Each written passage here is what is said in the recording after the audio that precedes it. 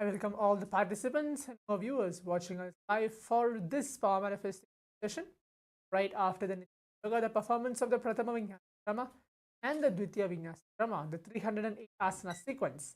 As today we're entering into the Paramashivoham day 7, manifesting the Shaktis of Paramashiva. Today's beautiful session, we're going to be entering to the power of third eye, ability to read and see with your eyes completely blindfolded. So now I hope all the participants are ready, as now we're going to enter to the power manifestation. Before beginning this power manifestation, the power of third eye, get your eye bands, pen and paper, and please make sure you have a blindfold. If you don't have a blindfold, something to close your eyes so that the light doesn't enter. Something opaque, it can be just a cloth itself. As now we are entering to this day 7 of the Paramashivoham. I'm sure that all the participants out here sitting as watching across different Zoom rooms and different YouTube channels have been experiencing different power manifestations. Maybe the power of third eye, the ability to scan your body, the power of remote vision, and more. So now please bring your eye bands, pen and paper, and please.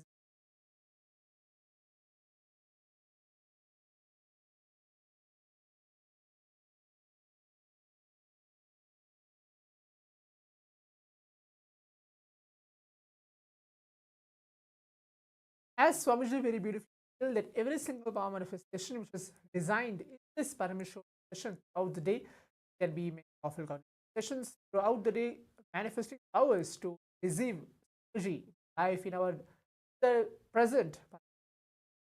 If including this power manifestation, the power of third eye awakening itself has a reference from the Vedas and Agamas, where Bhagavān Paramashivam himself beautifully tells that this power manifestation is not a myth, but it is actually a science that can be initiated, blessed, and actually manifested. The energy transmission, which is called as entanglement, happens between the master and all of us. And that is what happens during the darshan itself. So when Swamiji looks or sees or blesses or calls out your name, the initiation happens of us.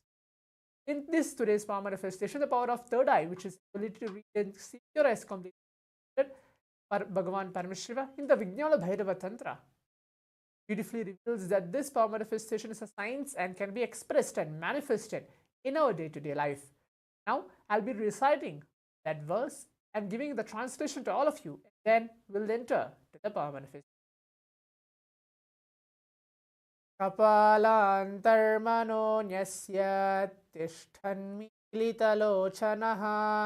क्रमेण मनसो धाद्यात् लक्षयेद् लक्ष्यमुत्तमम्.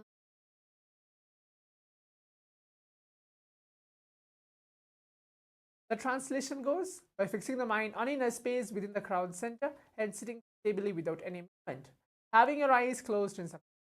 By the stability of the mind and inner space, the power of the third eye, one directly sees the ultimate goal, Lakshyam, by having vision beyond the sight that reveals any object or place, attaining the space of oneness with the source, Paramashiva himself. So now, as we've gone through the Shastra Pramana, the translation for this very verse, let us enter to the power manifestation. In today's first round, as we're going to enter, we're going to be seeing any random images. Anything I'll be choosing out of the blue and projecting it to all of you once we are blindfolded. Now let us all close our eyes, turn your blindfold on. Take a few moments. Remember, Swamiji on your third eye and not your inner space.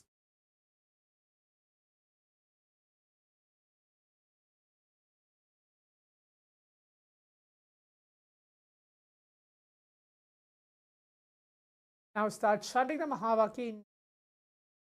Om Nithyananda Paramashivoham. Om Nithyananda Paramashivoham. Om Nithyananda Paramashivoham.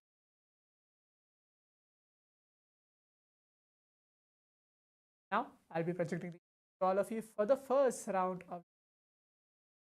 Let's begin the power today. Your eyes closed.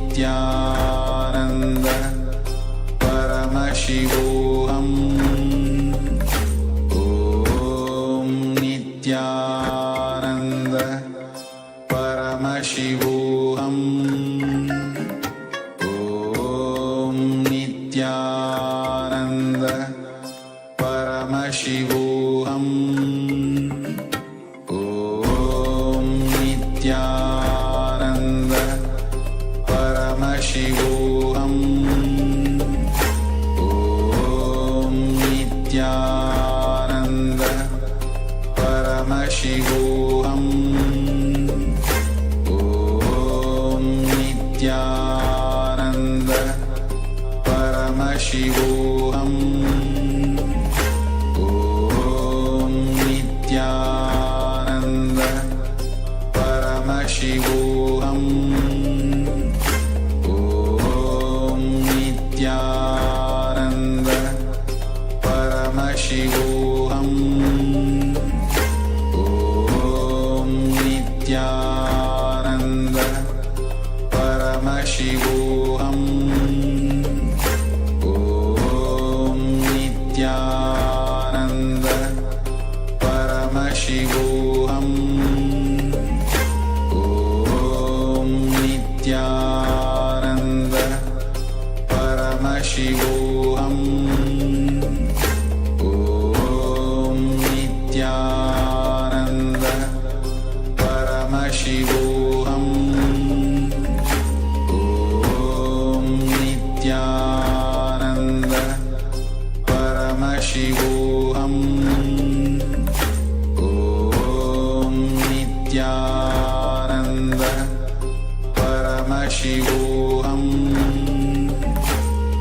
Om Nithyananda. For the first actually first round of power manifest. Now we can relax and please right bands, please. Nice. And now actually you can go ahead and please write down or type down reveal to you. Right? As in a few, you're going to go ahead and verify to see what is actually was chosen and projected to all of us. First round of the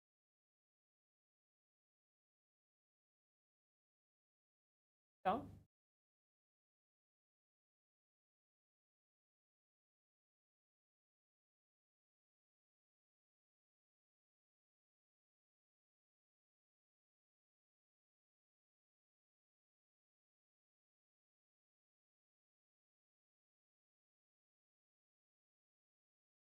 Yes. Now I'll be projecting the all of you. So what is the image? Actually go ahead and verify to see what was actually revealed to you and what is actually.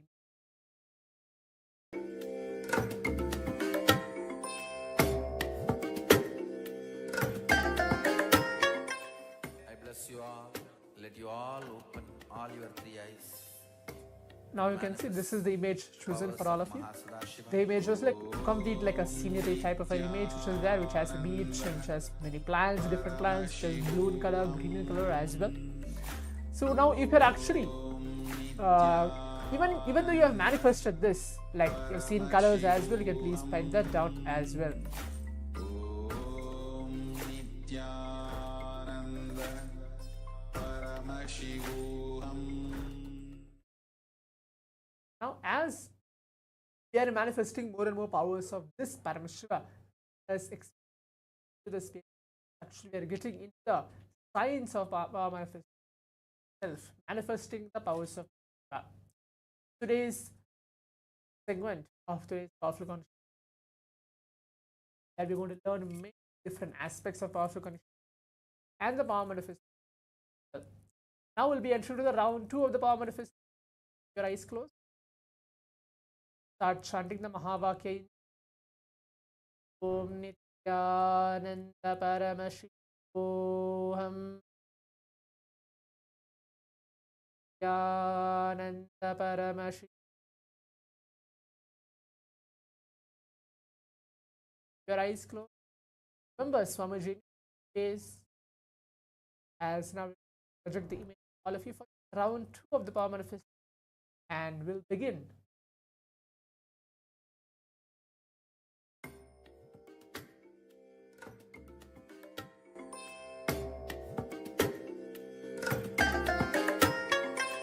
I bless you all.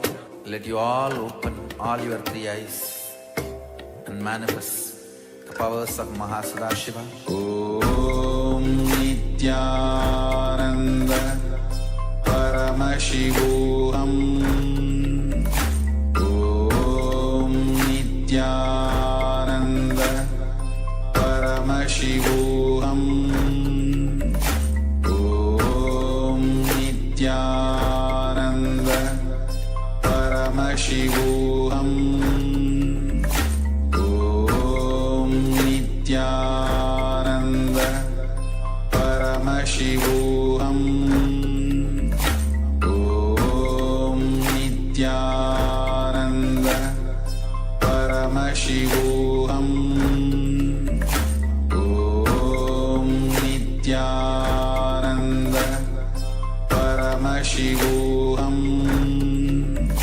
Om Nithyananda Paramashivoham. Om Nithyananda Paramashivoham. Om Nithyananda Paramashivoham. Om Nithyananda Paramashivoham. Om Nithyananda. Yes. Now let us all relax, rise, and the participants actually participate for this form.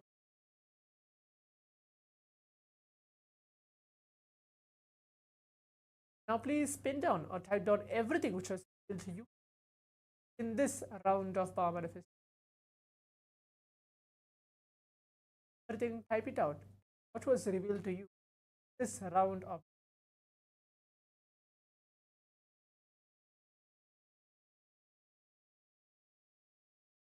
and everything as in if you projecting the all of you, telling what was revealed this round of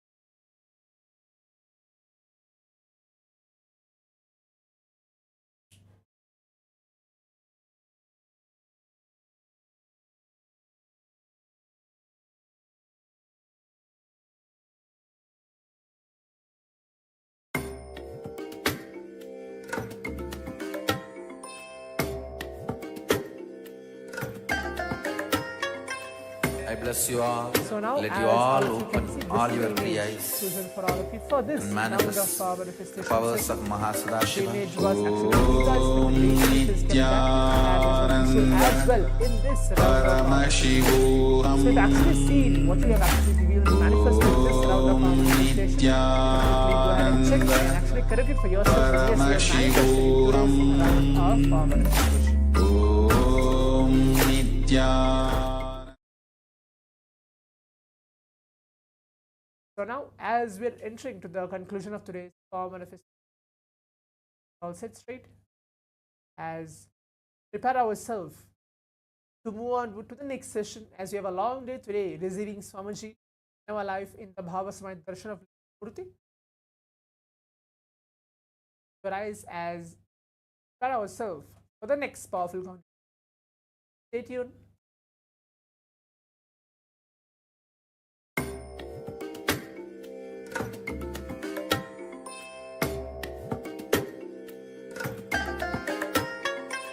I bless you all.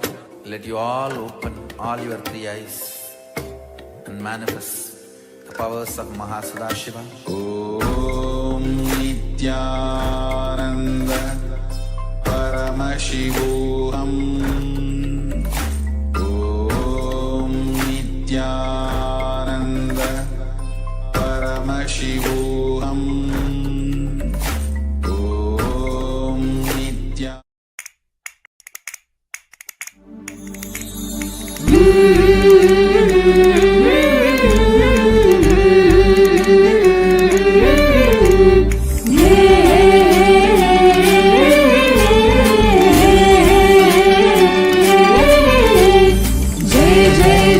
पराशक्ति है भवानी जय जय जय जगदम्बे रानी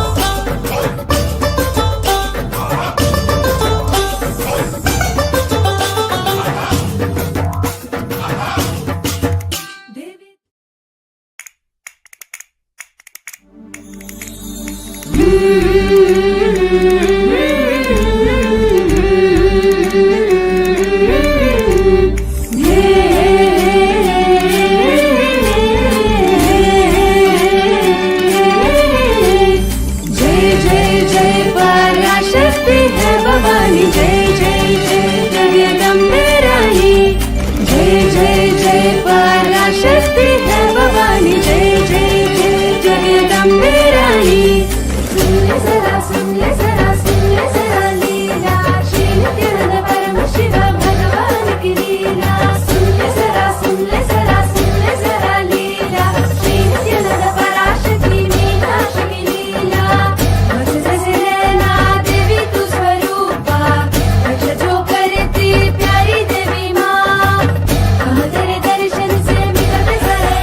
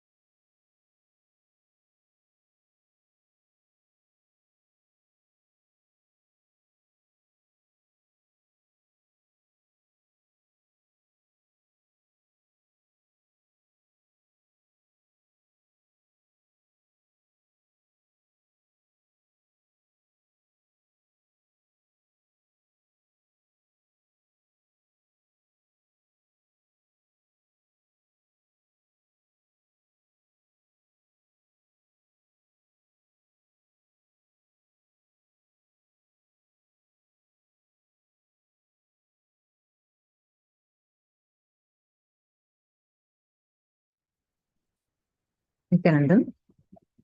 I hope all of you are able to hear us now.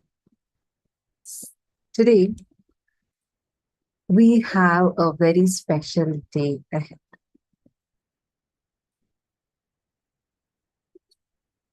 There are people who have achieved literally living, I should say, the dream of millions as their life. Yet, there is something that they are unable to still come out of. The clutch of their pasts. All of us struggle every single day where the load of the past, the guilt, the incompletions, the sufferings we have endured in the past, still sitting in our present and affecting our life, creating a hangover in our life.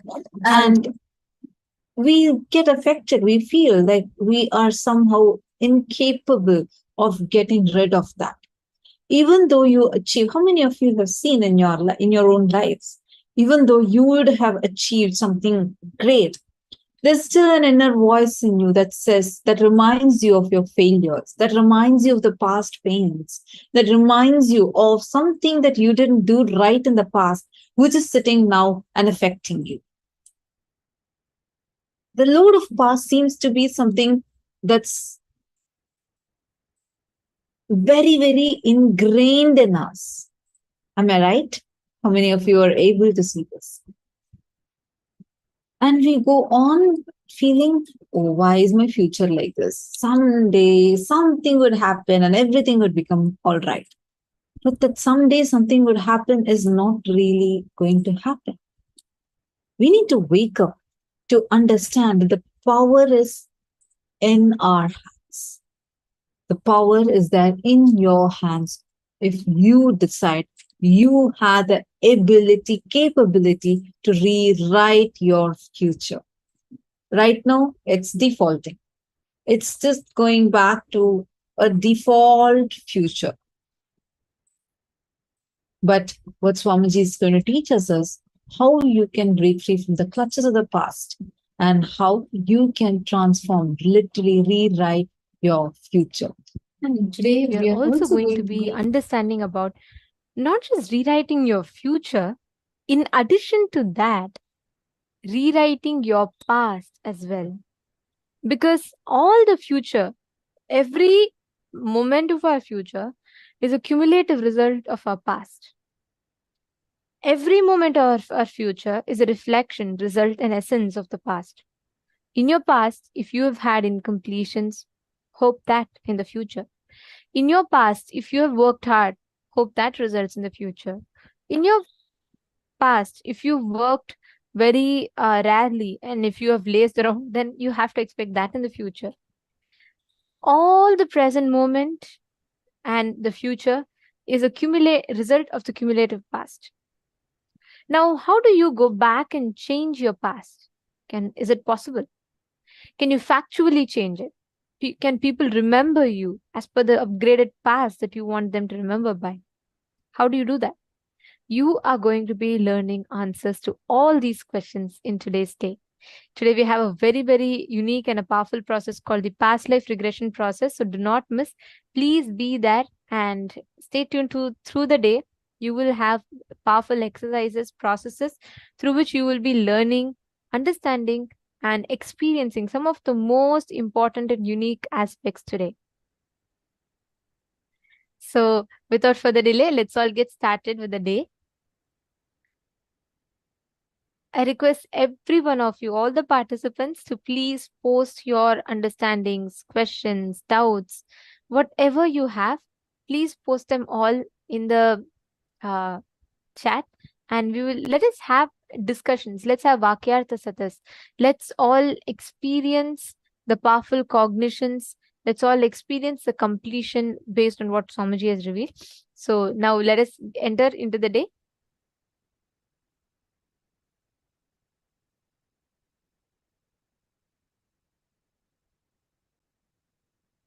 The first session we are going to be having is understanding the space of Nityatva. the eternity dimension. Let us now listen to that revelations.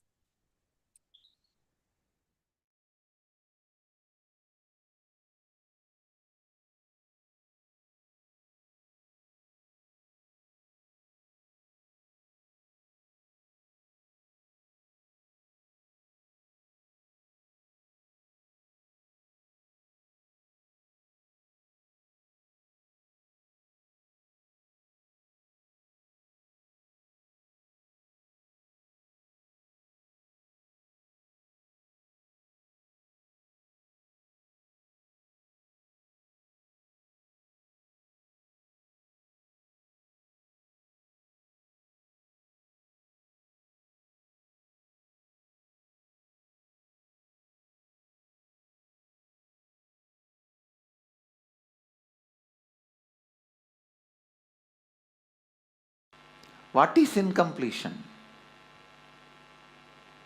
Past interfering into the present and try to manipulate the future. That is incompletion.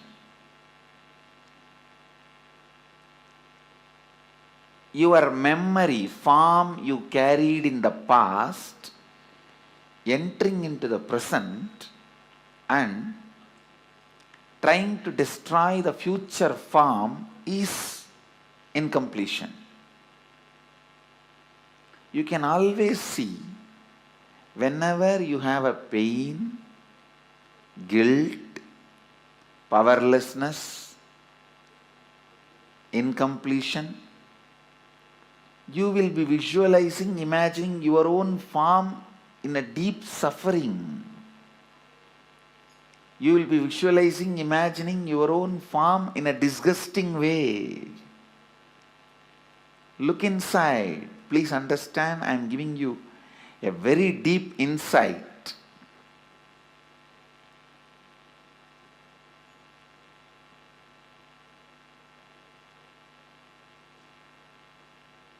Whenever you are powerless, angry, violent, incomplete, look in, you will be remembering your own form from the past, which is actually you will be flashing your own photograph in your screen. Let me talk in the language of computer, you will understand. You will be running your own photographs in your screen, inner space screen, which is taken during the very sad, depressed moments.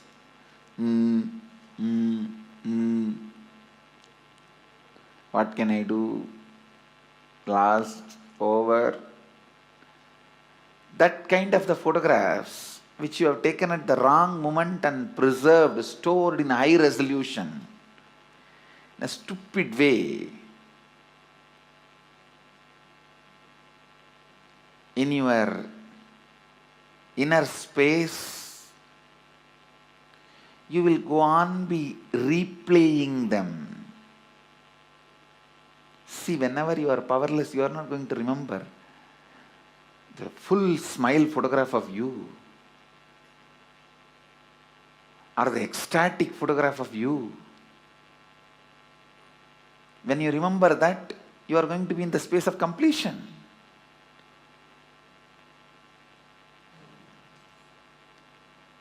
The deha, form you carry during incompletion, just by remembrance awakens the same incompletion. Understand? Just by remembrance, something can bring incompletion or completion.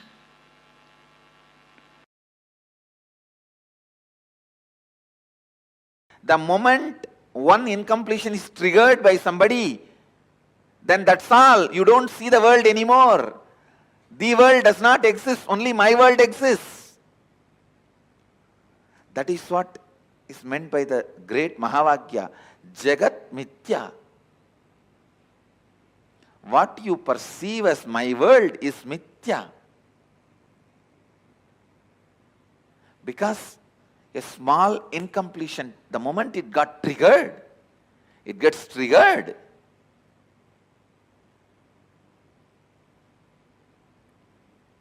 A small incompletion, the moment it gets triggered, you stop seeing the world and you are deluded in my world. Brahma Satyam, Jagat Mithya. I don't disagree. Jagat Mithya. But that does not mean in your actions you will not radiate the truth Brahma Satyam. In your actions also you have to radiate the truth of oneness, non-dual consciousness. While you are seeing your finance, your accounts, sitting with your auditor, do you feel that oneness without falling into the powerlessness? While you are sitting with a spouse and having a dinner or lunch, do you feel that oneness without falling into the powerlessness? When you are sitting with your team and discussing your corporate strategy, your office strategy, your consciousness, does your consciousness be established in that oneness and non-duality without falling into the powerlessness? Look in.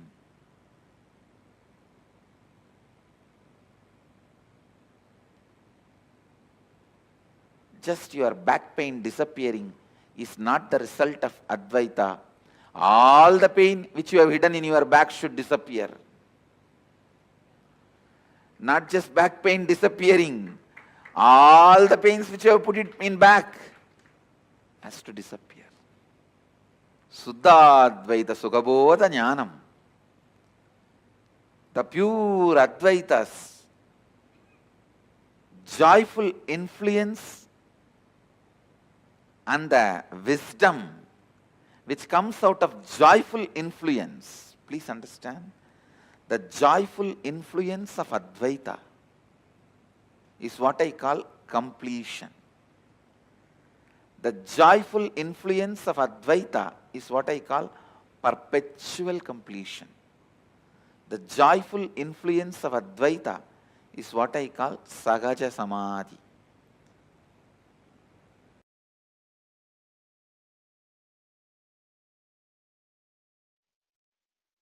Paramashiva's own reflection, his own reflection in this universe is yourself. Yourself's original source in the parallel universe is Paramashiva. Listen.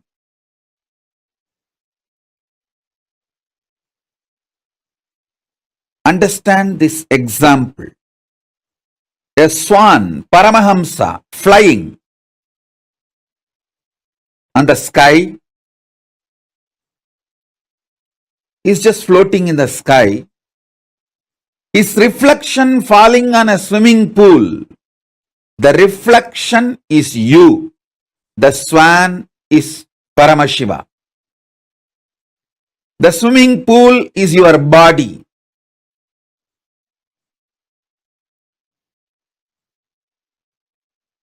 Understand,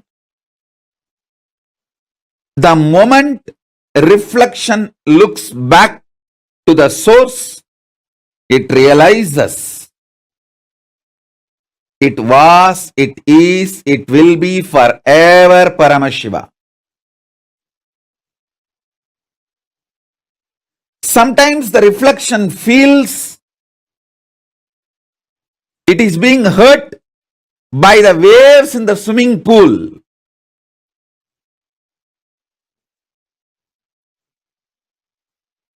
The reflection need to realize nothing in the swimming pool, even if the swimming pool is dried, it cannot hurt you. It cannot hurt the reflection, because reflection is centered in the source. You only have two choices. Either you can enjoy you being a reflection, or you can go back to your source. Beautifully, Paramashiva explains to Devi, anything goes circular. Listen. Anything goes circular, repetitive, is reflection of me. Even when it believes it is suffering, it cannot suffer. It can only forget its existence.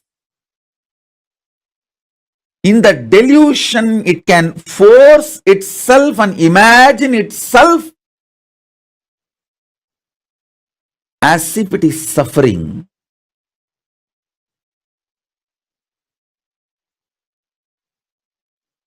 When that reflection looks back at the source, it realizes it is Paramashiva. It can never suffer. Listen. Listen to this deeply. You in the parallel universe is Paramashiva, the great swan floating in the space.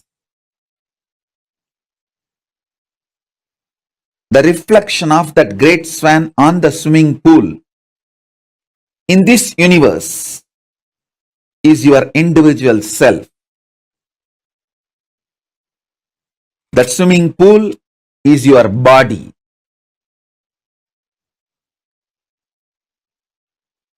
Anything which goes round, listen. Paramashiva explains so beautifully. I'll tell you in the modern language, whether it is an atom or known universes, everything goes round it is in circular motion in the space, in Chitagasha, conscious space. Anything, whether an atom or the known universe, everything is rotating in the circular motion.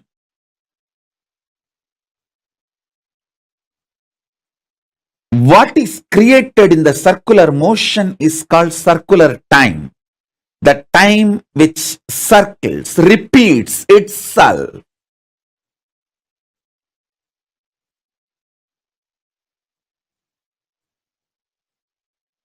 You can see in your body, your hunger repeats itself. Your number 1, number 2, number 3 repeats itself. Your sleep repeats itself. Your patterns repeat themselves. Your decision to smoke, your decision to drink, your decision to be addicted to something, everything is repetitive. Understand? Anything which repeats is in the circular time motion. It is within the field of Nirantaratva but not Nityatva. It is within the field of Nirantaratva but not Nityatva. If you know, anything which repeats does not hurt you, cannot hurt you. You are liberated from time. You are liberated from Kala.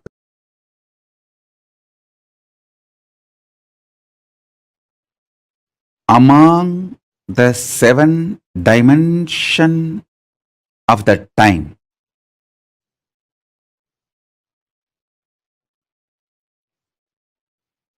Space before the past. Past. Past merging into the present. Present. Present evolving as future. Future. Future merging into the space beyond future. So totally in this 7, the space before the past and the space after the future is established in Nityatva, eternity.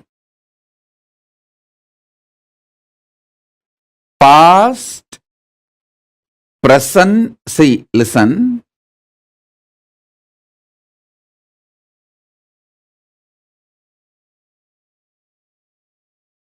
Past, past becoming present, present, present evolving as future, future. This 5 is Nirantaratva. In this Nirantaratva 5, only the present moment touches Nityatva. So, if you want to enter into Nityatva, voluntarily, if you want to break this Kala Chakra consciously, the door is open only in the present. The cumulative effect of all the practices you did and the initiations you received enters into the present.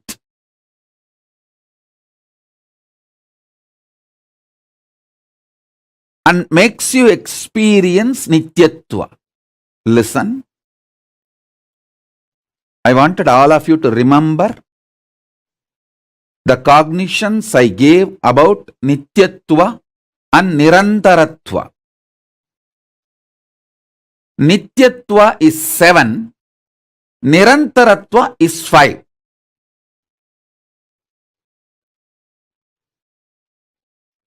Nityatva is all the 7 put together. Nirantaratva is this 5. In this 5, only in the present moment you touch eternity. Before the past, if you enter into that space, you can touch eternity. Through completing with all your past, you can reach that. Sometimes it may take even few janmas to reach that. And through the future, you can reach the space beyond the future by constantly being Nirvikalpa Samadhi, burning all your desires and patterns which want to repeat itself. You can reach. Again, that also sometimes may take few janmas. But entering into that Nityatva can happen in the present moment just through initiation.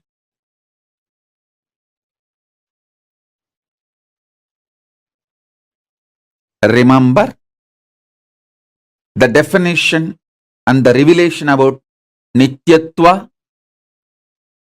Remember the truth about Nirantaratva. Remember the next statement I made. You can reach reach into Nityatva by going before the past. You may need to complete the past. By completion, you may enter into the space before the past. You can enter that way. That is also one path. There is another one path where you can enter into the Nityatva by exhausting all your future. By being in Nirvikalpa Samadhi, you burn all desires, all seeds, all bijas which can manifest your future, all karmas burnt. And then you enter the beyond future space, Nityatva. That is also possible. But both will take few births to achieve. At present, in this very moment, through initiation, I can put you into eternity, Nityatva. In this present, three things are going on inside you. The identity default you cherish, and the identity you consciously want to manifest, and the struggle between these two identities, your doubts, hatred, denial.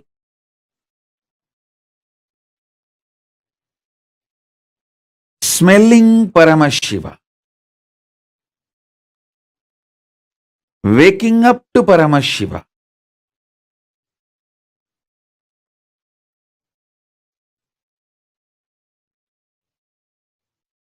waking up to this highest. In this moment present, it can be done through the initiation.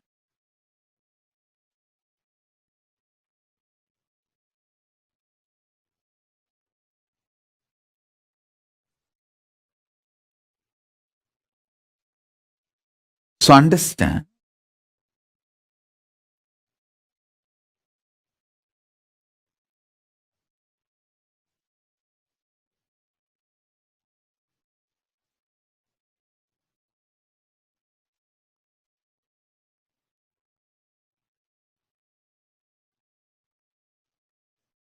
that is why always the ultimate manifests through initiation. Small things you can achieve on your own through tapas. But the ultimate is done only through initiation. It is only the transmission of lamp from fire. The fire is lit. From a lamp, living lamp, another lamp is lit. So, smelling Paramashiva, waking up to Paramashiva,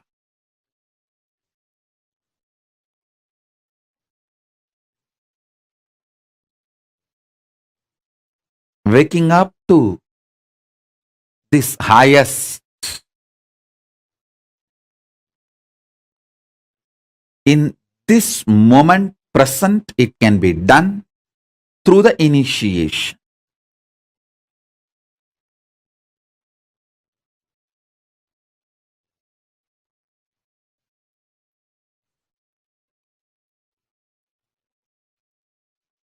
So understand,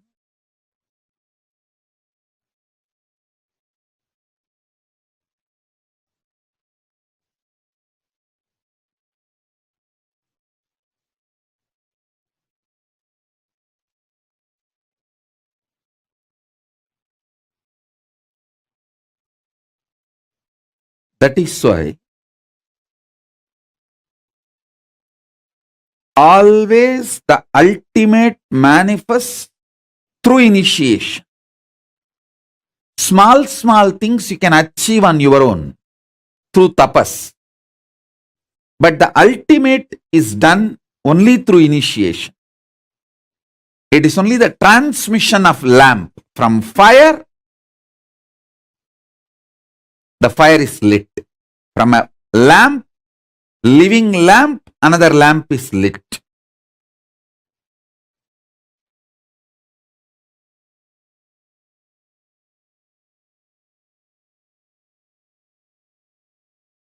I'll explain this eternal, the truth of eternity. Understand? Many of your patterns, sufferings, fears are impulsive, not existential based.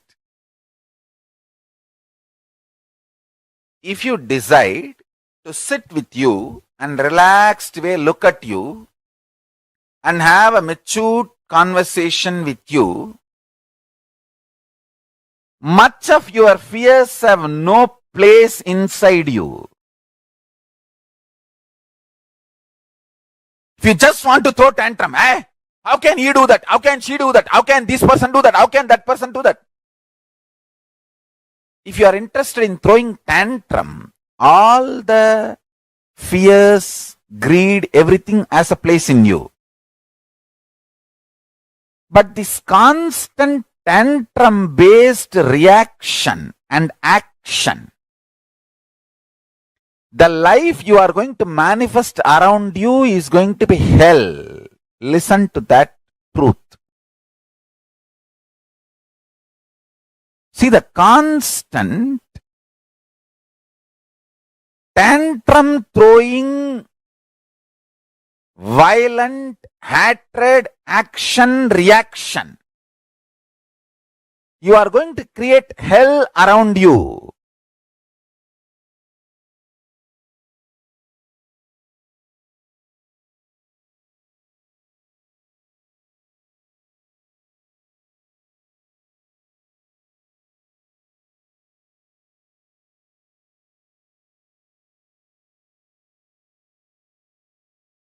Nityatva.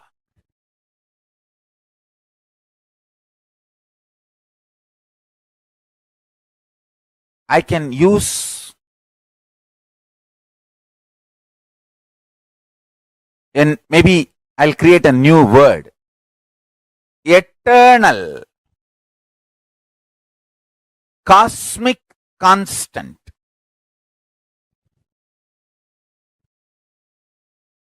It is actually one of the dimension of the universe. One of the fundamental quality you need to access the eternal dimension of you is having restful, matured conversation with you. What am I doing? Where am I going? I am going to be eternally alive. Am I planning and building my life for that? Or am I just agitated, tantrum throwing child, thinking that there is no tomorrow? When it comes, let me face. Understand? All suffering is nothing but having this attitude. When it comes, let me face, and when it comes, you will not be able to face. That is a suffering. Understand? This is two important statement I am making. All suffering in your life is because of that blind spot you have. When it comes, let me face, and when it actually comes, you won't be able to face.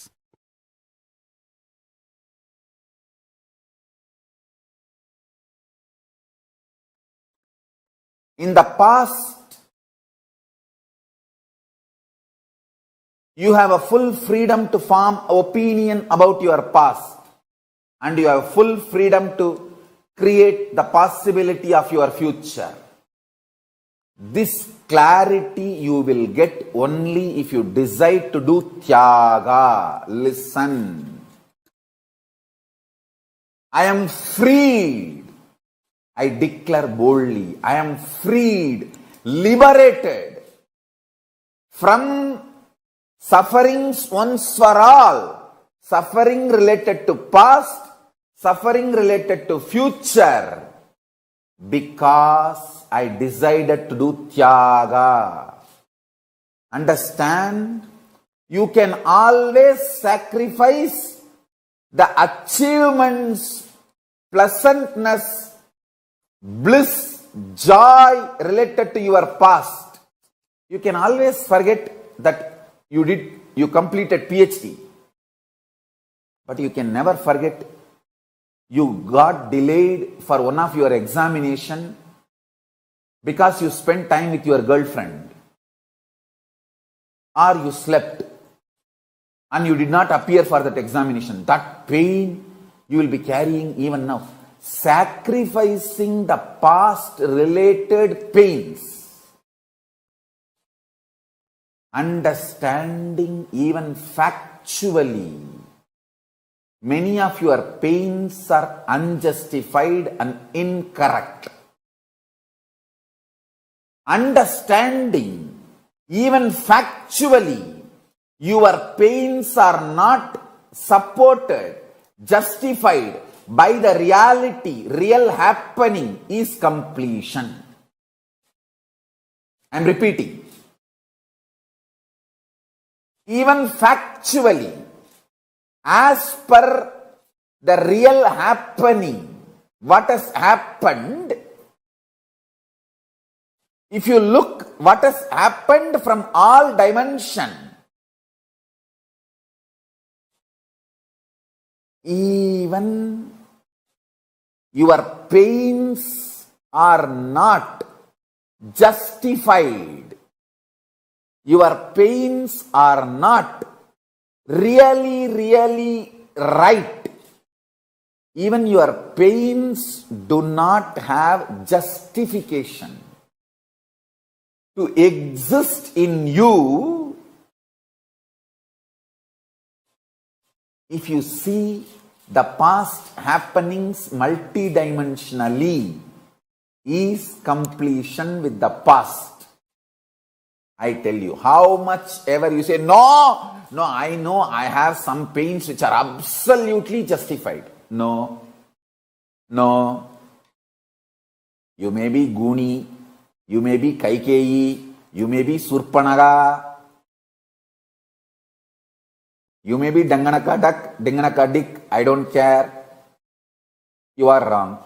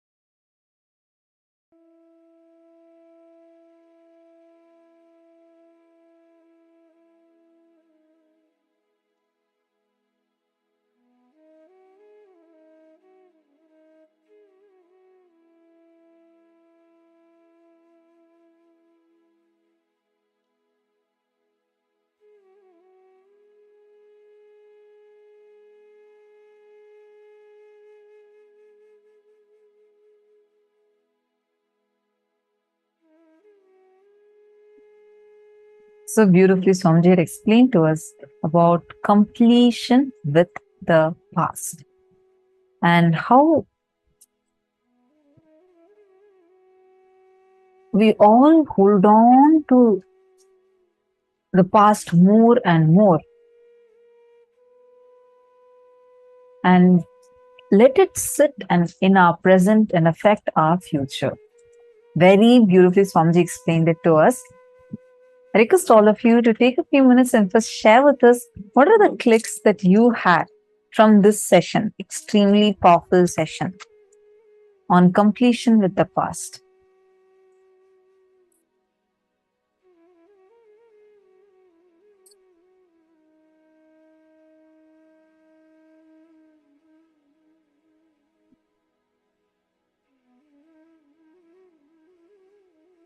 How many of you understood this beautiful explanation that Swamiji had given to us about how all of us go on holding on to that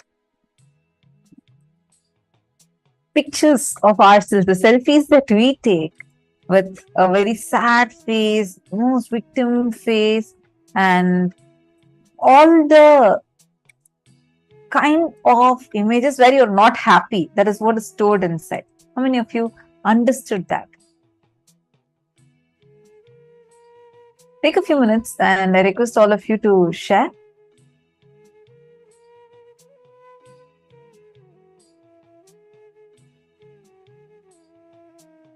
See,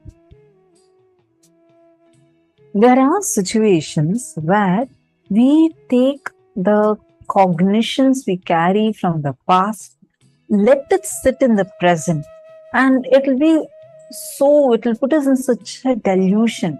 We would not even be able to see things as they are. And it goes on, some of those visuals just get recorded in us, and it goes on replaying. Take a few minutes, analyze in your situations also. How many times you have stopped yourself from expressing some great ideas that you had because you feel inside of you deeply that some of these incidents from the past where you had failed, where you had embarrassed yourself, all these sitting as images inside of you, visuals inside of you, and going on replaying. And it's like it terrorizes you, or it puts you down. It puts you through the victimhood. It makes you feel extremely bad about you.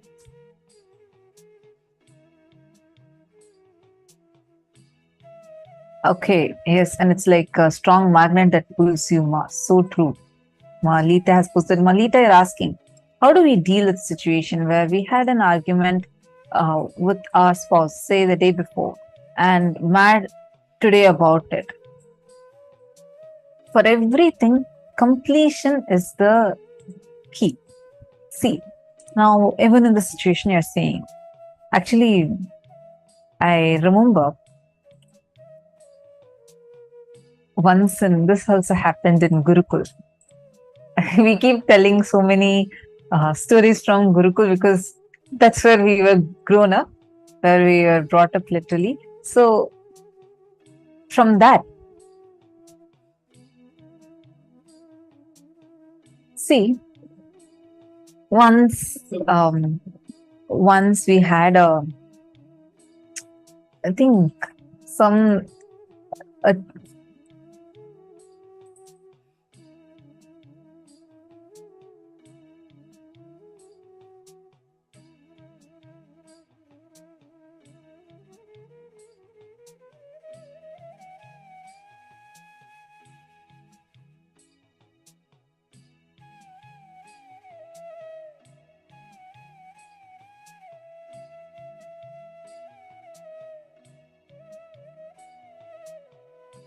sorry for that. I hope now all of you are able to see me and hear me clearly. Okay. So once in Gurukul, we had a situation where like all of us were there together, and I was leading a small team. And at that time, I was leading a bigger team. And that time, suddenly, 2-3 kids that were there, out of their incompletion, they told me a certain word. They said like, what, I don't, they were like trying to tell about me. See, this is very highly unlikely in Gurukul, because only the new kids who join newly, they have these kind of incompletions, and we don't have like that in Gurukul. In Gurukul, completion is thought as our very lifestyle. So we had, we were all sitting, and this 2-3 girls, they're like very new girls who had joined Gurukul, and they were just standing behind me. They uttered a word. They were telling me about something like, oh, you are bossing or something like that. And they were talking amongst themselves in such a way that I could hear, and about me. It triggered so deeply inside me. I don't even know why. But then I left that place. I moved away from there. In some time, about like half an hour later, I was wheezing badly. I didn't know why by then, like wheezing because of external situations, like means the weather, temperature, or any of those, it will not come. If at all I have that, it will only be some incompletion has triggered that in. So I was like literally wheezing and sitting. And then immediately the physicians there came to attend. And they were asking me if I'm all right. They tried giving me the nebulizer.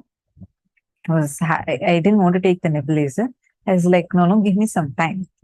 I first want to see why am I having this. And my mentor came there, and she asked me, okay, do you want to take the nebulizer? See, we will give you the nebulizer. But you also have, you can look in, see where the incompletion is, what incompletion you had, which has triggered you to this.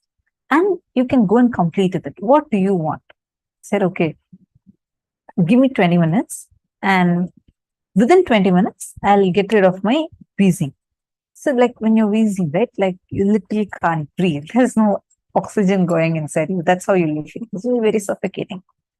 So I was literally feeling like I have no energy at all. Then the physician said like, no, you have to take it immediately. Like this cannot continue. So I requested, no, please give me 20 minutes.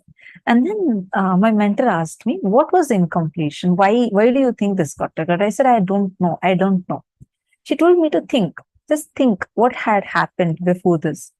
So I was like, okay, this one incident happened and I was eating breakfast. Like these 3 girls were talking behind me. That's the only thing that happened. But I don't even know why I'm having so much incompletion of that. So she said, okay, look at, this is not with those 3 girls itself. But why is that word triggering you so much? And she spoke to me and she made me look in and complete with somewhere earlier, like when I was in my 3rd or 4th grade, this incompletion that was there inside of me because of a situation that had happened at that time. That word was sitting along with a wound inside. So anybody touches that wound, immediately it hurts. The moment I realized that, I completed with that. I went to that 3 people who were there. I went and directly spoke to them. I didn't get angry. I just told them that, see, this was the incompletion I had.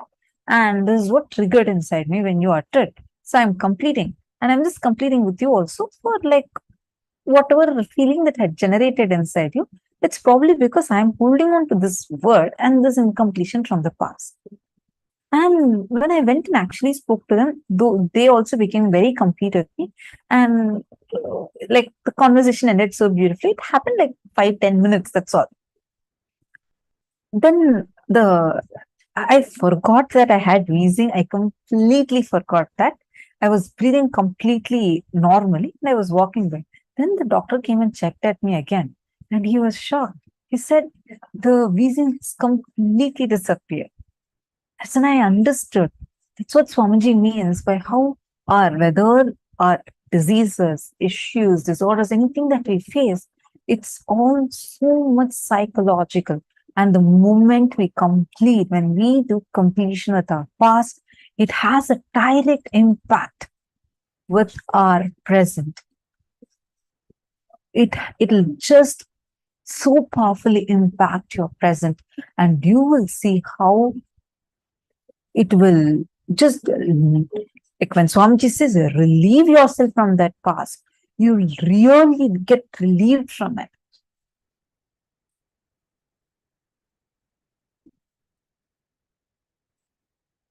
Malita is asking, so you relived the moment when you were in grade 4 until you did not feel the hurt inside you anymore, correct, no?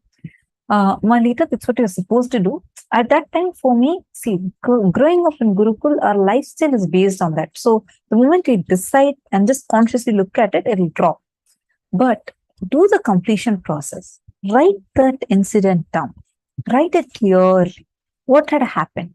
When you say that, okay, I have this in completion with this person, it's not now. It is probably now they're touching that same wound. It's like you have a wound, have a pus wound, and you've been covering that up without anything. You keep covering up last so many years. The moment someone, even they don't know that you had a pus wound there. So you're covering it. So they touch even the cloth that you're covering it with, it is going to hurt you very badly. Then you get incomplete at them. The problem is not them. The problem is here. Why that hurt is here. You need to attend to that. Attending to that hurt that is there inside of you, which is not from now. It is from an immature incompletion that you have created in yourself from somewhere when you were young. So go back there, write it and completely relive it.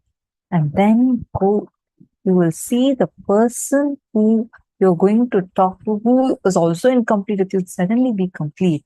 And you will know the right way, have the right idea, right strategy, and right cognitions to deal with them at that point. Sometimes you can also fully complete without having to talk to the person, right?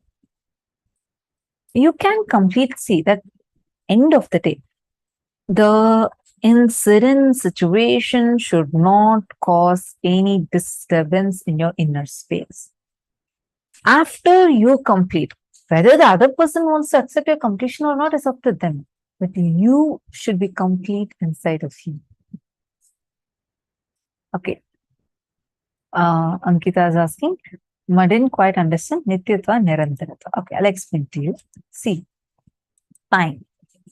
As we all understand, we only understand it in a few units as past, past becoming present, present, present becoming future, future.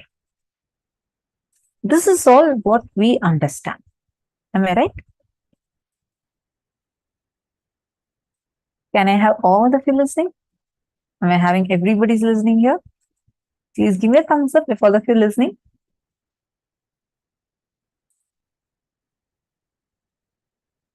Okay.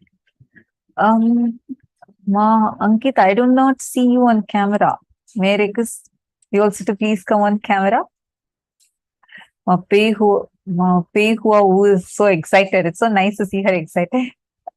Actually, it's so nice. Every time we see the participants all so delighted, excited, it is so much more nicer, and it feels like, oh wow, this person is clicking with it so much, and they should experience more and more. Okay, listen.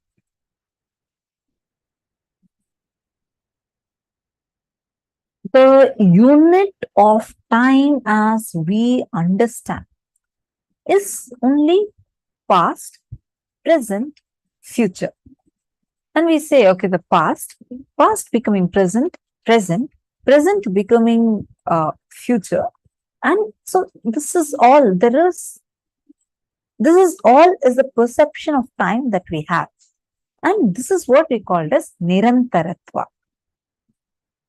All your cognitions, planning, everything is within this range only. The cognitions and ideas you carry about the past and the ideas you carry about future itself will be different. Like, for example, we all in our right now, our modern day, the understanding, the maximum capacity you can visualize is only a century. You don't have any word beyond a century, correct? As a unit of time, we work with seconds, minutes, hours, day, week, month, year, decade, century. This is all we have. In Hinduism, you have something called as yugas, kalpas. All these, when we say the word kalpa, it consists of millions and millions of years. We say, so when we are cognizing in those, we understand the time, everything in a much higher perception. When you cognize that there is an existence of kalpa, the way you cognize about you, that also expands. Listen carefully. You need to listen carefully, only then you'll be able to catch it.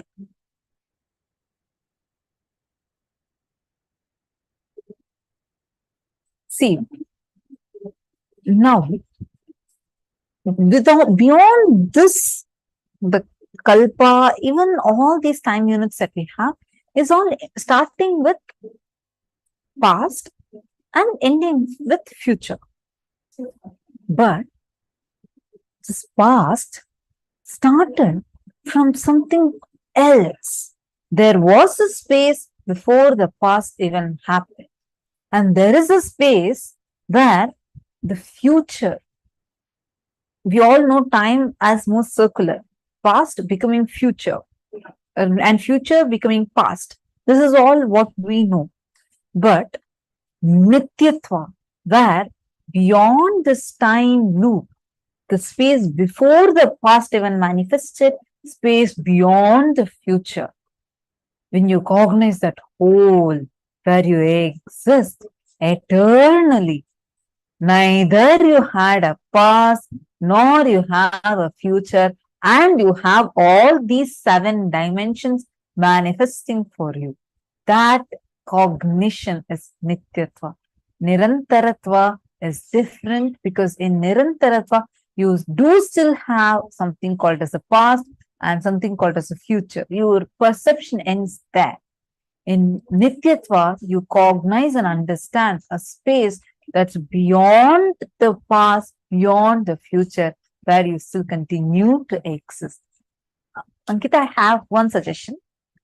Go through the satsang. There's actually a satsang on YouTube where Swamiji has spoken about Nityatva and Nirantaratva elaborately.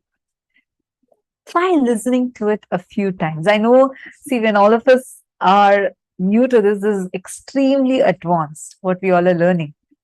So you may need to listen to it at least a few times. Actually, Swamiji says, even to grasp this program, Paramashivoham level 3, you need to attend it at least 3 times, full 21 days, so that you are able to even start grasping it. The knowledge, the immense knowledge that is that Swamiji reveals to us is phenomenal. I feel so blessed. Like from the time this program started, I've been blessed to be a part of it as Acharya, where we conduct the sessions and we listen to these sessions so many times, again and again and again.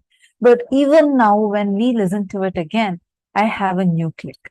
I understand it differently. I understand something totally new, because every time when we expand, the way we cognize the truths also deepen, because Swamiji does not just talk words in one way.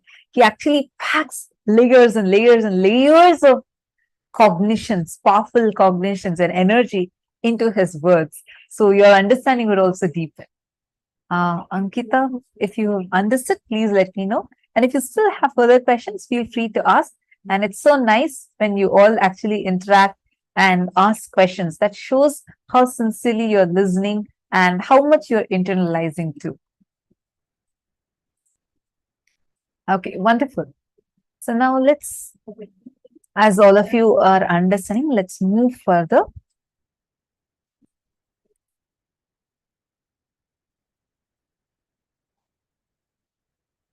The truth of eternity. Many of your patterns, suffering, fears are impulsive, they are not existential based.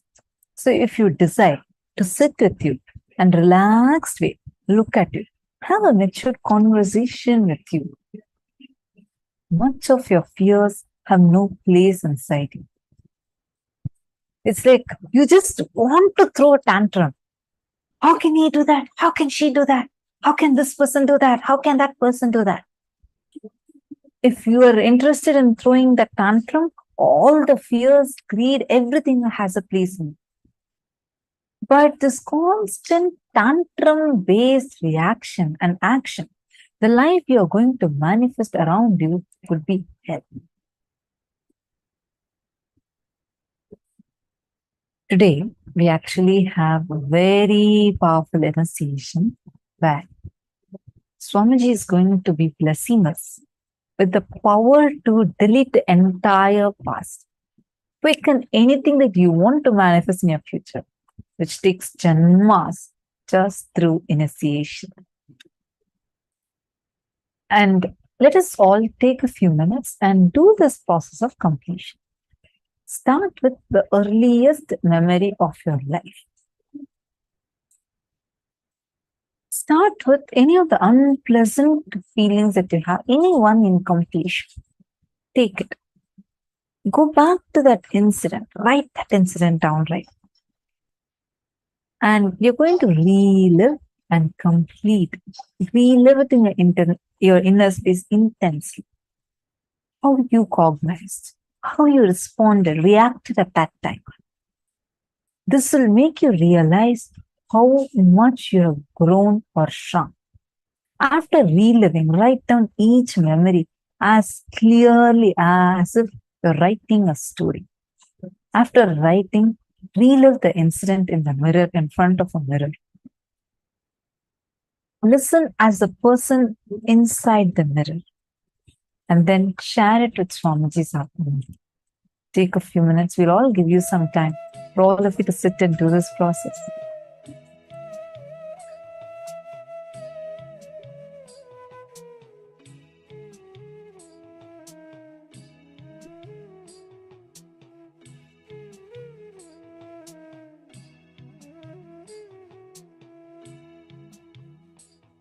Any questions in your you have, feel free to ask us. Don't worry, the more questions you ask is actually wonderful.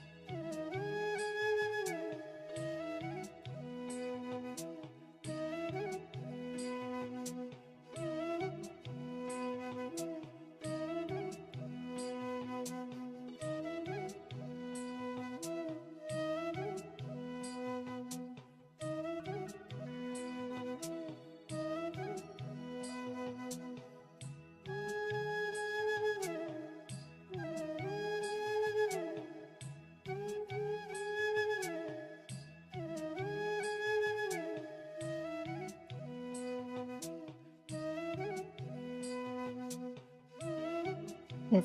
How many of you have finished writing? Actually, this one thing, understanding about how your past does not govern you. The hangover of your past sitting in your present is what is going to affect your future. Some moment of pain or suffering from your past, some incident, which is still sitting in your present, that will affect your future. And as long as that affects your future, you will be stuck in this vicious cycle, your incompletion repeating time and again. It'll keep coming back, reflecting back in the same cycle. And you will be stuck forever in this vicious loop. Your future is nothing but the cumulative result of your past as you remember it. See, many times we all think, oh, this is what happened in the past, so that is what is by default going to reflect in the future. No. How do you associate your past? That is what is going to reflect in the future. Was the past a punishment for you, or was it a learning for you? If it was a learning, your future will be a joyful, seamless flow. If it was a punishment, your future is going to be a very tough, rugged journey. How are you planning? What are you perceiving as your past? You reflect only that as your future. Understanding? So, the earliest memory, when you relive that, you are letting go of the cycle, the vicious cycle that you create inside of yourself, of the past. Now, let us enter into power manifestation session. In this round, what all of you are going to be doing is completion. By doing the completion, you are going to be manifesting the ability to manifest the power of making the deity move on a silicon surface. Sit with that conclusion. See, whenever you decide to drop the perception of your past and you decide to complete in you, you will see only that will reflect as reality even in the future. Sit now. Consciously decide to manifest the future the way you want without clutching to the result of the past. Without having the hangover of the past. Creating the future is called completion. Sit now with that conscious decision inside of you. I request every one of you to intensely chant the Mahavakya. And as you all can see in this video, please start manifesting this experience within you intensely, powerfully. Nithyananda, Paramashivoham. Om Nithyananda, Paramashivoham. Om Nithyananda, Paramashivoham. Om Nithyananda, Paramashivoham. Om Nithyananda, Paramashivoham. Om Nithyananda, Paramashivoham. Om Nithyananda, Paramashivoham. Om Nithyananda,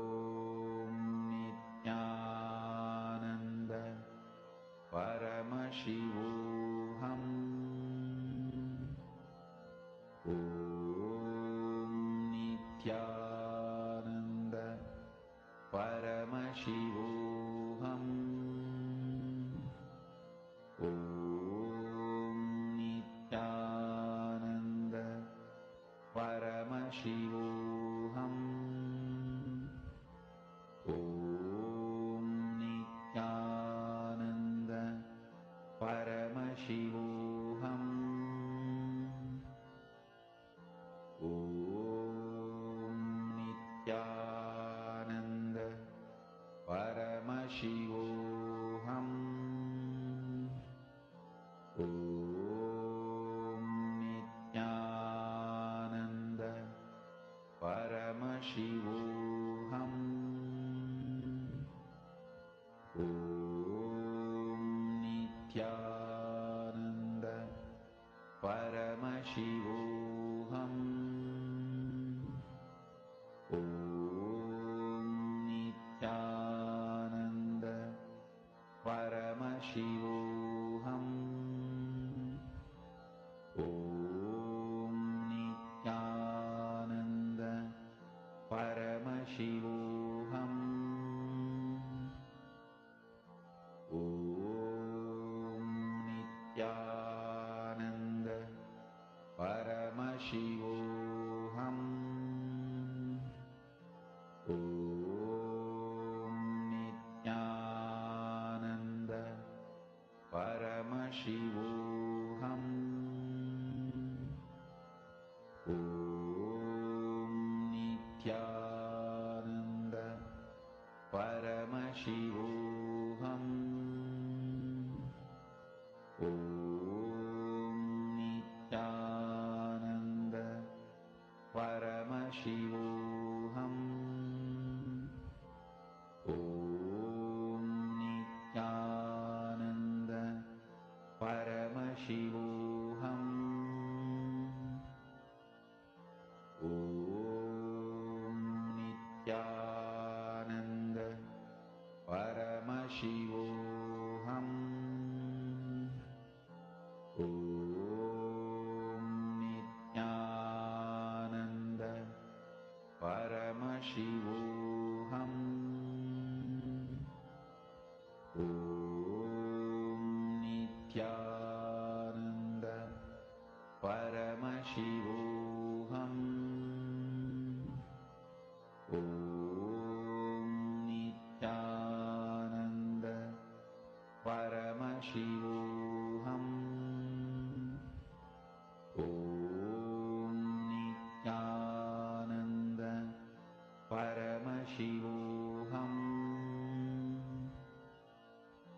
Om Nithyananda Paramashivoham. Om Nithyananda Paramashivoham. Please relax. Nithyananda All of you can slowly relax. Paramashivoham. Now, we're all going to be entering into the next session, a very important one, where you're going to be knowing how to alter your past to rewrite your future. Let us enter into the session.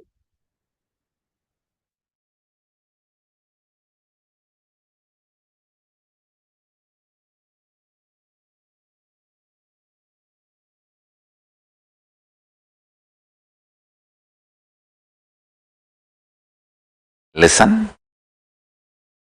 Listen. I want to tell you two things. One, the scientific values. I was studying what makes something as a science, the definition of science, what makes something as philosophy, what makes something as mythology, what makes something as history. I was studying the definition of the qualities and the substance. What is the substance and what is the quality? declares something as a science, something as mythology, something as history, something as philosophy, I tell you, after thoroughly studying, and I was also spending some time with many different autobiographies of people from various walks of life, from different parts of the world and different time and culture. Listen. The conclusion I arrived, Vedas and Agamas have highest qualities and values of science. Understand? The revelations and declarations of Vedas and Agamas, whether in the field of health, in the field of cosmology,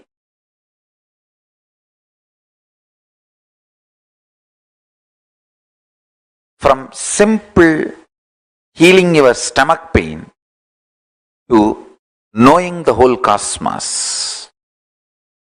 The revelations of Agamas have higher quality and scientific values than anything declared as science in the world. Just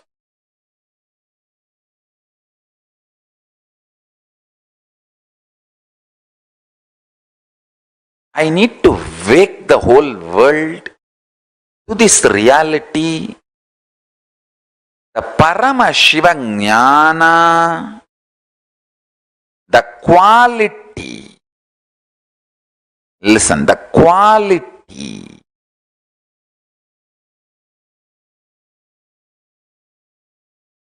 the values declared as the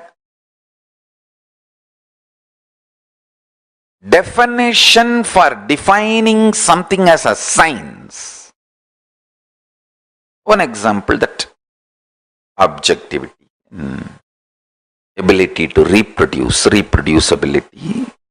There are multiple qualities of science. If you conduct an experiment, if you conduct a trial, if you observe, it should match all these scales. Only then you can call something as science. Those basic values, substance which makes science a science. If you see the declarations and revelations of the Vedic Agamic truths, what is revealed in Vedagamic truths is more scientific than anything called science on the planet Earth. My life's mission is to make humanity wake up to that reality.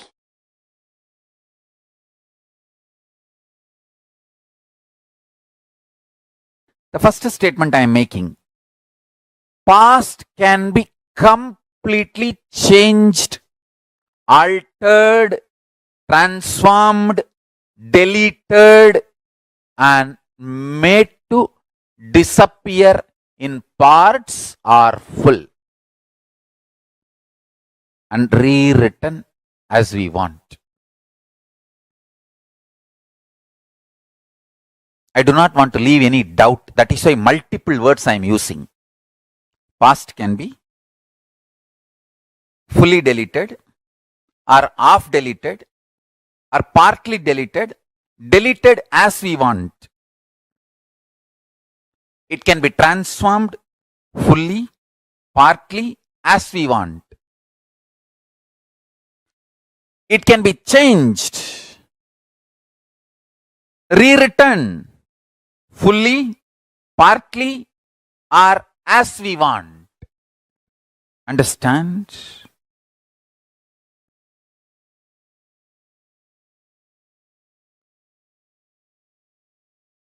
I am not talking about future. I am talking about past. Let me repeat. If you think you missed it, I am repeating. The past which you think is over, gone, that can be changed, transformed, rewritten, deleted, fully, partly, or as we want, part by part, the parts which we want. Understand?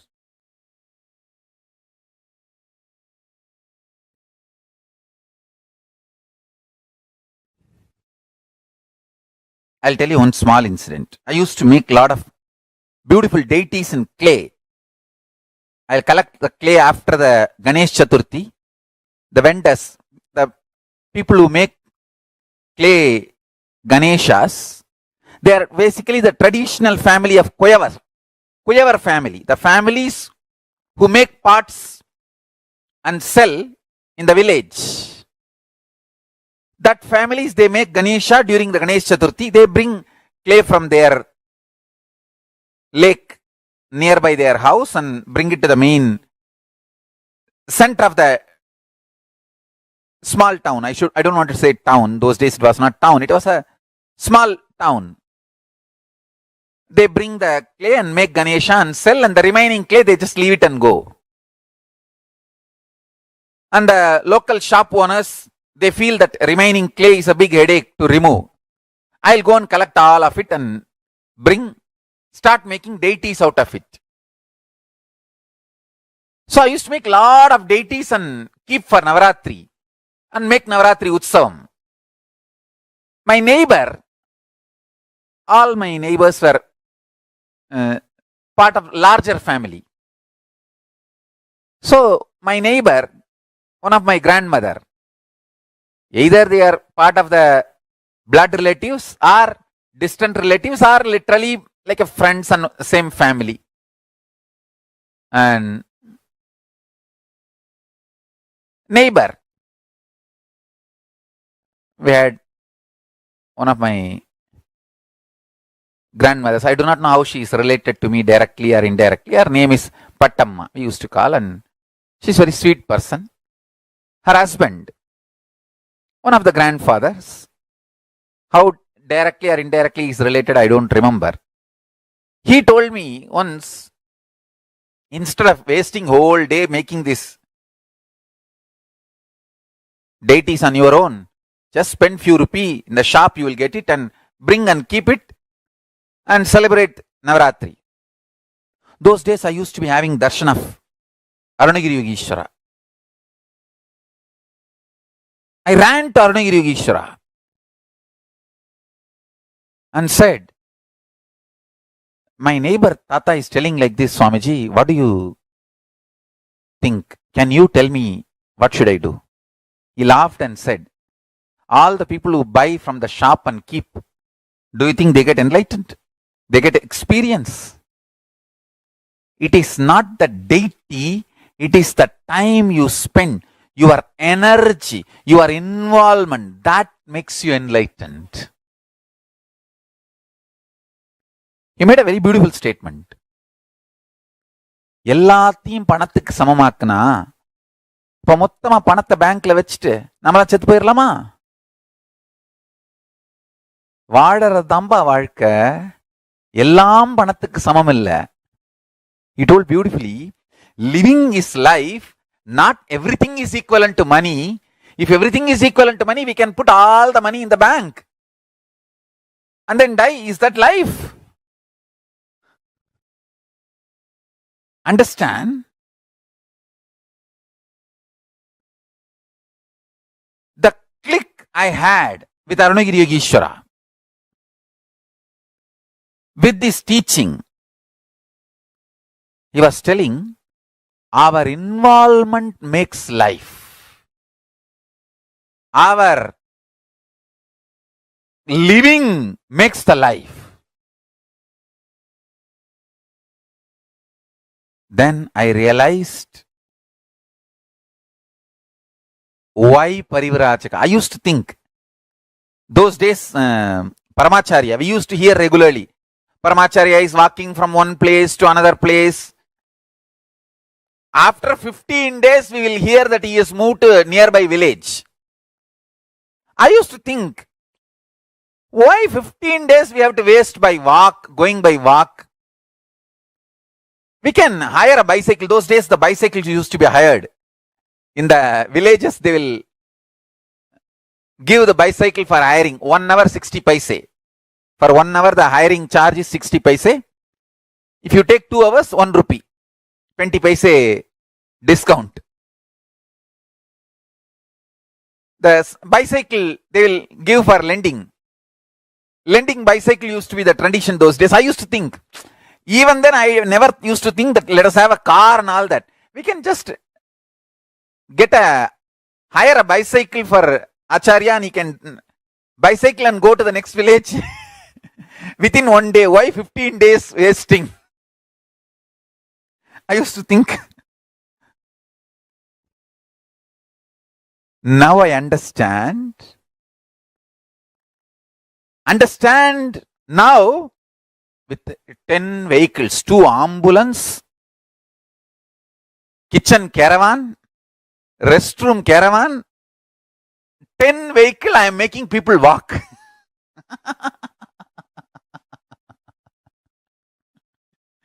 Because I know. Listen, I am making this statement very consciously. Anyone intensely dives into the now, the present life, gets the power, not just rewriting or writing, creating the future as you want. You get the power even to rewrite, delete or transform the way you want with your past also.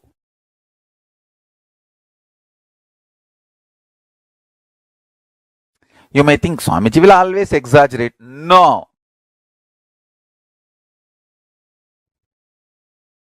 If you think I always exaggerate, you are man. You are human being. If you think, he will tell the truth only, even though it looks like exaggeration. You are my disciple. If you think I always exaggerate, you are just ordinary human being. If you know, yes, it may look exaggeration, but he is always right. In few days I will understand, in few days I will realize what he said. Then you are my disciple.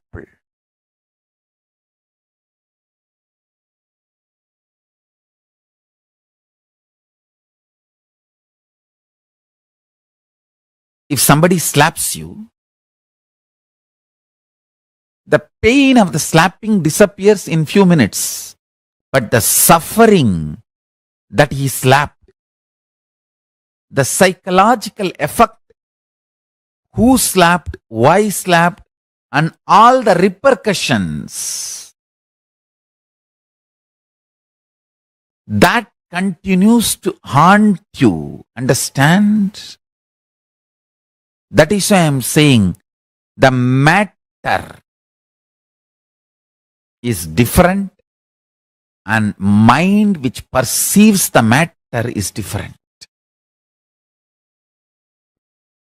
All suffering is from mind, not from matter. Matter maximum can cause only pain, not suffering. Suffering is from mind. The buddhi, decision maker,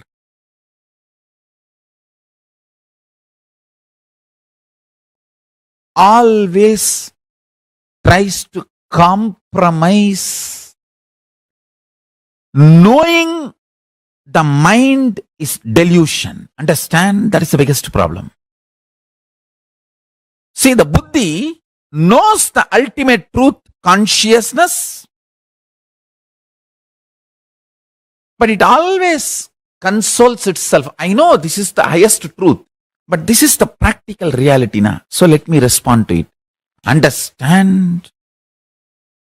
not responding to what you believe as practical reality is the most practical reality. If you want to be really practical, do not respond to what you believe as practical or what is presented to you as practical. Anybody who does not believe in what is presented to him as practical by the mind becomes winner. The most intelligent game in the life is do not believe what is presented to you as practical by the mind, because mind is waiting to get hurt and it is loaded with the wounds of the past.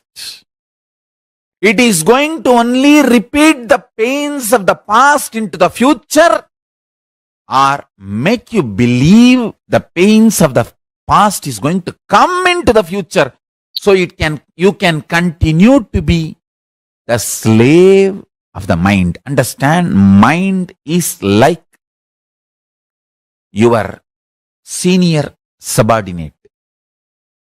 He wants to keep you under his control. He can keep only if you are continuously in problem.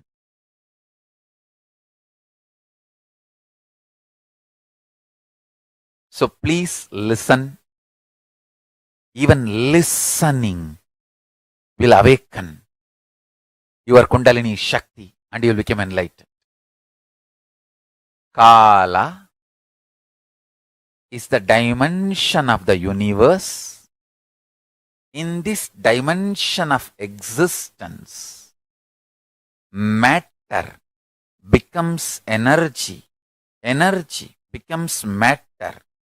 Matter and antimatter nullifies each other and again becomes energy.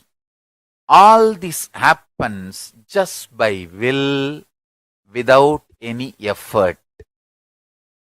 In this space of Kala, universes, multiverses, big bangs, black holes, planets, suns, moons, stars appear, exist for zillions of years, yugas, and dissolve simultaneously, spontaneously, without time gap chronologically.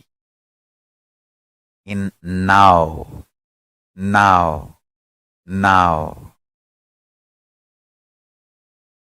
Please zoom out and meditate on this. Understand? When you zoom out and meditate on now, when I am talking about now, I am not talking about Buddhist Shunya now, that nothingness now. No. I am not against Buddhism. I am not disrespecting Buddhism. Please understand. But I am not talking the Buddhist nothingness now. No. I am talking Hindu Purnatva now. In Hinduism, now, present moment is the moment, is the time where your consciousness meets Kala, where Kala enters your consciousness. So, in this now, universe's rays exists for zillions of yugas and dissolve without time gap chronologically. It hurts our brain. How can it exist zillions of years? And the next statement Swamiji is saying, no time gap. I wanted to tell you, the idea of zillions of years, trillions of years, billions of years is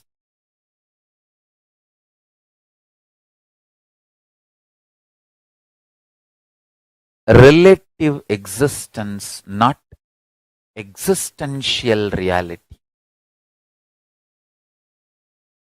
It is relative, not existence. Whoever meditates on the existential reality gets enlightened, gets liberated, downloads powerful strategies for life. Understand? All matured strategies for life, powerful strategies for life comes from Upanishad, Vedas and Agamas. Vedas and Agamas are Akashic records of KAILASA. Please understand.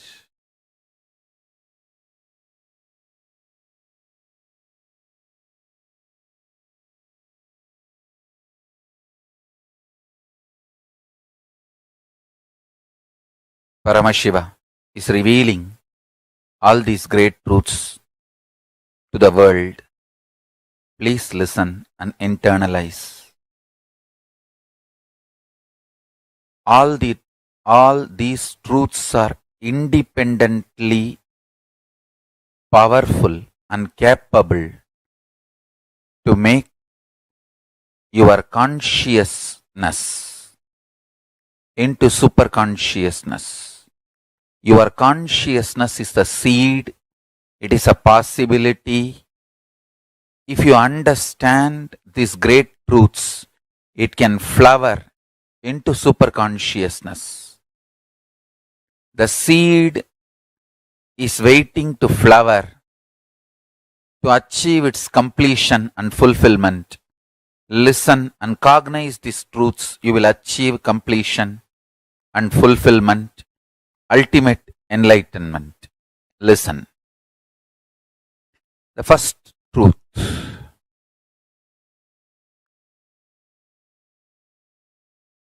Kala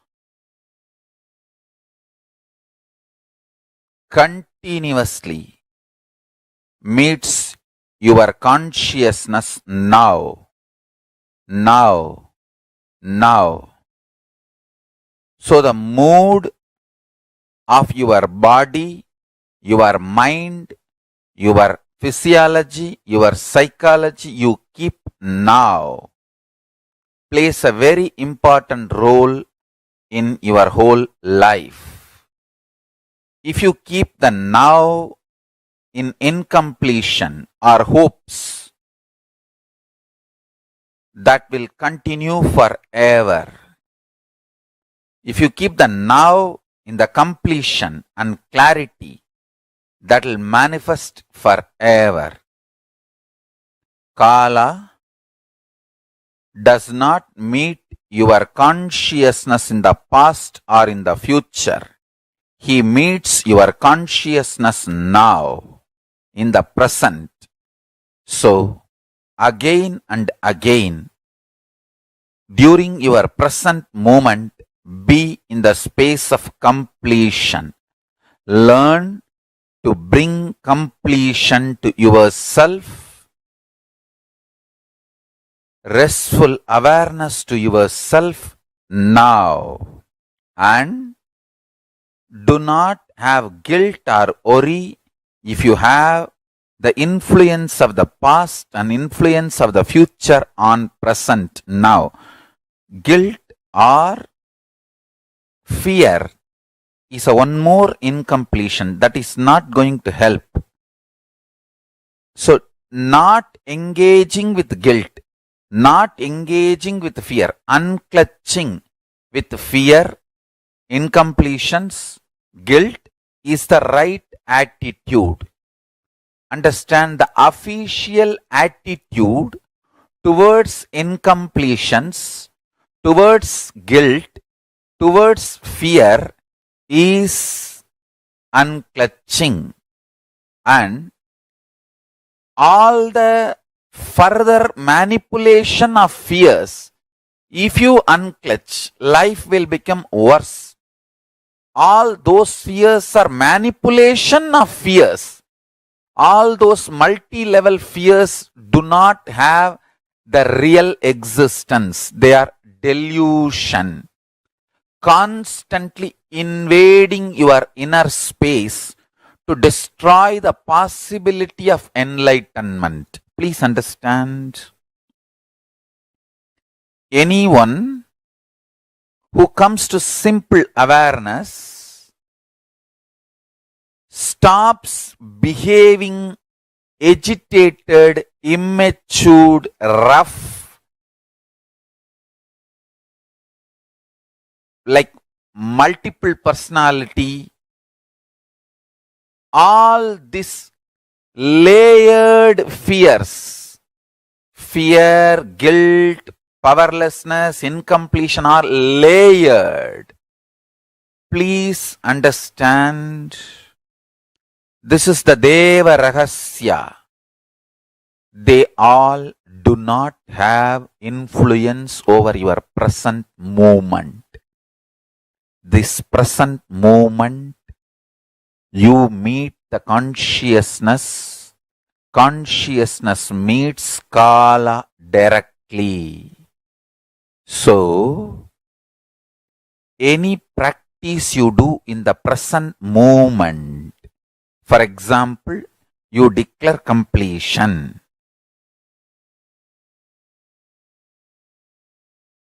Immediately, even 2000 years of incompletion has no power over you. This is Deva Rahasya. Understand? This Deva Rahasya can empower the truth in you just like that. You can manifest Paramashivam now.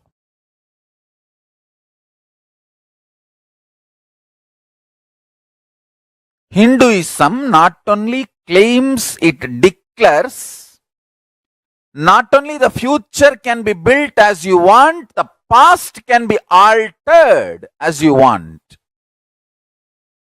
If you start practicing completion from today, every night, not only you will build your future as you want,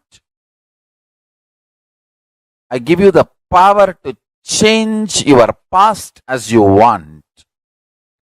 Start practicing completion intensely, sincerely every day, you will understand. Building the future as you want is possibility. Changing the past as you want is power. Understand? Building the future as you want is a possibility. Changing your past as you want is power. This power and possibility, both possibility to build the future, power to change the past, both starts manifesting in you when you start doing completion intensely every day.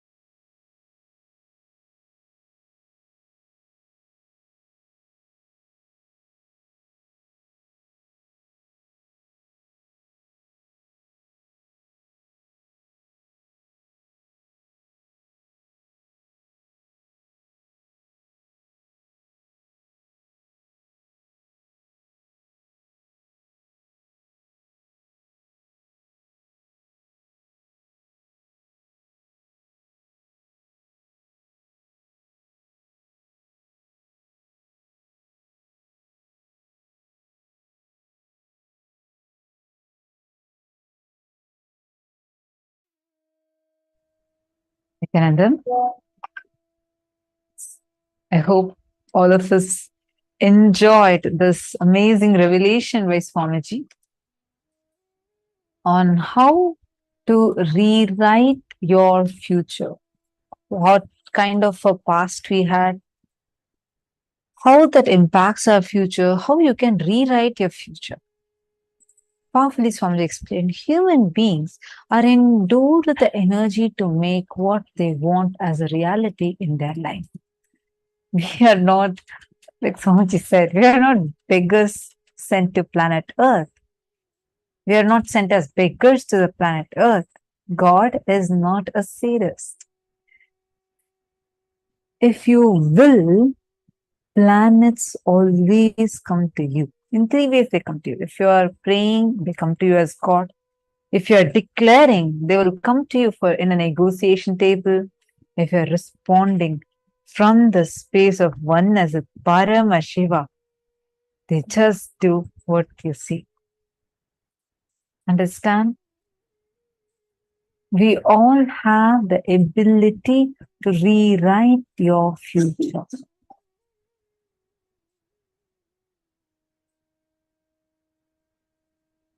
You're going to plan your future from the space of Paramashiva. I request you all, if any of you have any question, or you do not know something, how you can get rid of something, feel free to share it. Maistak has asked a question: how to get rid of allergy due to feathers? Okay. I'm using it as weather getting cold. Okay. When I use it, I wake up with stuffy nose and puffy eyes. How can I complete it? See, there are few things, ma. The way how in our biomemory level, we believe that these things have certain properties. All that you need to be careful with. But whether your body is going to react to it or not, you have to train your body. Completion technique. It's not just the completion relieving process alone. Like, for example, this is going to cause a allergic reaction for you. How are you going to be completing that? Like, you may be able to complete it if something had happened, the conclusion came from this birth. What if this was there from in your very biomemory? You understand it? Now, for such things, you have to consciously change it. Take the respective actions required, or if something, see, in your particular example, you can see logically what are the actions that you could take to prevent that as your body is reacting to it. Second, talk to your body. It actually will listen to you. Talk to your body and ask it. You will see from the space of Paramashiva, when you make a declaration saying, from this moment, this is not going to bother me anymore, the particular object will lose its power over you.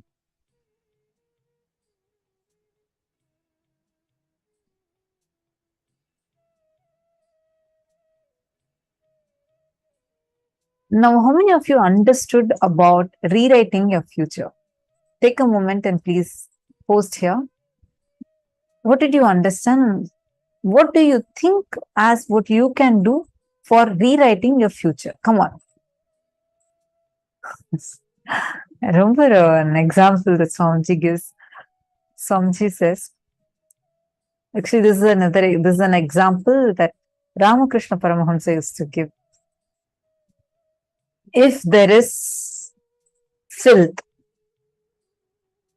and there's a bowl of rice,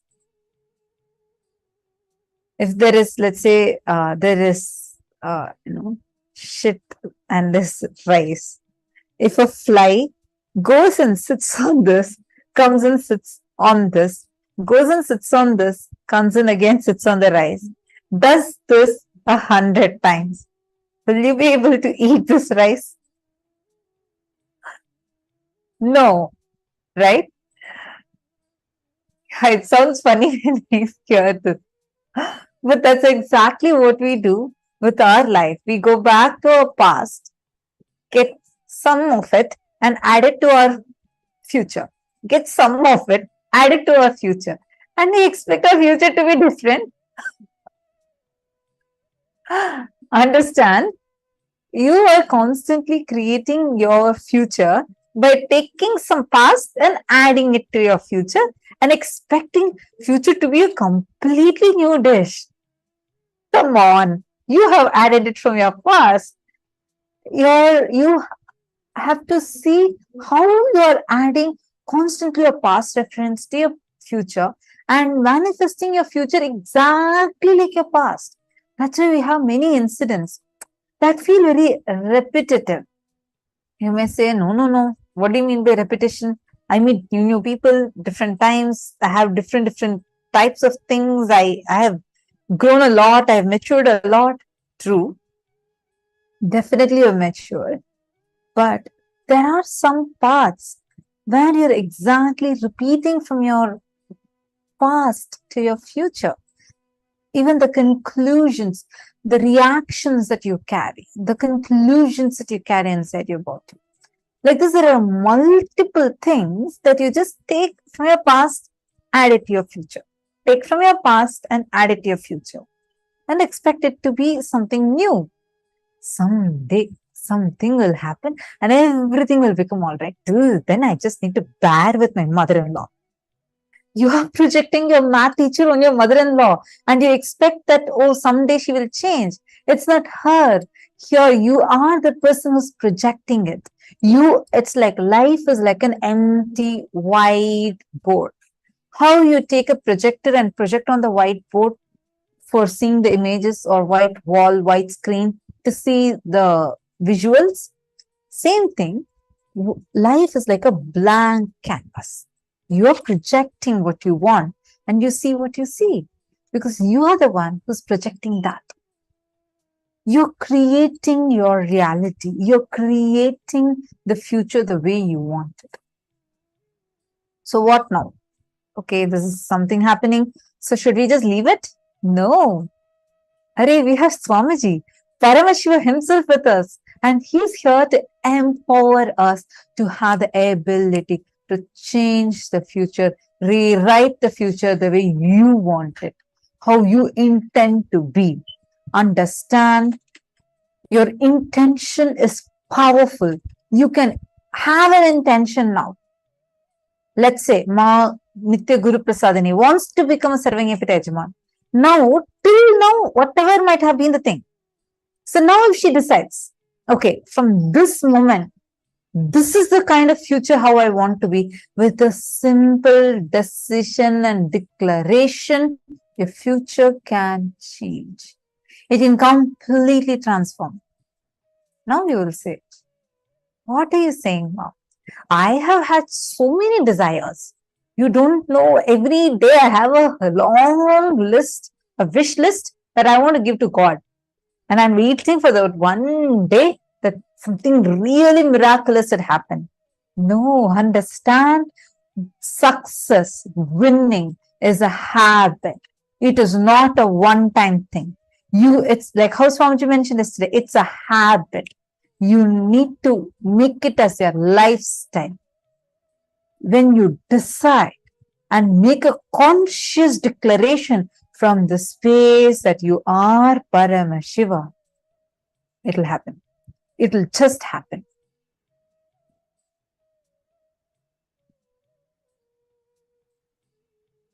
Okay, a beautiful question.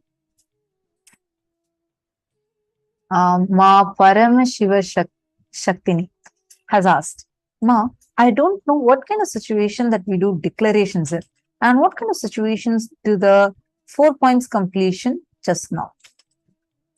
Every night, sit and do completion. Every night. Make it as a lifestyle to do completion.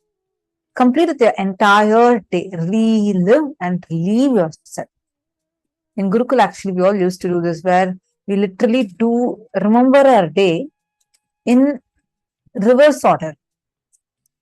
Usually, we remember our day from starting till end, right? But just before we go to sleep, we go over our entire day in reverse order.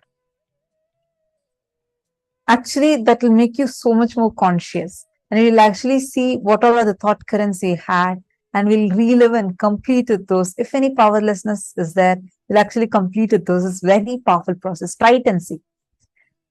In every time your past is able to influence you. See, if your past is having an impact over you, your present, in such situations, sit and do the completion. When you start doing completion regularly, you will understand. At one point, you'll feel like my decision is enough. I can just tell myself unclutch or complete. Let me be in completion with this incident. It just becomes complete. So no need at that time to sit and do this whole process again and again and again. Same way, conscious declaration is just a decision in you. Sit, chant the Mahavakya, visualize Swamiji, and declare, let this become reality. Actually visualize the entire thing. Let this become reality. It will become reality. I have shared this earlier. In this one incident that happened. Like one of my favorite incidents from where like I had this as a powerful cognition. So in 2014, I got this Atmalinga in Cambodia. We all small group of us. Just I think about 1,000 people, 1,700, 500. That's what I mean by small group.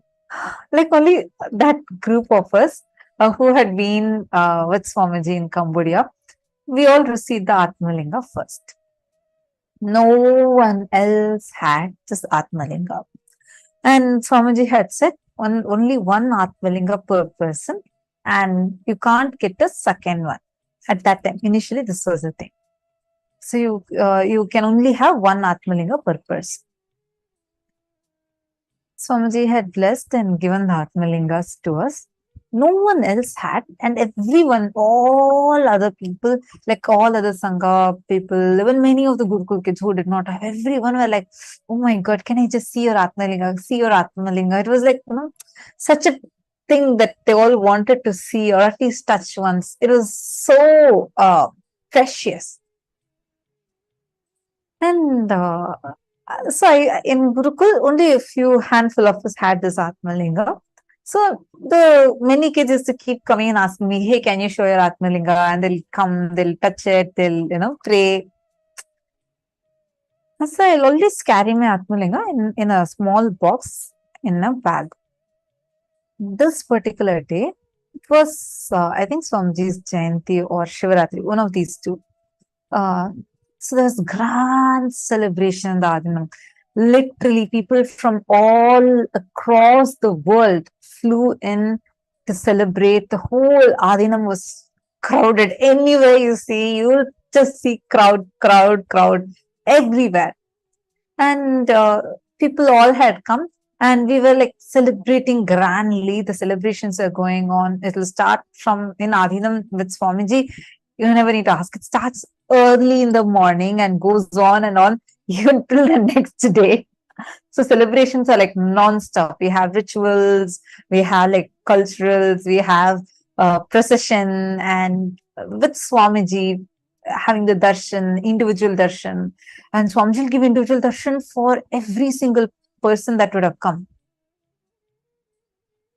Swamiji gives like he doesn't even move from his position, right? Like some, even let's say 5,000, 6,000, 7,000 people.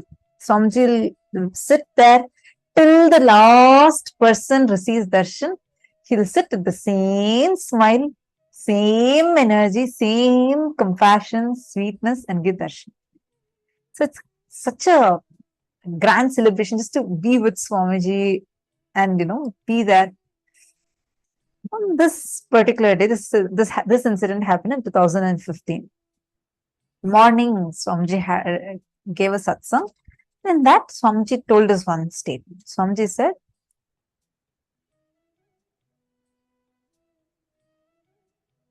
just make a declaration, even mechanically, if you declare that if I am Mahadeva, let this happen. Just to show you the declaration is true and you are Paramashiva, you are Mahadeva, Paramashiva will just rush and make what you want happen. So, Swamiji had told this in the satsang in the morning. For me, it was like wow, such a big click, because especially you don't need to believe, you don't need to cognize. Many times when something is told as, okay, you need to cognize it, I used to start having like self-doubt, oh, probably because I'm not cognizing it, so this may not work for me. Like this, many of us struggle. Swamiji made even that redundant. He said, even if you mechanically just say it as words, you don't even need to have any belief or anything in it. Just mechanically say, if I am Paramashiva, let this happen. Then it will happen. So it was like a click, and a few of us, Balas, all of us were like discussing and going. That evening, we had Rudrabhishekam. So in Adinam, we have a huge pond, a healing pond with 21 feet tall Shivalinga made of Navapashana, 9 different poisons mixed in the right proportions to make the most powerful medicine. And like it's so powerful that if you pour milk for Abhishekam, for normally milk, especially when it's outside, it will get spoiled within 1 day, 2 days. But this milk will last even for a week or more without getting spoiled. That level, the whole place is so powerful that even milk does not get spoiled. Like, understand and see what kind of a healing energy this has. And it is surrounded by 10,008 smaller Shivalingas, where like all of us sit and offer the puja, Abhishekam. So we all were doing the Rudrabhishekam. I had taken out my Atmalinga, kept it on the bigger Shivalinga, and I was also doing the puja, did the Abhishekam, and everything else I had packed. I don't know, somehow, I think I missed my Atmalinga within that itself. I packed everything and put it in my puja kit, like all the Guru Padukas, everything else. And then we left from there for the procession. While we were like moving for the procession, midway, one of my friends came and asked me, hey, can you show me your Atmalinga? I want to see your Atmalinga. So, like as usual, I go put my hand in the bag and open the box. Atmalinga is not there. For a moment, I thought she's playing with me. So I asked her, hey, did you take the Atmalinga? She's like, no, I really did not take. I was trying to know, some of these Balasins are making fun of me or something. They would have only surely taken the Atmalinga, and I'm trying to ask everyone. Nobody had it. I was getting really scared because Swamiji had told at that time only one Atmalinga per person, like you can't get a second one. I was really getting scared. I'm like, did I just lose my Atmalinga? I'm looking around, looking inside the bag. It was not there. And I asked my friends, I looked into her bag, I checked everywhere. Nowhere Atmalinga was there. Searching, couldn't find. And procession started by then. So Swamiji was sitting on the chariot, and it's a beautiful chariot. Swamiji was sitting on that, and he was coming around, and the entire crowd with loud music, having the colorful umbrellas, alavatams, and like, it's such a celebration. The instruments, you're dancing, jumping, they're bursting crackers. It's like at least 2 hours the procession, or I think more than that. It'll be such a grand, long procession. Everyone will be dancing the kirtans and coming. It's really like, you will never see such grand celebration anywhere. It will be whole group, like all the thousands of people will be jumping and dancing. And Swamiji will be in the middle, and it'll be such a feast for all of us to just enjoy it. Then my heart was like racing. I didn't know where my Atmalinga was. I need to get it right now. Then one of my friends told, did you pack it along with your puja kit? Did you pack it? I checked in my puja kit bag. It was not there. Nowhere it was there. Then I thought probably I missed it in the Vaidya Sarovar. So, means the place where we did the Abhishekam. So, me and my friends, we went there and tried checking.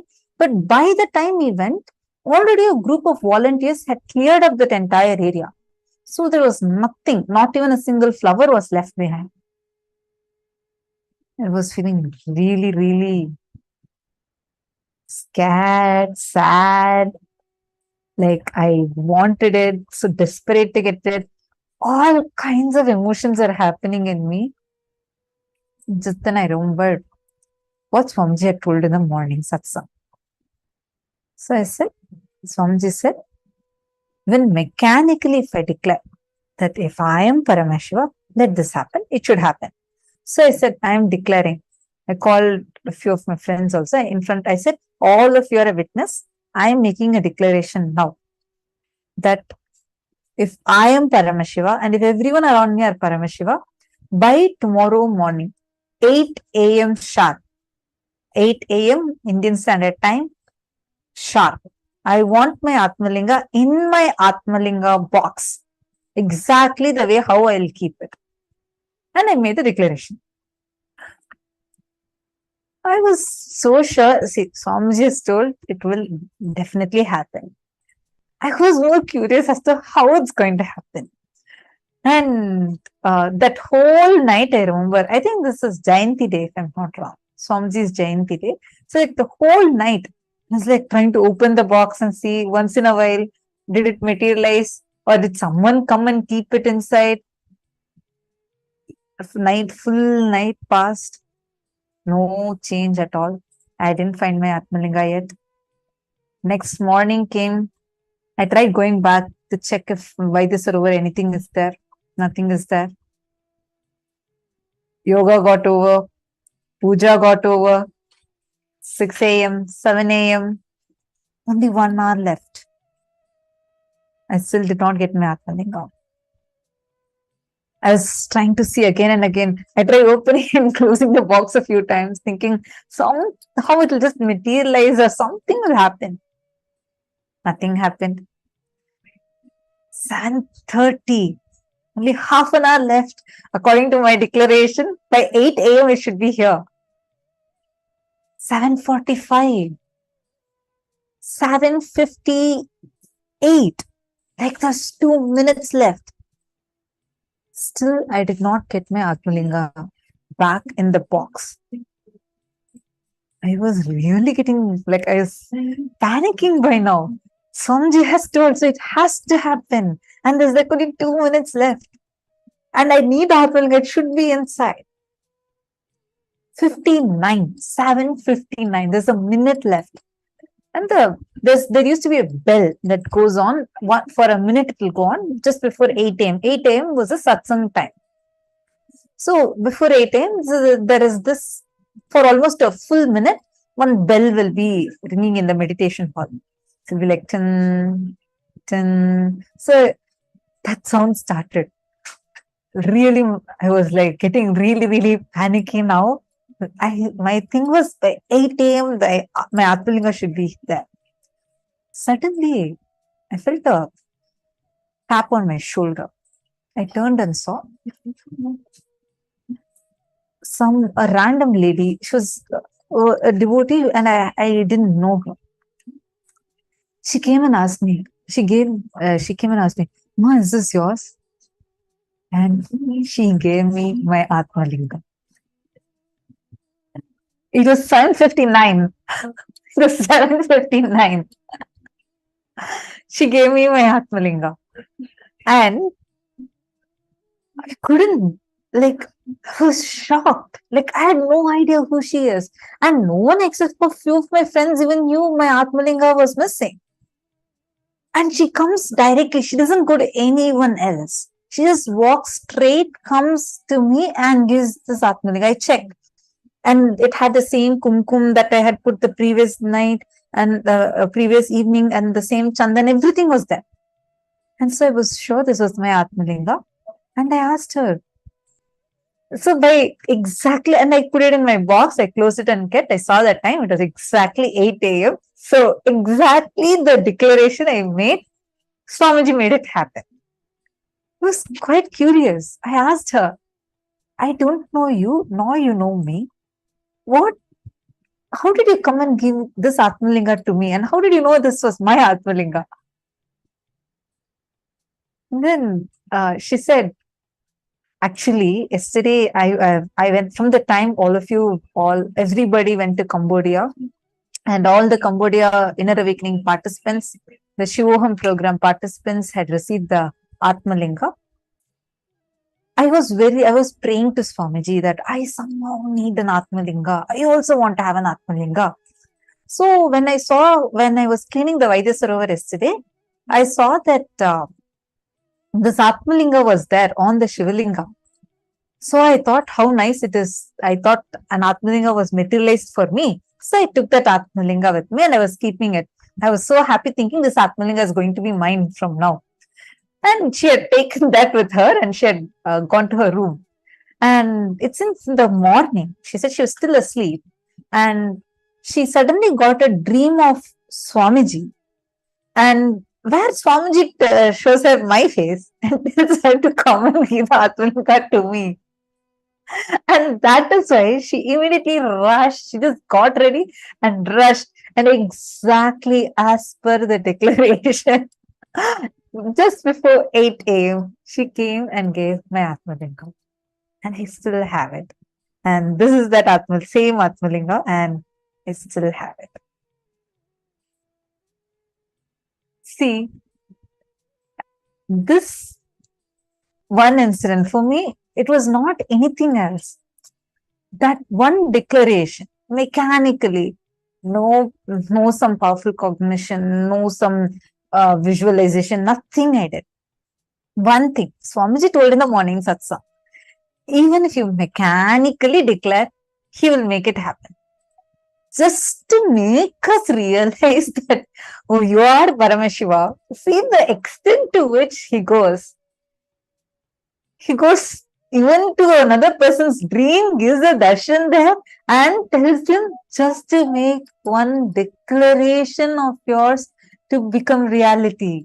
Understand, all of us here, all of us are having Paramashiva here with us. Paramashiva himself is physically here and he is giving you this knowledge.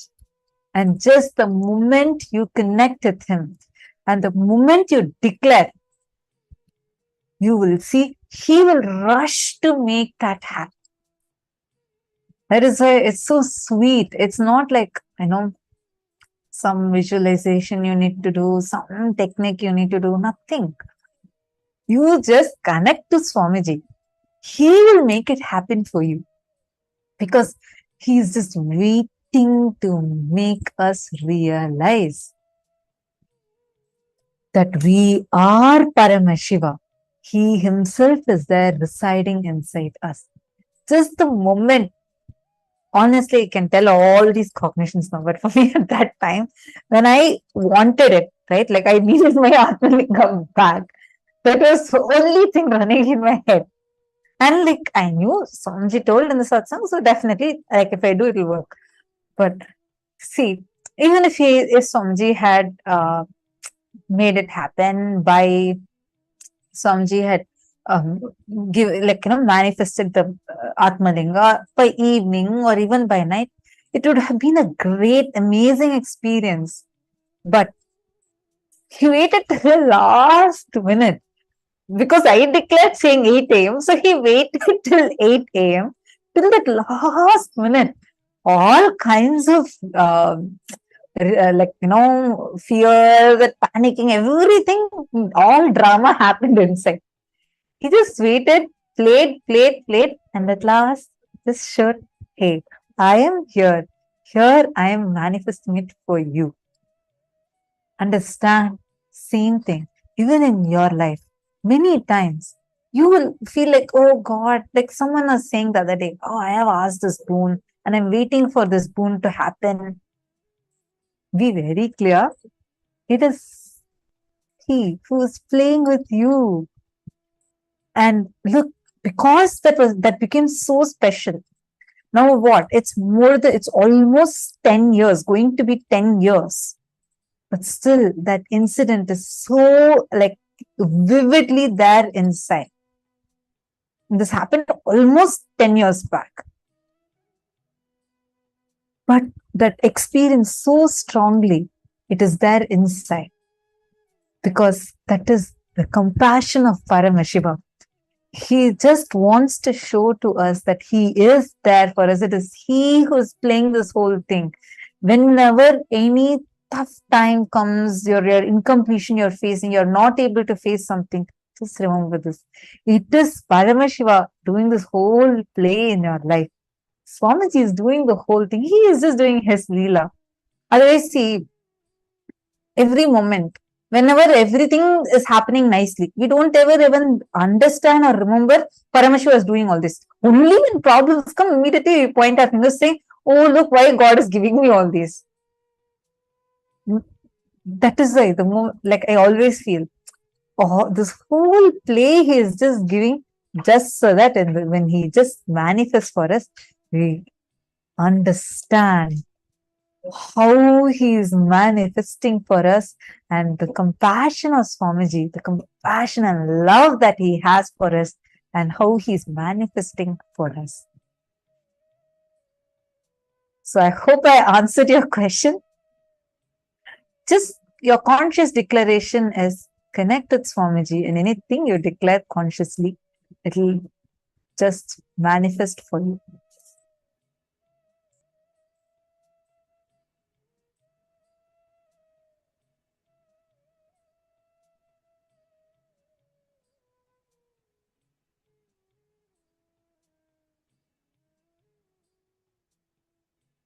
See, so many of you posting such beautiful messages. See, all of you can enjoy this experience. Each one of you can have it. For all of us, Swamiji has opened it up for every single one of us to be able to experience like this and manifest like this.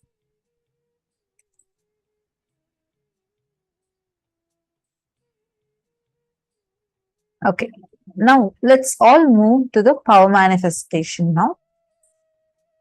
Sit with the same conscious declaration. Now you're going to consciously declare and move the deity. You're going to take any of your favorite deity and keep it on, or your Atmalinga, and keep it on your tab. Like take your tab as any silicone device, even phone would work, and you're going to move it with your conscious declaration, and you're going to do the power of consciousness over matter. Please start now. Paramashivoham. Om Nithyananda Paramashivoham. Om Nithyananda Paramashivoham. Om Nithyananda Paramashivoham. Om Nithyananda Paramashivoham. Om Nithyananda Paramashivoham. Om Nithyananda Paramashivoham. Om Nithyananda Paramashivoham. Om Nithyananda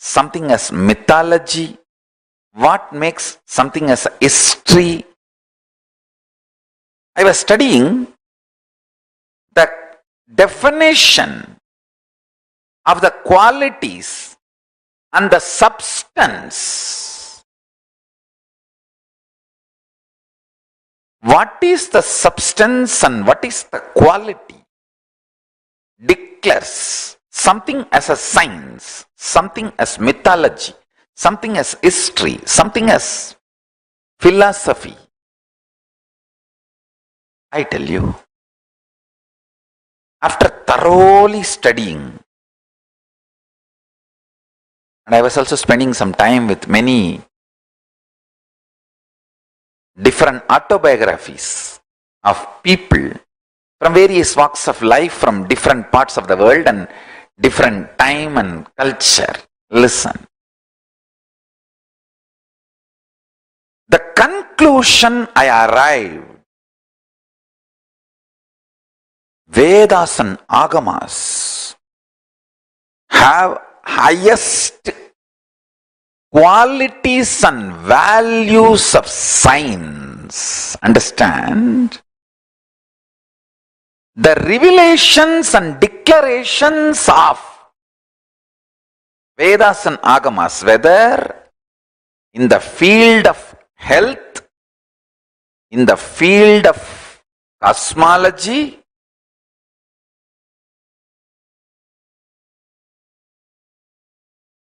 from simple healing your stomach pain to knowing the whole cosmos.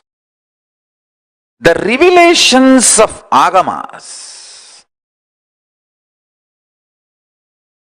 have higher quality and scientific values than anything declared as science in the world.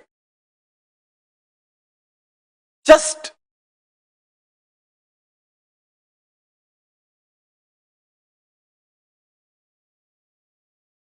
I need to wake the whole world to this reality. The Paramashivam Jnana, the quality, listen, the quality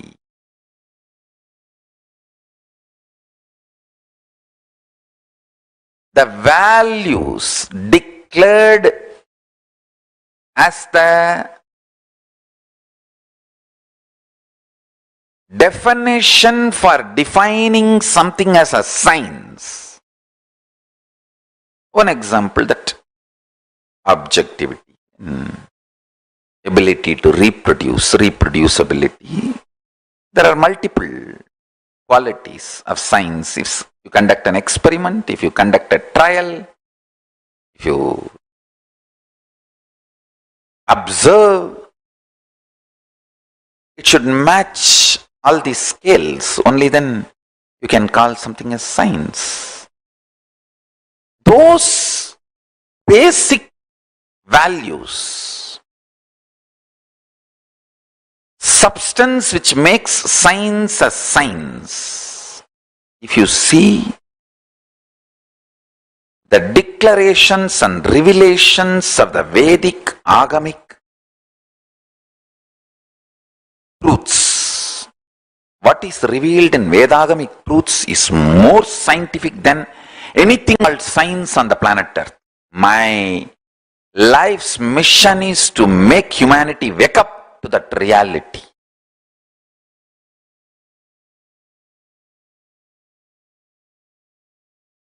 The first statement I am making, past can be completely changed, altered, transformed, deleted, and made to disappear in parts or full, and rewritten as we want. I do not want to leave any doubt. That is why multiple words I am using. Past can be fully deleted, or half deleted, or partly deleted, deleted as we want. It can be transformed fully, partly, as we want. It can be changed, rewritten fully, partly, or as we want. Understand?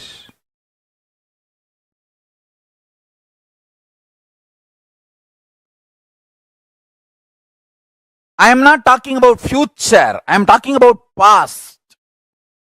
Let me repeat. If you think you missed it, I am repeating. The past which you think is over, gone, that can be changed, transformed, rewritten, deleted, fully, partly, or as we want, part by part, the parts which we want. Understand?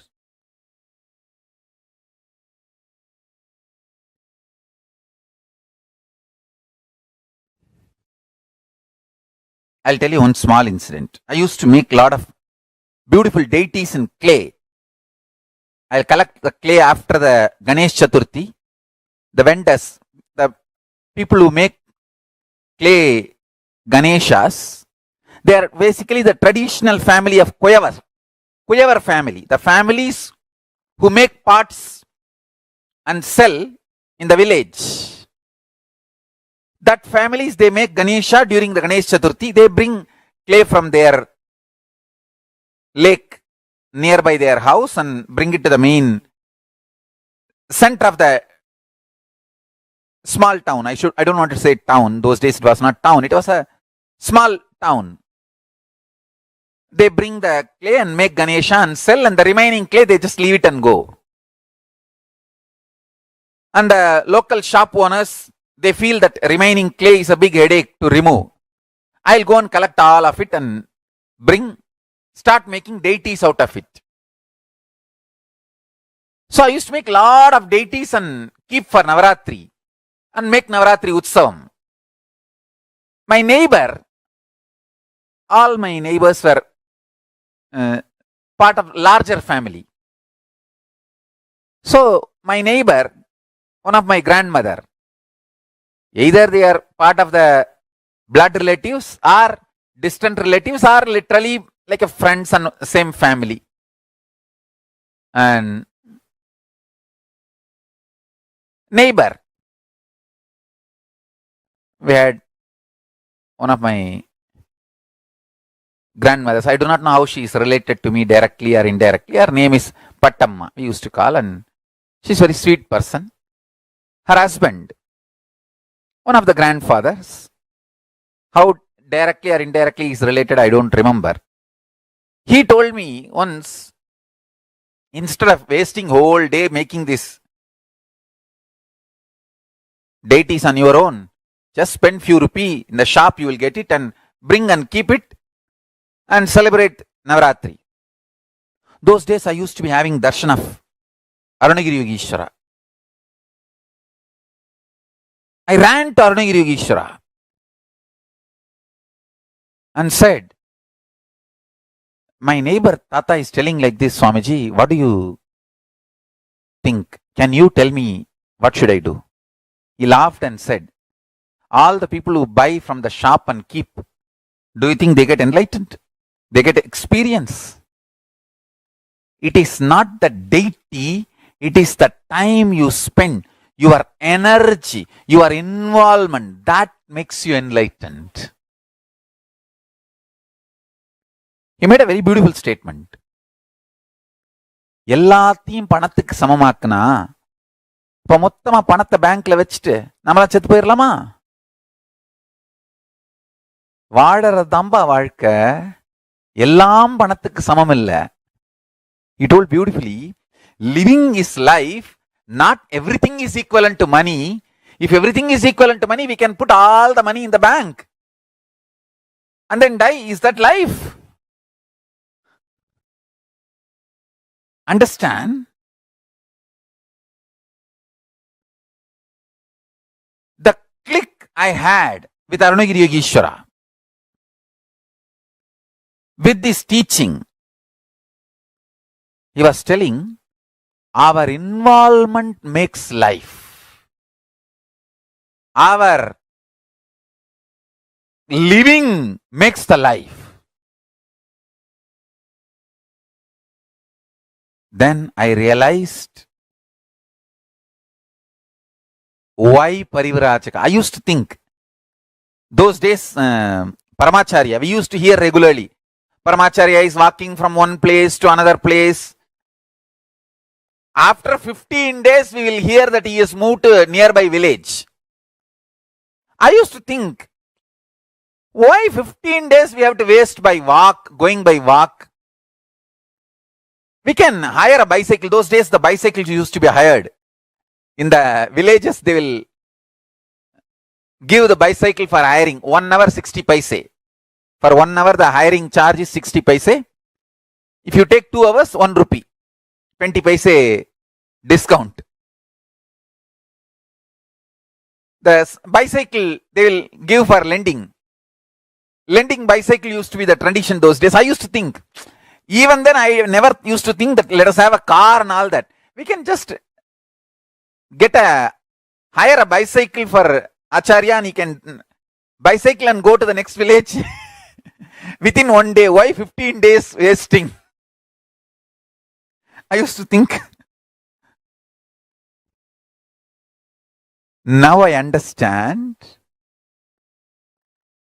Understand now with 10 vehicles, 2 ambulance,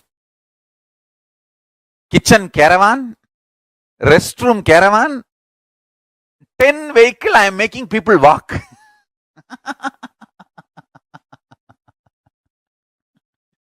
Because I know. Listen, I am making this statement very consciously.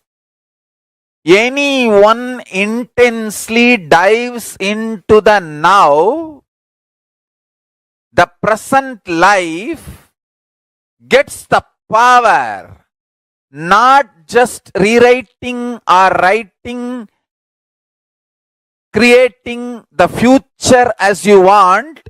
You get the power even to rewrite, delete or transform the way you want with your past also.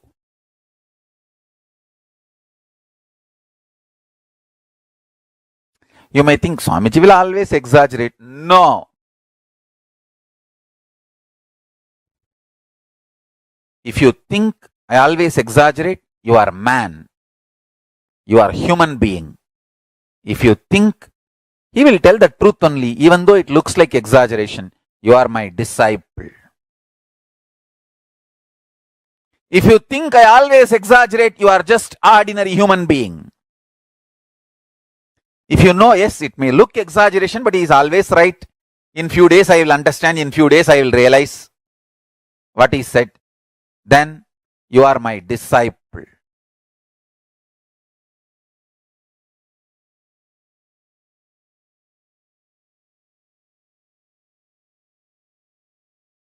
If somebody slaps you, Om Nithyananda Paramashivoham.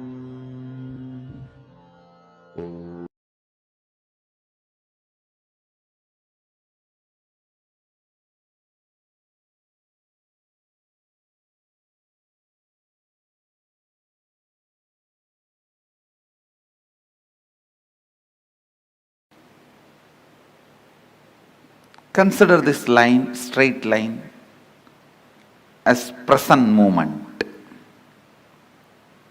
Now, every thought happens between past and future. Please listen. Actually, from morning I am giving you different truths about time. Now all those zigzag puzzles will fall in place if you just grasp this one. All thoughts. It can be as simple as feeling like having a cup of tea, or as complicated as politically strategizing for some victory. It can be as simple as wanting to have a cup of coffee, or as complicated as political strategizing for some victory. Any thought. Thought means movement between past and future. Thought means nothing but you move to the past and future. This is past. Let's consider this as past, and this as future.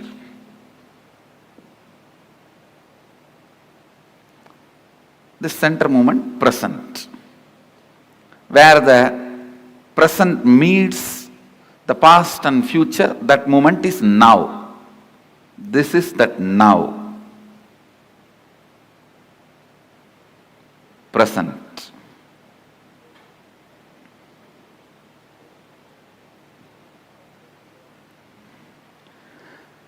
Understand, if these lines symbolically represent time, means this board is the space.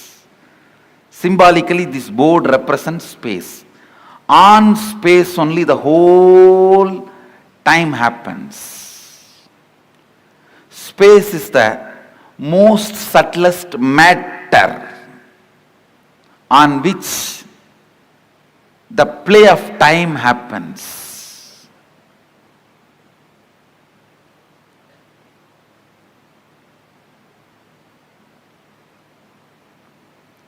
Just understand this example. Your movement between past and future is thought. Like you jump from here to there to here, here to there to here, here to there to here. That is what I call your perception about you, life, your existence. Your existence is nothing but the movements. Because till you know your real reality, as on now, whatever you know about you is nothing but your thinking. Am I right? Is there anything you know about you more than your thinking? Anybody? If you know something more about you, more than your thinking, this seat is for you. See, whatever you know about you is all based on your thinking. So, I can very comfortably assume your thinking is your reality, as on now. Am I right? So, it is all about you jumping into the past and future, past and future, past and future. That's all is your thinking.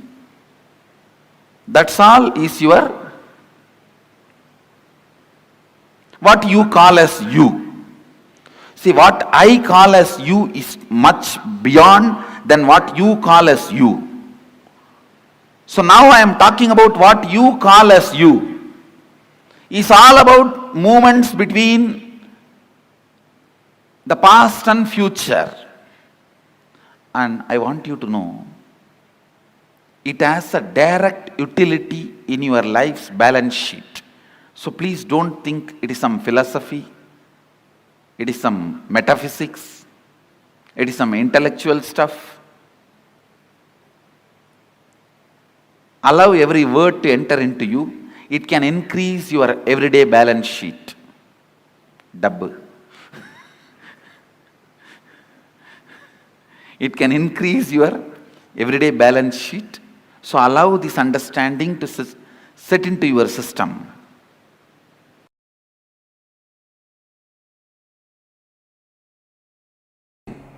Listen. Your will can never be against the will of the cosmos. Your will can never be against the will of the planets. Your will can never be against the will of the universe. Because you have not willed, planets continue to do their allotted responsibility. If you will, they always come to you. Listen, in three ways they come to you. If you are praying, they come to you as God. If you are declaring, they come to you for negotiation table. If you are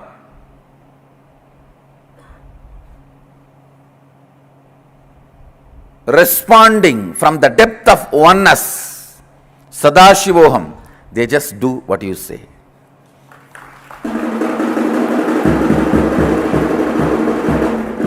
Understand, please understand the will which you have. See, all of you have will. That is why you are, even if you want, you can move your hand, you can close your eyes, you can turn your head. Whatever will you have to run your body and your mind, this will and the cosmic will which runs the sun, moon, planets, these two only quantitatively differ. Smaller, higher, that's all. They do not have quality difference. Good, bad, no. God, devil, no. This is one of the major truth, very important truth. Sanatana Hindu Dharma teaches, I should tell you, Sanatana Hindu Dharma alone teaches.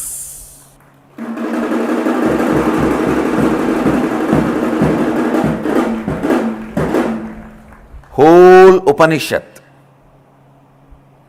introduces you, Shrunmandu Vishve Amritasya Putraha. You are junior Putra, son of immortality.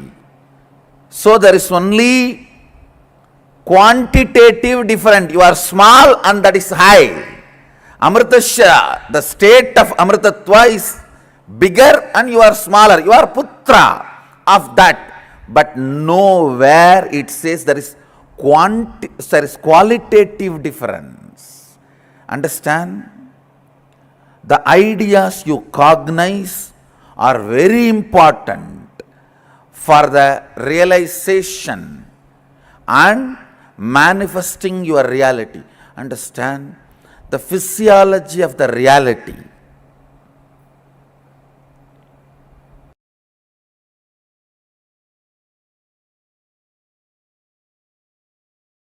Put all your plans into Paramashiva's plane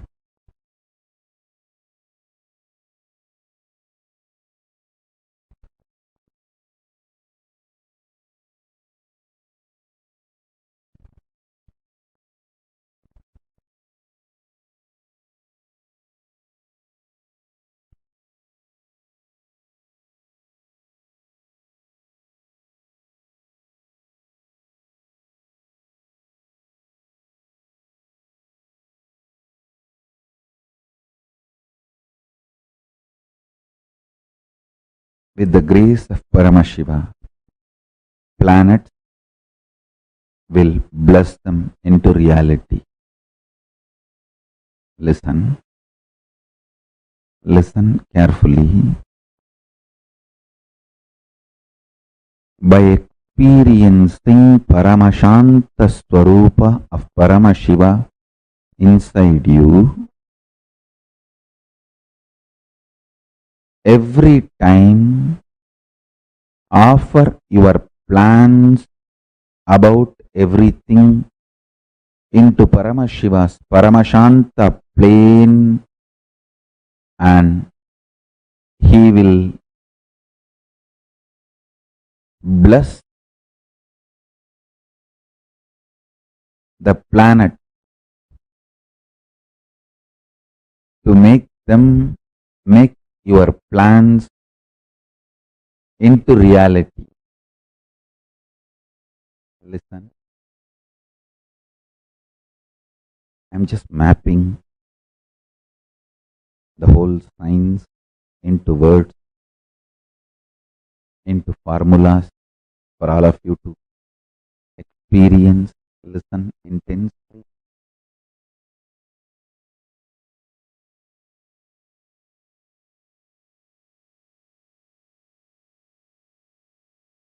Your plans dilute your existence, lower the quality of your existence when you get agitated, when your plans trigger your personal fear or greed, adds stress to your personality, and it dilutes the quality of your existence. Neither the plans get fulfilled, even if they get fulfilled, by the time you are tired, frustrated, bored about your own plans and you don't enjoy them or their result. Listen carefully. In my life, the greatest gift I received from my Guru, Arunagiri Yogishwara, is before even I started developing personality, he made me realize I am the manifestation of a principle. Every plan I have is the plan of that principle. So, every plan, the cosmic principle becomes stronger in me, that made the plans blessed by the planets, and planets made my plans into reality. Understand? Whenever you realize your plans are aligned with the cosmic plane, with the cosmic principles, Paramashiva passes your plans, is signs approved.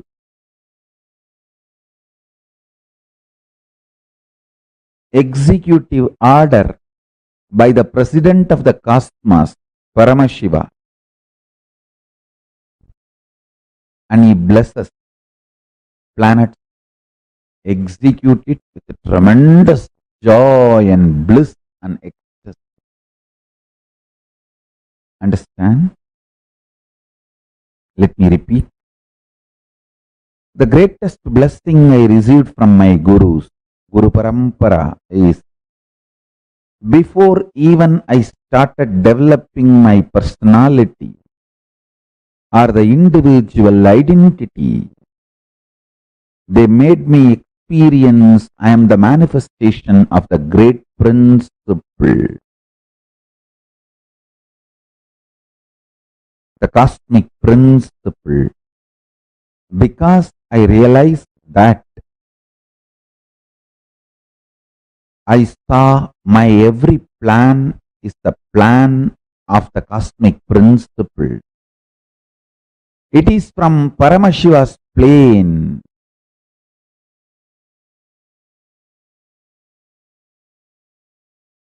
Simply, planets manifest them.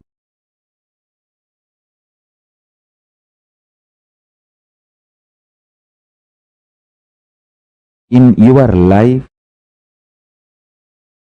if you start understanding your every plan is aligned to the cosmic plane,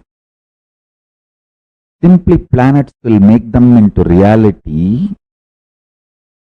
Anything which is not aligned to the cosmic plane, you will automatically drop them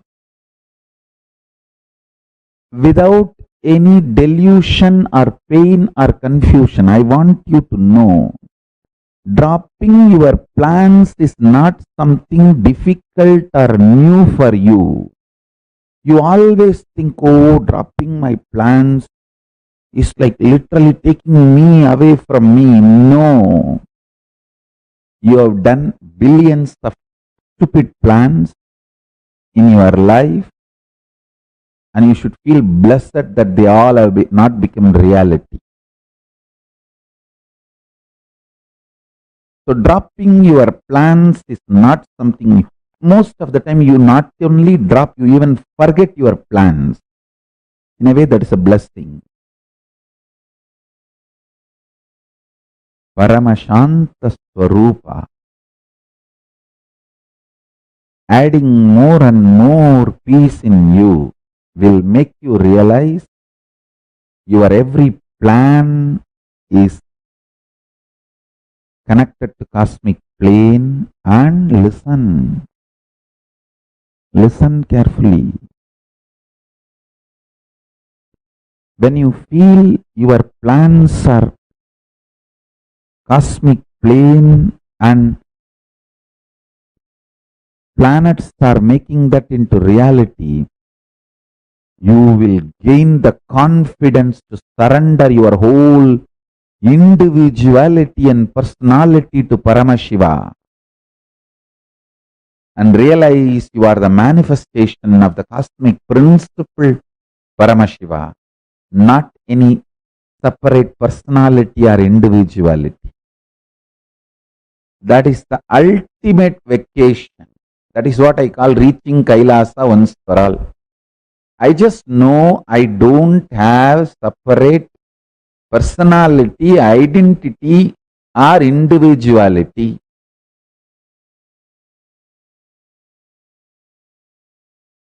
I am just a manifestation of the cosmic principle, Paramashiva.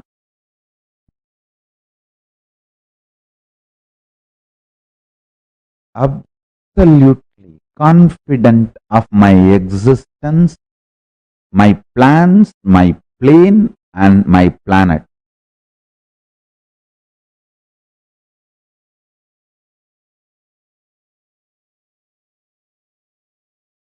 This is what I call reaching Kailasa once for all. Relaxing in Kailasa.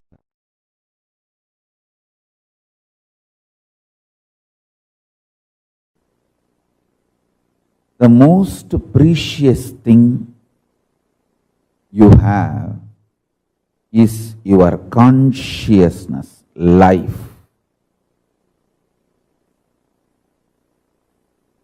It can be molded, manifested as you want just by your Ichcha Shakti. You need Kriya Shakti only to enjoy it, not to manifest it. Listen.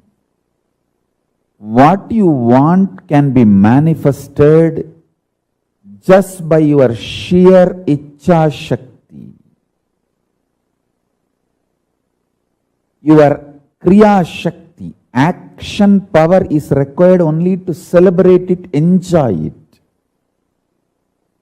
Let me explain more clearly, more straight. Listen. You want a healthy body to enjoy this world. That can be achieved just by sheer Ichcha Shakti.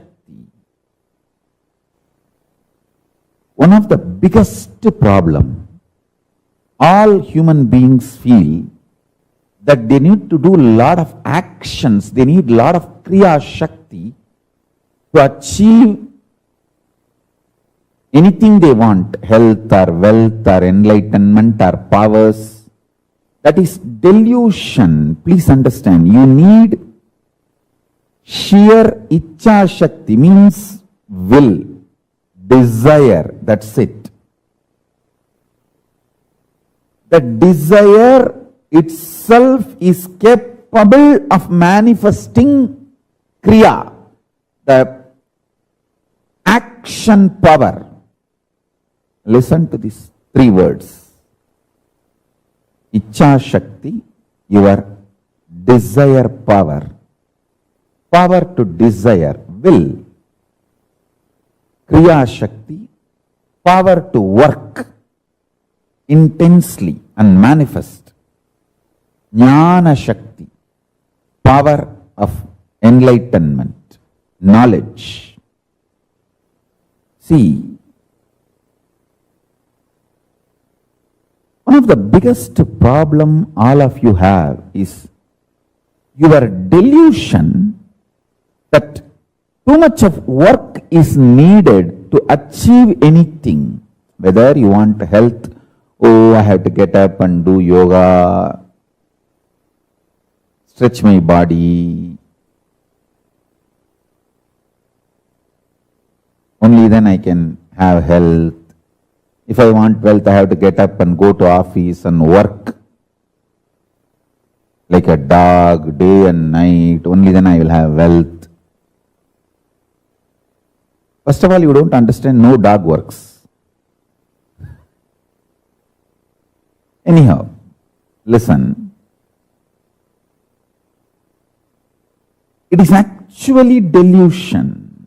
Please listen. Your sheer power to desire, Ichha Shakti, gives 99% success.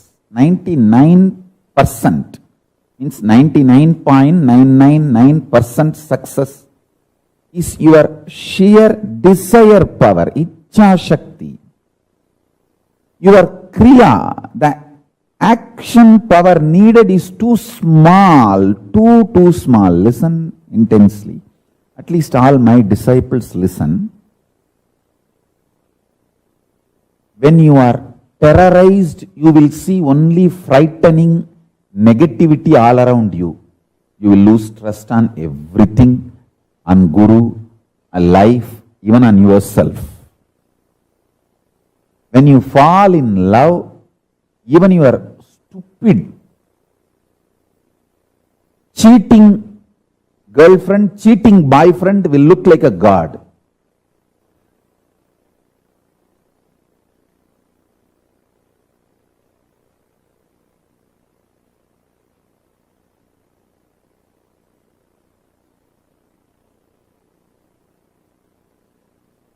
So your opinions are delusion. Don't build your consciousness, your life based on your opinions. Build it based on the true wisdom, true knowledge, right understanding about life. I tell you, listen carefully.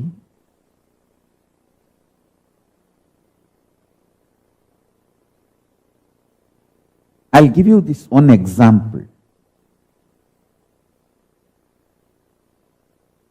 I'll take the example of your health. That's the most important thing. So I'll touch that example. You apply this principle in every aspect of your life. I'll give you the example of health. Listen. You always think if you need health, you need to do yoga, gym, diet. Too many things are involved in your health. And the moment you think about all the actions you need to do, you get tired and you give up on your health, your idea about your health. I tell you, only thing you need for your health is your willpower, desire to be healthy. Just go on building that. Imagine you already have a healthy body. How it feels to be a healthy.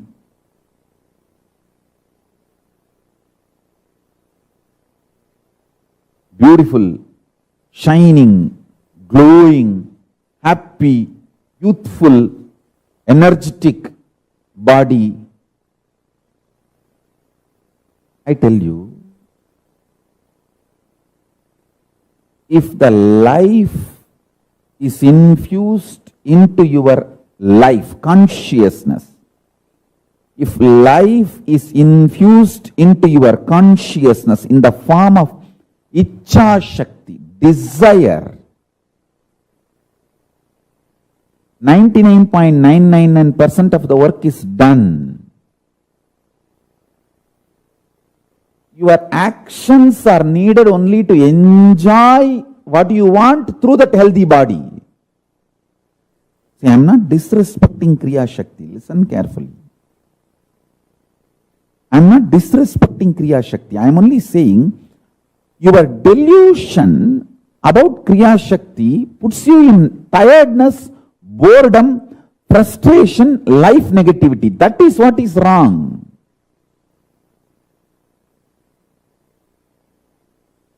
Many of my own disciples, I can list, I can name,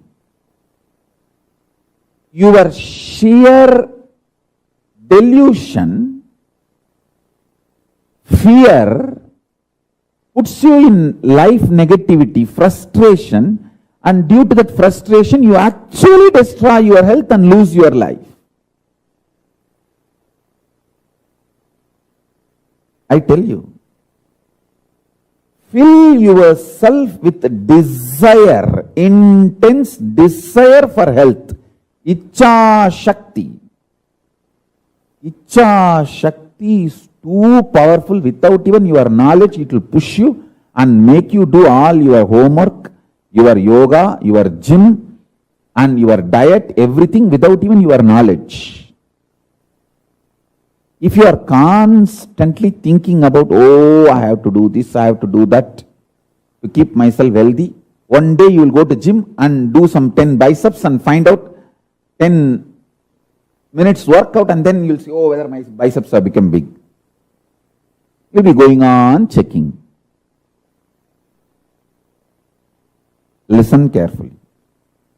If you infuse Ichcha Shakti,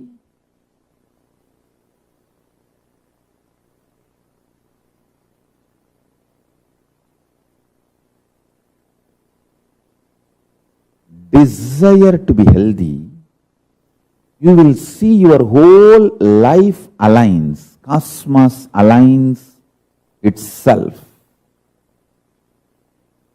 beautifully.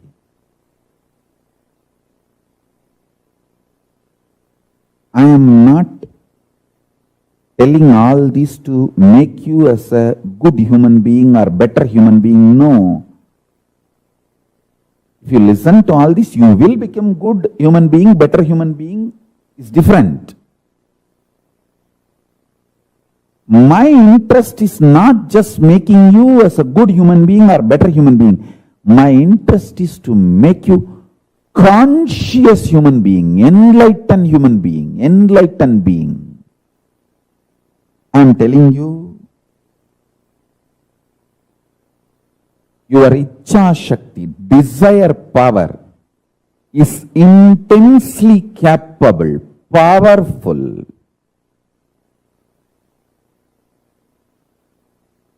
to manifest whatever you want. Your Kriya Shakti is needed only to enjoy what you want.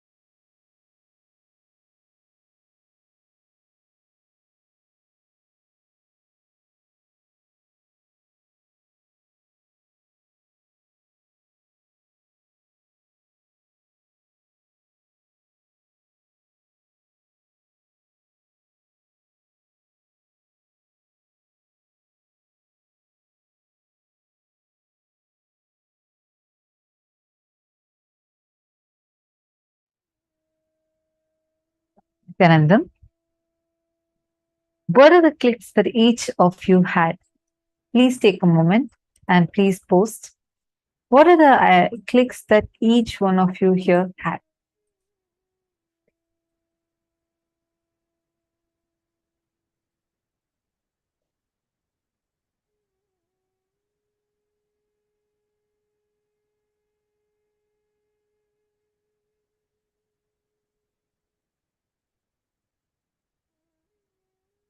Understand, like what Swamiji was revealing, right? First and foremost thing, in the last session and this session, it's like almost like a continuation.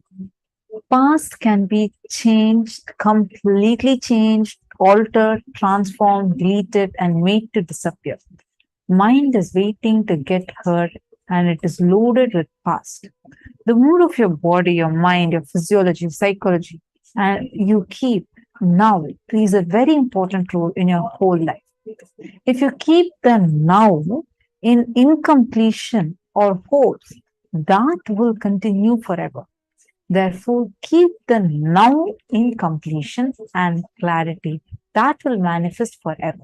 Very powerfully, Swamiji explained to us about how any thought is our mind jumping from past to future, past to future, past to future. That is why any thought you are having itself is an incompletion.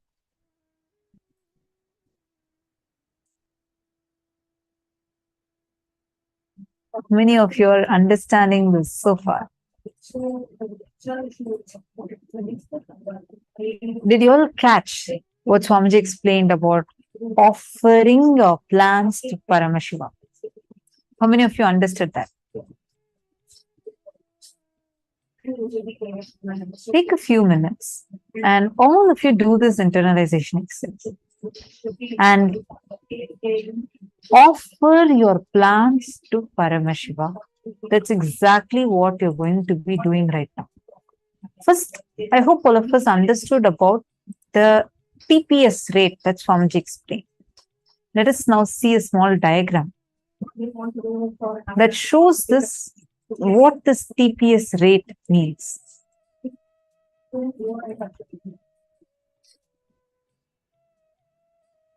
Hope all of you are able to see this.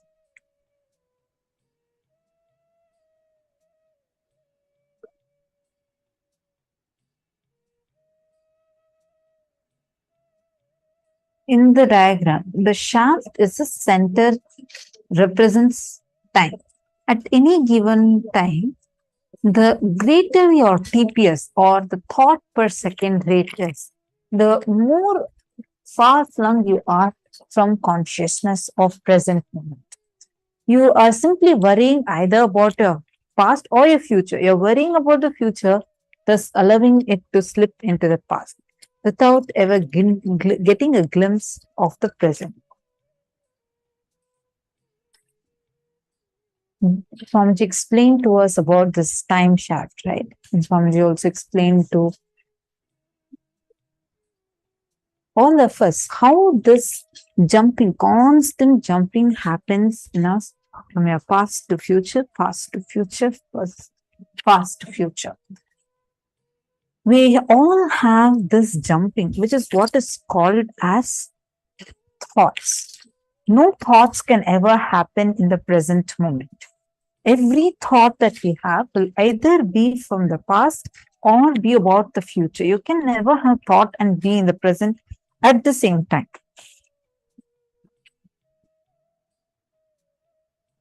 Hope all of you understood this.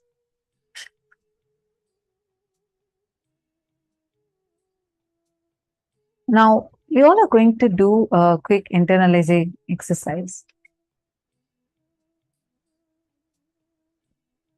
The exact step that Swamiji had explained to us.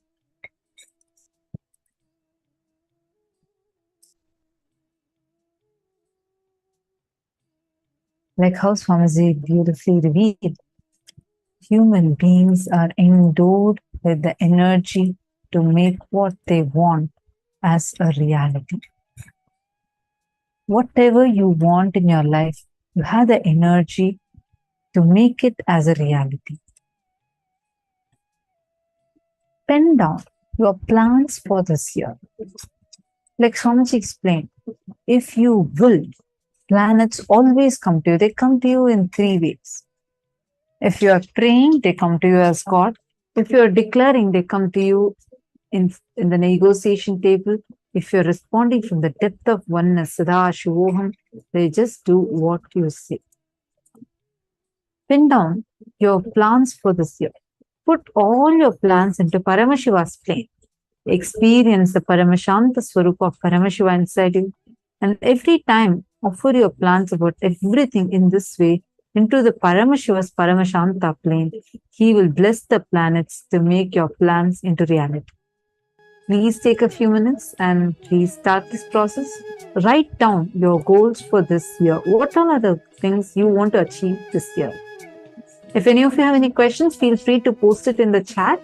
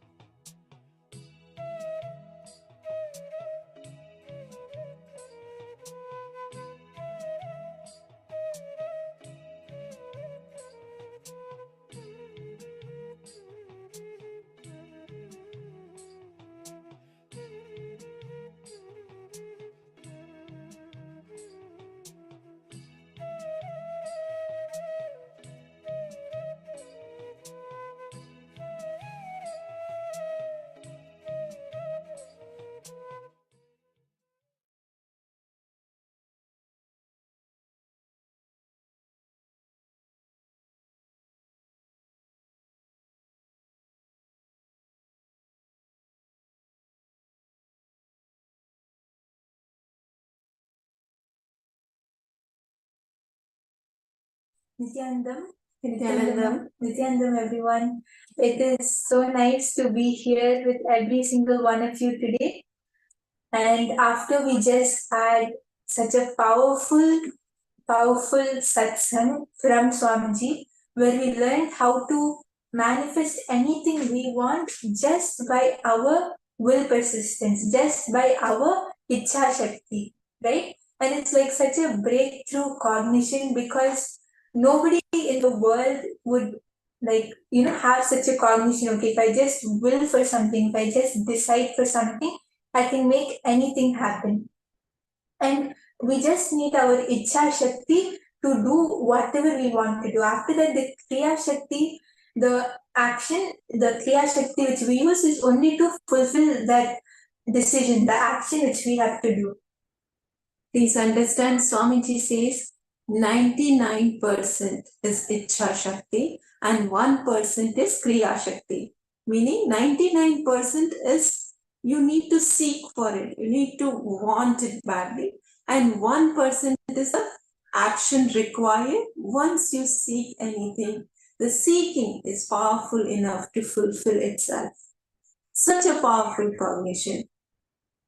And now, using the same powerful cognition, all of us are going to start the power manifestation.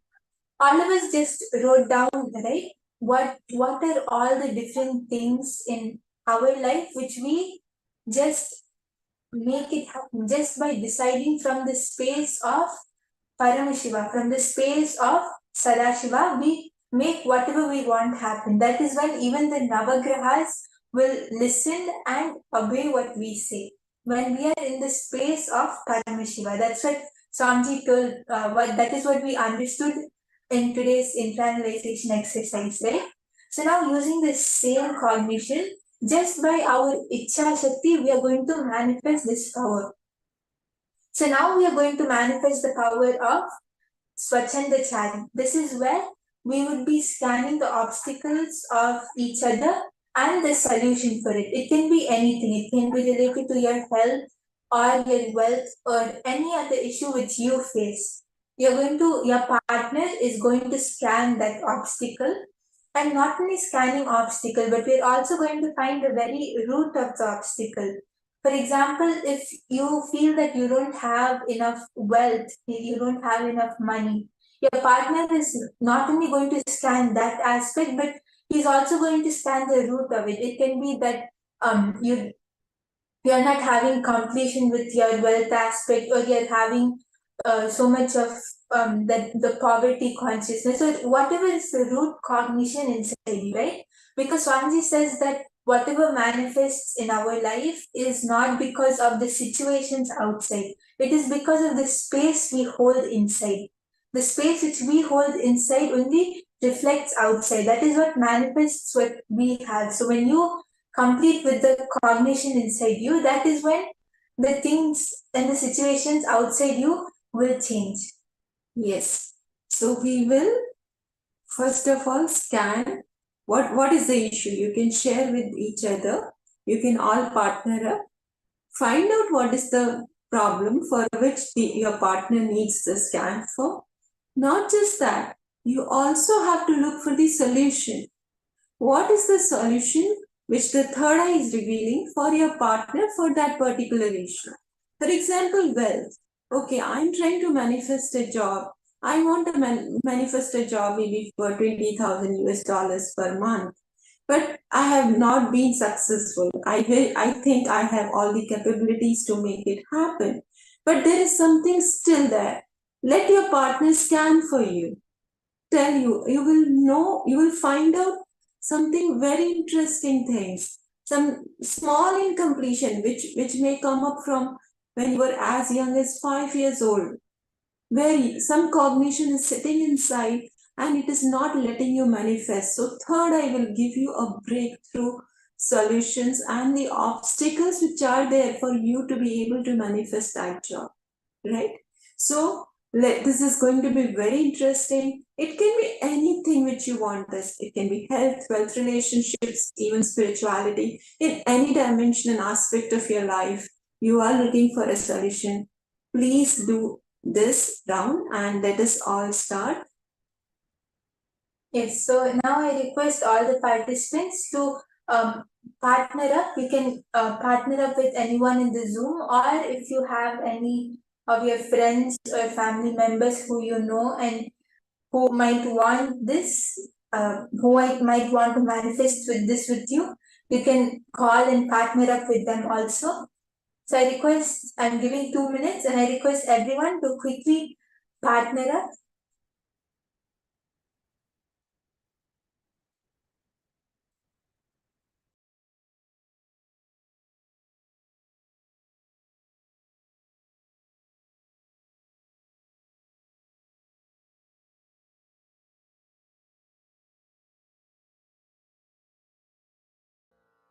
Paramashivoham.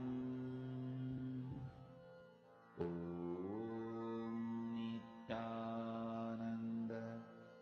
Paramashivoham. Om Nithyananda. Paramashivoham. Om Nithyananda. Paramashivoham. Om Nithyananda. Paramashivoham. Om Nithyananda. Paramashivoham. Om Nithyananda. Paramashivoham. Om Nithyananda. Paramashivoham. Om Nithyananda. Paramashivoham. Om Nithyananda. Paramashivoham. Mahamahavagya, spiritual lullaby for Samadhi, and Suprabhatam, wake up call, wake up song for Paramashivam. This Mahamahavagya is spiritual lullaby for you to fall into Samadhi. Suprabhatam, wake up song for Paramashiva to wake up in you. Just remember this one powerful cognition. This Mahamahavagya puts me in Samadhi. This is spiritual lullaby for Samadhi, and Suprabhatam, wake up song for Paramashiva in me. For Paramashiva to manifest. With this one spiritual powerful cognition, chant this Mahamahavagya. Yes, now I request everyone, once you have partnered up, we can start the manifestation. So I can see many of you are ready and you're sitting with your partners, or you have partnered up on the Zoom chat. So now we can start the manifestation. So I request everyone, just sit straight with your head, neck and spine in a straight line, and connect to Swamiji in your third eye. Just feel the presence of Swamiji in your third eye and intensely start chanting the Mahavakya. Let your whole body and let your whole being vibrate with the Mahavakya. There should be nothing else inside you except Mahavakya. You should not be having any thoughts. You should not be having any background music in your head. Just let the Mahavakya vibrate inside you. And put your awareness on your third eye, like how you would look at a rose, right? You would look at it with intensity, but you would still have the gentleness while looking at it. In the same way, just put your awareness on your third eye.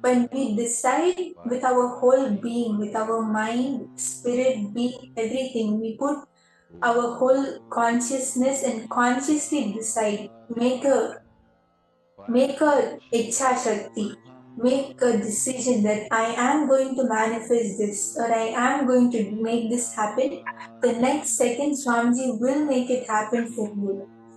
Because for the manifestation to happen, Swamiji is just testing all of our will persistence. How strong do we hold it inside us? So just put your entire being into it, saying, I am going to manifest this, and you should not get up or do anything till you manifest. And you'll see the next second will manifest. So I request everyone to just hold this Ichha Shakti and chant the Mahavakya.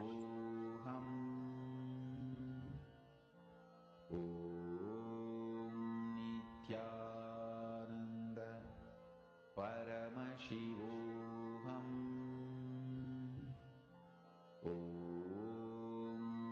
Nithyananda Paramashivoham. Nithyananda Paramashivoham.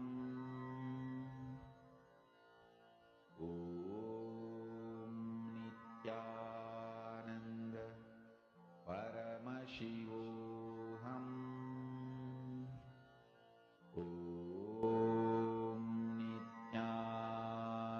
Nithyananda Paramashivoham.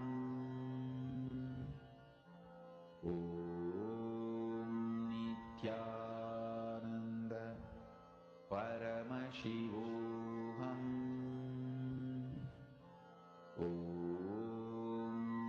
Nithyananda Paramashivoham.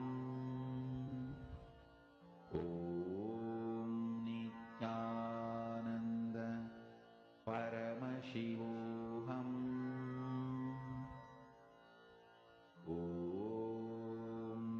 And you'll also see that when you manifest for another person, when you scan the obstacle of another person, the obstacle inside you, what is stopping you from making whatever you want happen, will also just disappear. It will also vanish.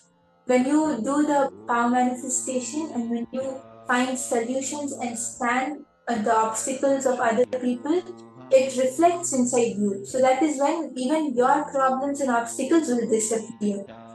So I request all the participants, once Swamiji is starting to show you the obstacles and the solutions for it, you can start sharing with each other. You can post on the Zoom chat. And if you're connected with any friend or family member through your phone, you can confirm the answer with them and post on the chat how was your manifestation.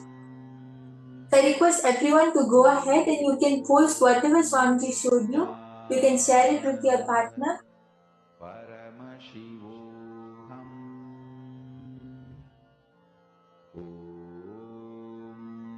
Nithyananda Paramashivoham.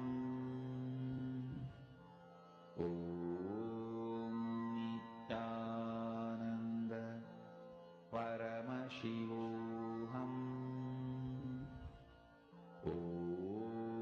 Nithyananda Paramashivoham.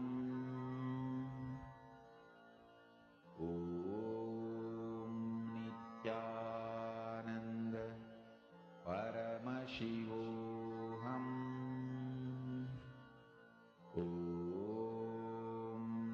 Nithyananda Paramashivoham.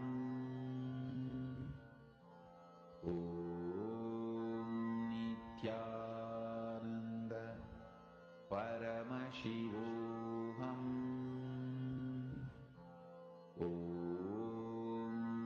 Nithyananda Paramashivoham.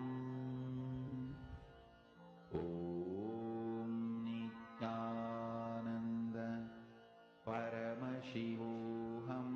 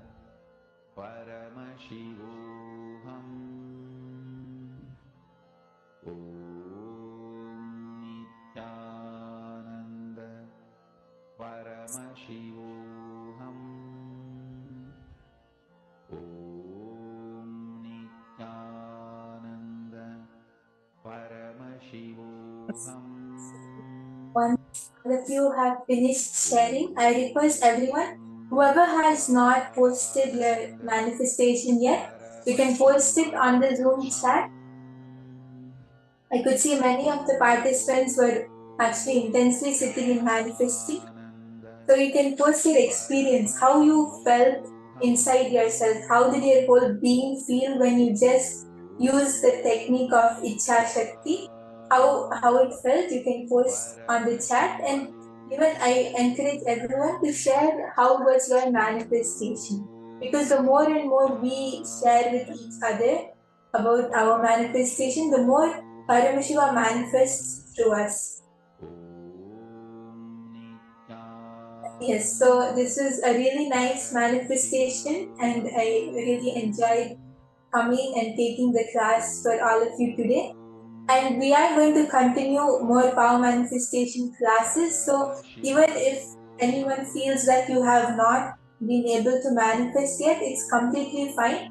You can again try in the next session. And this is not something which we do only during classes, but it is what we do throughout our day, and it is how we should live our life, right? Swamiji says that power manifestation should be a lifestyle. Power manifestation should be a lifestyle. So now we are going to be learning from Swamiji about breaking free from status quo.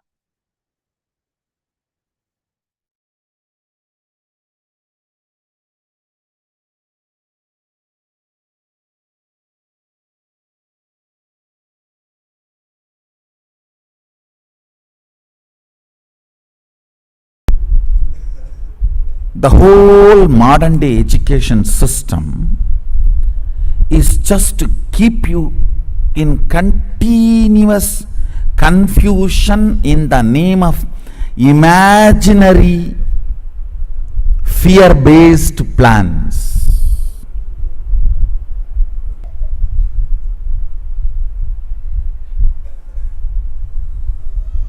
I am not against planning. I am against enjoying your confusion, laziness, stupidity in the name of planning. Completely disconnecting you from reality and the requirements of the life is modern day education. where you are taught very well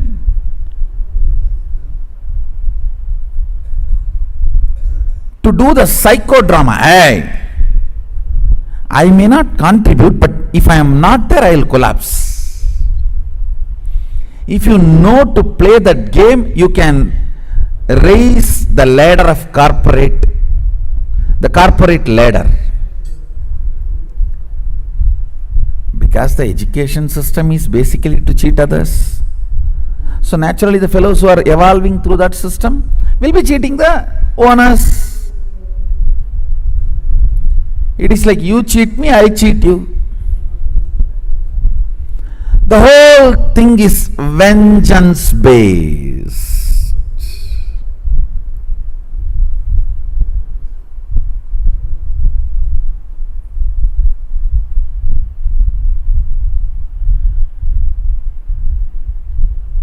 No doubt, when you build large buildings and develop a city, you need to understand how the sewage water need to go out, how the electricity circuit need to be provided, how the drinking water supply need to happen, how the people who are using the city will come in and go out. No doubt, but surely planning cannot replace living. The fundamental damage done is making the person believe life is difficult. Once the person starts believing life is difficult, even picking up this and keeping there becomes a big project plan. Will this table take the weight, and the weight is 200 gram, and the table's depth and the material in which table is made of, and the stress test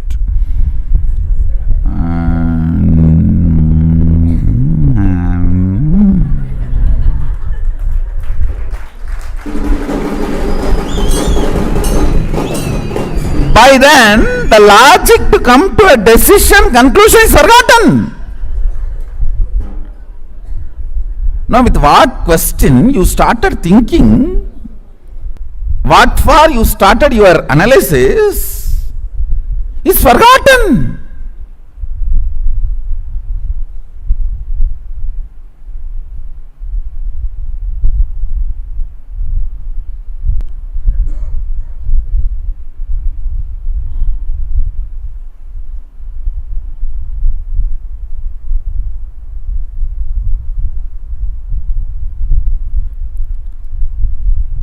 This corporate project planning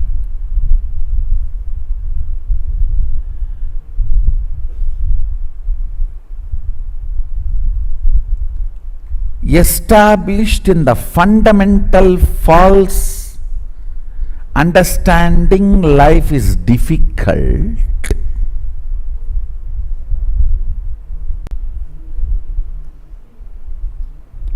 Anything, I tell you, if you know to pick up the simple thought current, you can just go on breaking this stagnant attitude and the status quo, and go on be breaking. And I have seen people are afraid of breaking many things. Oh, then we will be just progressing. That is what? What else is life then? And not just expanding this city, expanding this universe is our life. I am looking at billions expanding their consciousness and having access to all the multi-dimensions of the universe in every step of the life. In in every move of the life. Expanding is education. Not entertaining confusion to justify your existence. Not only feeling stuck, making that as a legitimate system is modern education. If somebody can verbalize beautifully and make a PowerPoint presentation about getting stuck, it is called corporate strategy planning meeting. End of the day, a few cup of coffee and burger, pizza, Coke bottles have disappeared. That's all, nothing else. Move, move, move. Break the status quo. That is life. If you are studying about status quo, that is education. Nobody wants a report about status quo. Everyone wants only to break the status quo. Break the status quo. I am not interested in a report about the status quo.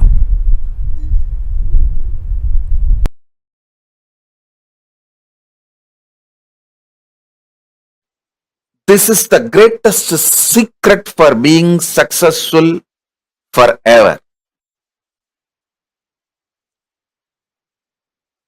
Actually, I am going to make only 3 statements. Listen. Consciousness resides in you in the shape of intense light, in the shape of your thumb. See, just this thumb size, angushta matra. Thumb size, alive, intense life, tejas. That is consciousness. It stays inside you, thumb size light. Listen carefully. When I breathe tejas into your life, you will see the consciousness as an intense light in the size of your thumb. Angushtamatra purushaha.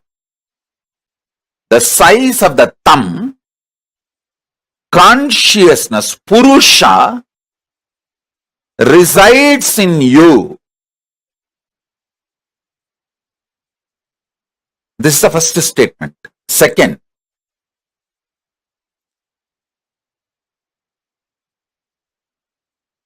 that Purusha is connected to all the minor chakras of your body. When I infuse energy into the Purusha of you, that Angushta Matra, your will to exist, your consciousness, your soul, it spreads to all the minor chakras and into your life. Listen. Listen to this. When that energy manifests into your minor chakras and from your minor chakras into your whole life, everything you want will go on be happening. And your consciousness, your free will to do right or wrong is your power. That size of the thumb, Angushta Purusha in you, size of the thumb, as a pure tejas, life, energy, consciousness, your soul is staying inside you, which controls all the minor chakras. And that pure tejas, soul, can reflect Paramashiva himself. You don't need to feel shy in front of Paramashiva. His compassion, he made all of us from his own core material. See, the material out of which he made himself, the same material he took and made us also. Like the clay in which we make Ganesha, with the same clay we make the mouse, which eats all the Nevedyam we keep for Ganesha. The material with which Ganesha is made, out of the same material, the mouse, the cat, sorry, not cat, rat, the mouse, Ganesha's Vahana is also made. Same way, Paramashiva, the material with which he made himself, out of that same material, he just took material from him and made us.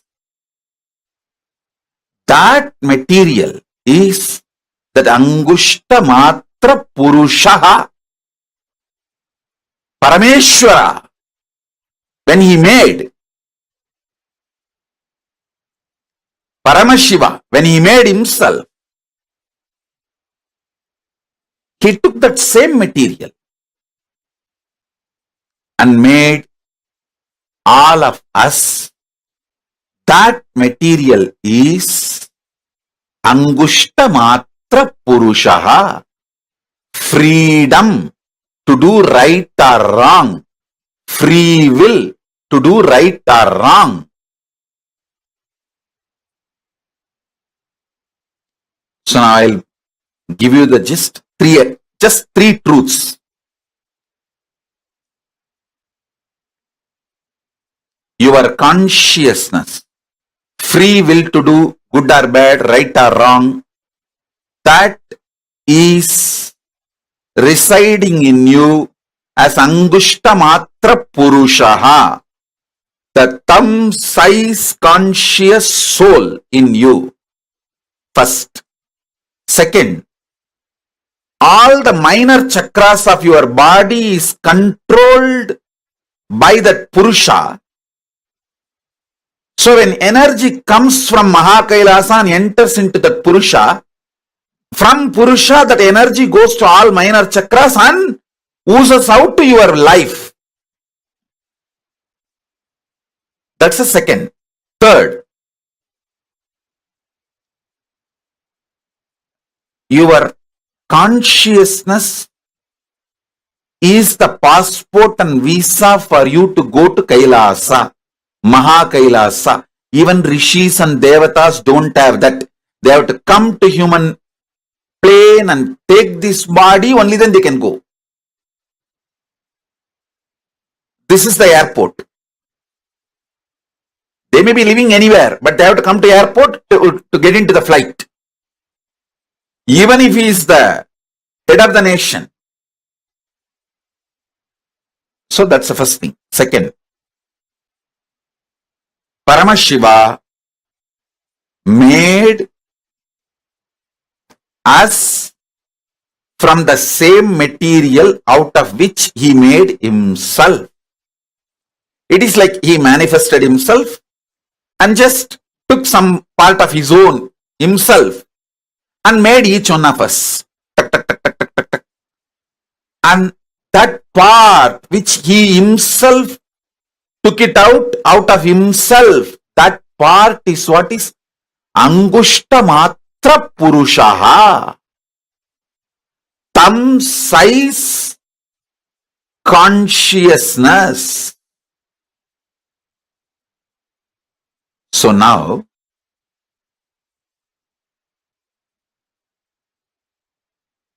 I will import more tejas, energy, consciousness from Mahakailasa and infuse into all your Angushtamatra Purushaha. So, it radiates into your minor chakras and from minor chakras oozes out into your life. Swamiji, where in the body Angushtamatra Purusha resides, that actually differs from person to person. There is no such thing. See, generally, it resides in Anandagandha, just below the heart, above the navel. Just below the heart, below the Anagata chakra, above the navel chakra, this region. Generally, but it is not mandatory. You have to experience Angushtamatra Purusha only there. Sometimes you will experience even on the third eye, the Angushtamatra Purusha. Sometimes very highly evolved beings experience even on the Dwadashanta, means 12 inch above the Sahasrara. Dwadashanta.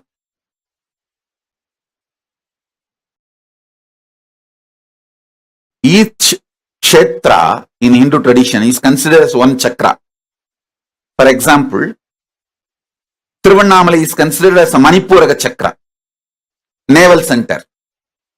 And Chidambaram is considered as heart chakra, Anagata chakra, heart center. Madurai is considered as Dwadashanta Sthala. That is why in my name, our national anthem, KAILASA national anthem, you will see Kailasonnata Dwadasanta Shyamala Pita. Among the Kailasa's manifestation, the highest Unnata Dvatashanta. Madurai is considered as Dvatasanta Sthala Kshetra.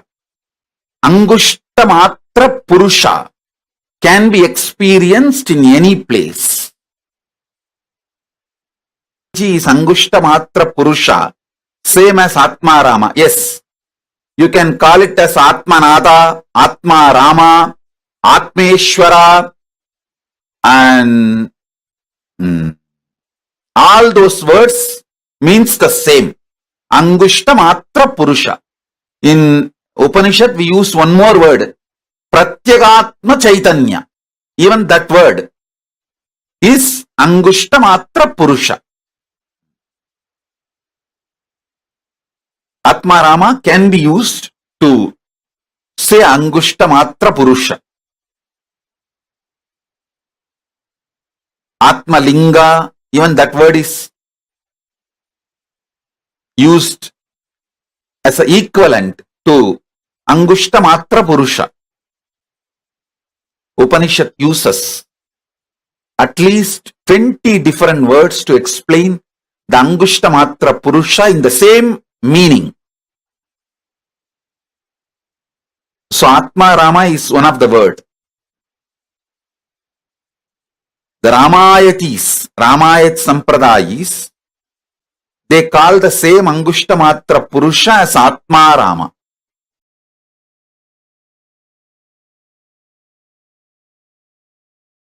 Listen carefully. The cognition's inner software which operates your system, which generates your desire patterns, your joy patterns, your pleasure patterns, your greed patterns, your fear patterns, your anxiety patterns, your depression patterns, your frustration patterns, your good idea of your bad, your right, wrong, all which you generate, which is generated inside your system. continuously.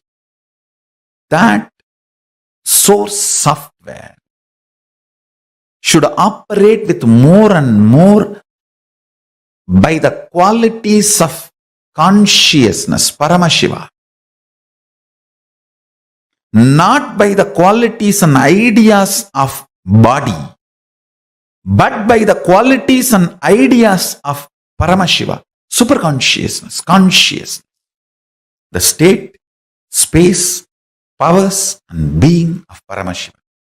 Beautifully Krishna says, the consciousness can neither be killed nor be burned or be made wet.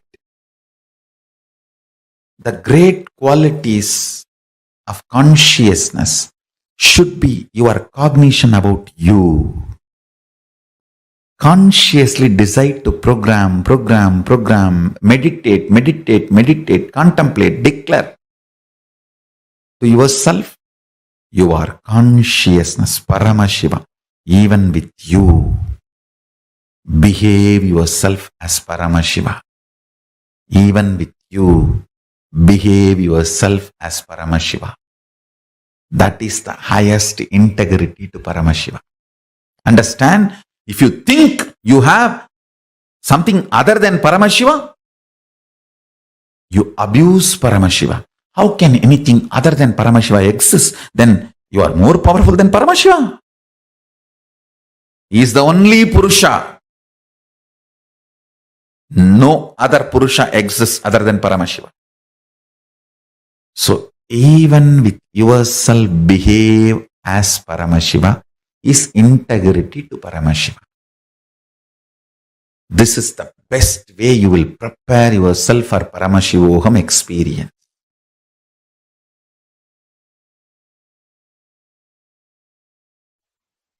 Reality.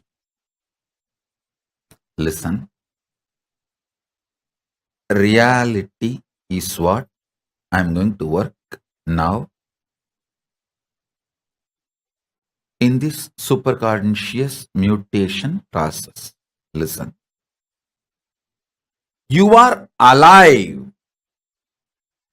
You are alive. That's the only reality.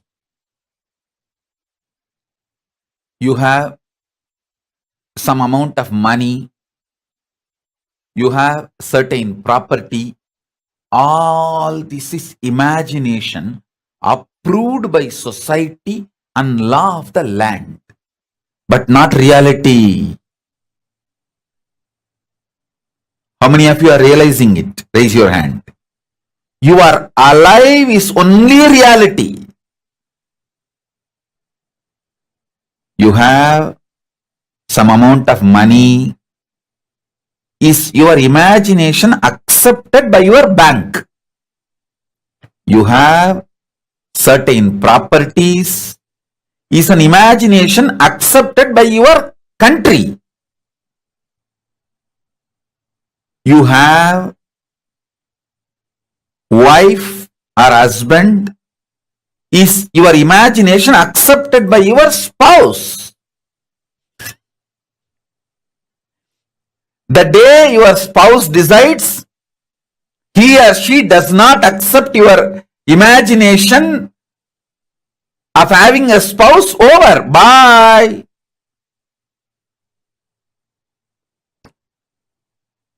You are alive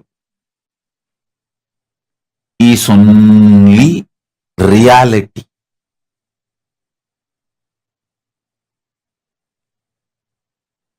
You are alive is the only reality. Everything else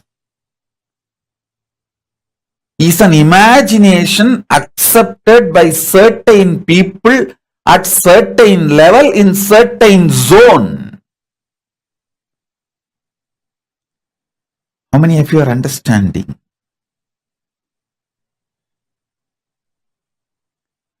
Other than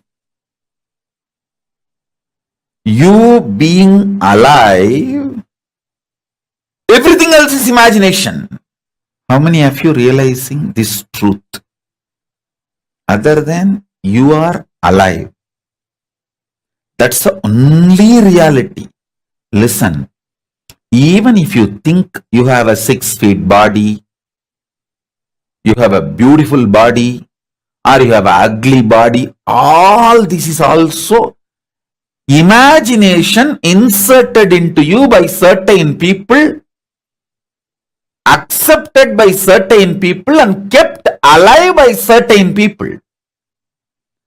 Your shape, size can change anytime, and it is constantly changing. Sometimes more than 3 pounds a day you change. Up, down, 3 pounds a day you change. Listen. More the reality is infused by Paramashiva, his super consciousness, more powers you manifest. Delusions disappear. Life becomes powerful, real, energetic.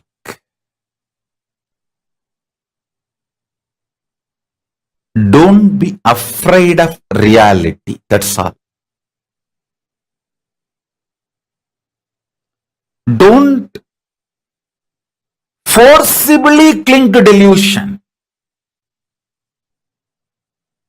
Don't forcibly cling to delusion. If your life becomes more and more energetic, powerful,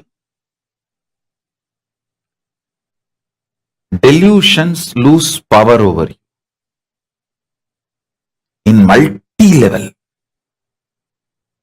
Evolve in reality.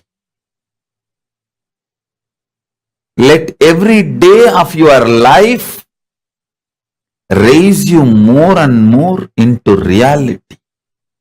Ravana is not wrong when he shows his power. He was wrong when he was trying to possess Kailasa, control Kailasa. If Ravana has not played with Paramashiva, he would not have been destroyed. If he has not tried to do games with Kailasa and Paramashiva, he would not have been destroyed. Same way Bhasmasura. If he has not tried to go after Paramashiva, destroy Paramashiva, he would not have been destroyed. Same way Daksha. See, Bhasmasura lived 16,000 years. Only when he decided to stretch his hand on Paramashiva, he was destroyed. 16,000 years he ruled the world happily. Ravana lived 12,000 years. Go and see the Ramayana. 12,000 years. Only when he decided to disturb Kailasa, Nandi gave the curse. It is Nandi's curse. Vanarasena came and destroyed Ravana. You don't need to drop your knowledge. Keep knowledge to play with the world. Keep integrity to play with Kailasa. Keep knowledge to play with the world. Be strategic. Same way Daksha. Daksha did thousands of yajnas. He lived quite a long time. He was a Prajapati, president of the humanity. I don't know how many of you understand the word Prajapati means. He was the head of the humanity, whole humanity. Only when he started directly attacking Paramashiva, he got destroyed. Having power, having knowledge, showing it in the world is not wrong. You get into mess only when you try to behave like Ravana, try to damage Kailasa or try to put your hand on Paramashiva, or like Daksha try to fight with Paramashiva, only then you get into trouble. Otherwise, you will never have trouble. Delusion with deluded people is not wrong. But when you try to show your delusion with reality, means Paramashiva or Kailasa, that is where you mess. Be boss to the world. Be a simple disciple to Paramashiva. Then you will be successful forever. As long as Ravana did not try to possess Kailasa, he lived ruling 3 worlds. I don't know how many of you know Ravana had the title Ravaneshwara. Ravana was living like a Ishwara for 3 worlds. Only when he decided to possess Kailasa, try to shake Kailasa, he got into the mess. Within 3 years he was killed. When he decided to take Kailasa and try to move Kailasa, after that only 3 years he lived. That's all. 12,000 years he lived as a Ishvara because he tried to disturb Kailasa only 3 years. Within 3 years he was destroyed.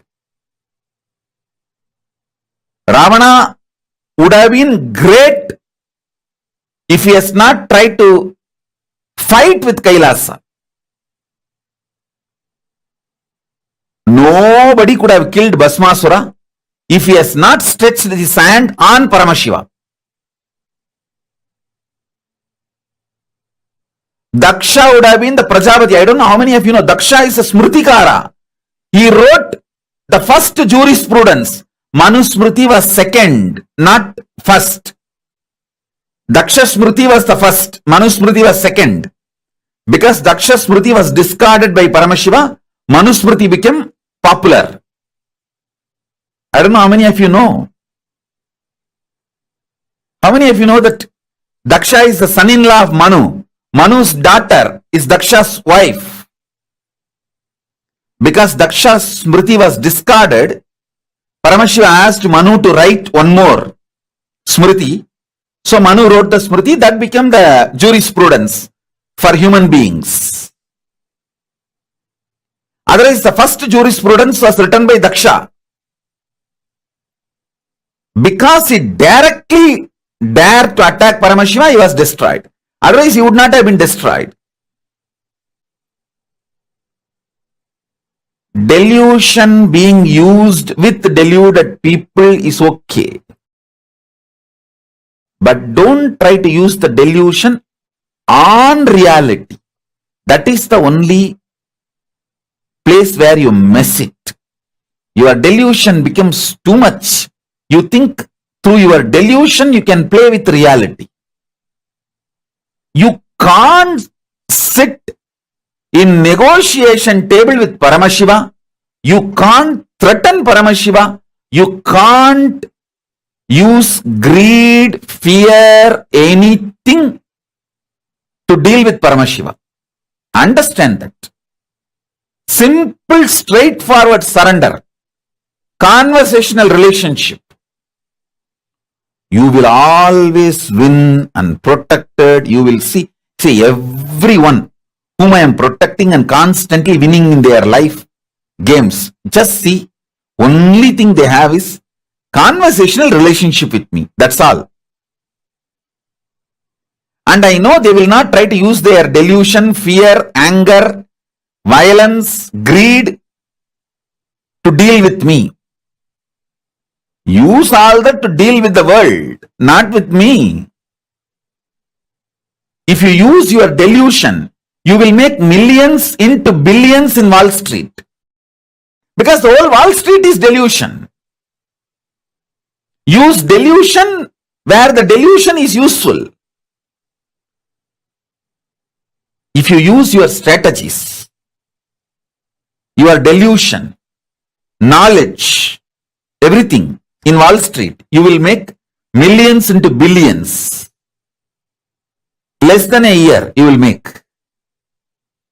But if you use your delusions, your knowledge on Kailasa or on Paramashiva, you will lose everything.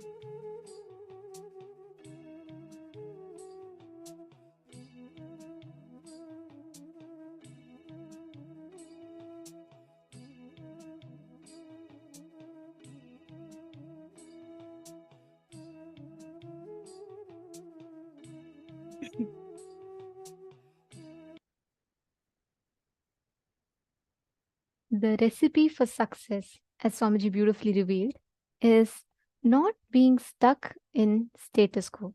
Every time that we get stuck with status quo, you literally manifest the experience of being stuck, and you constantly repeat or create your past again and again and again into the future, where your default past becomes your default future. Your future defaults into the past. Can I request each of you here to post what you understood from morning till now in all the sessions what Swamiji revealed? What was a click that each of you had? Ma Guru Prasadini, Sri Guru Prasadini is posting. Amazing. Okay.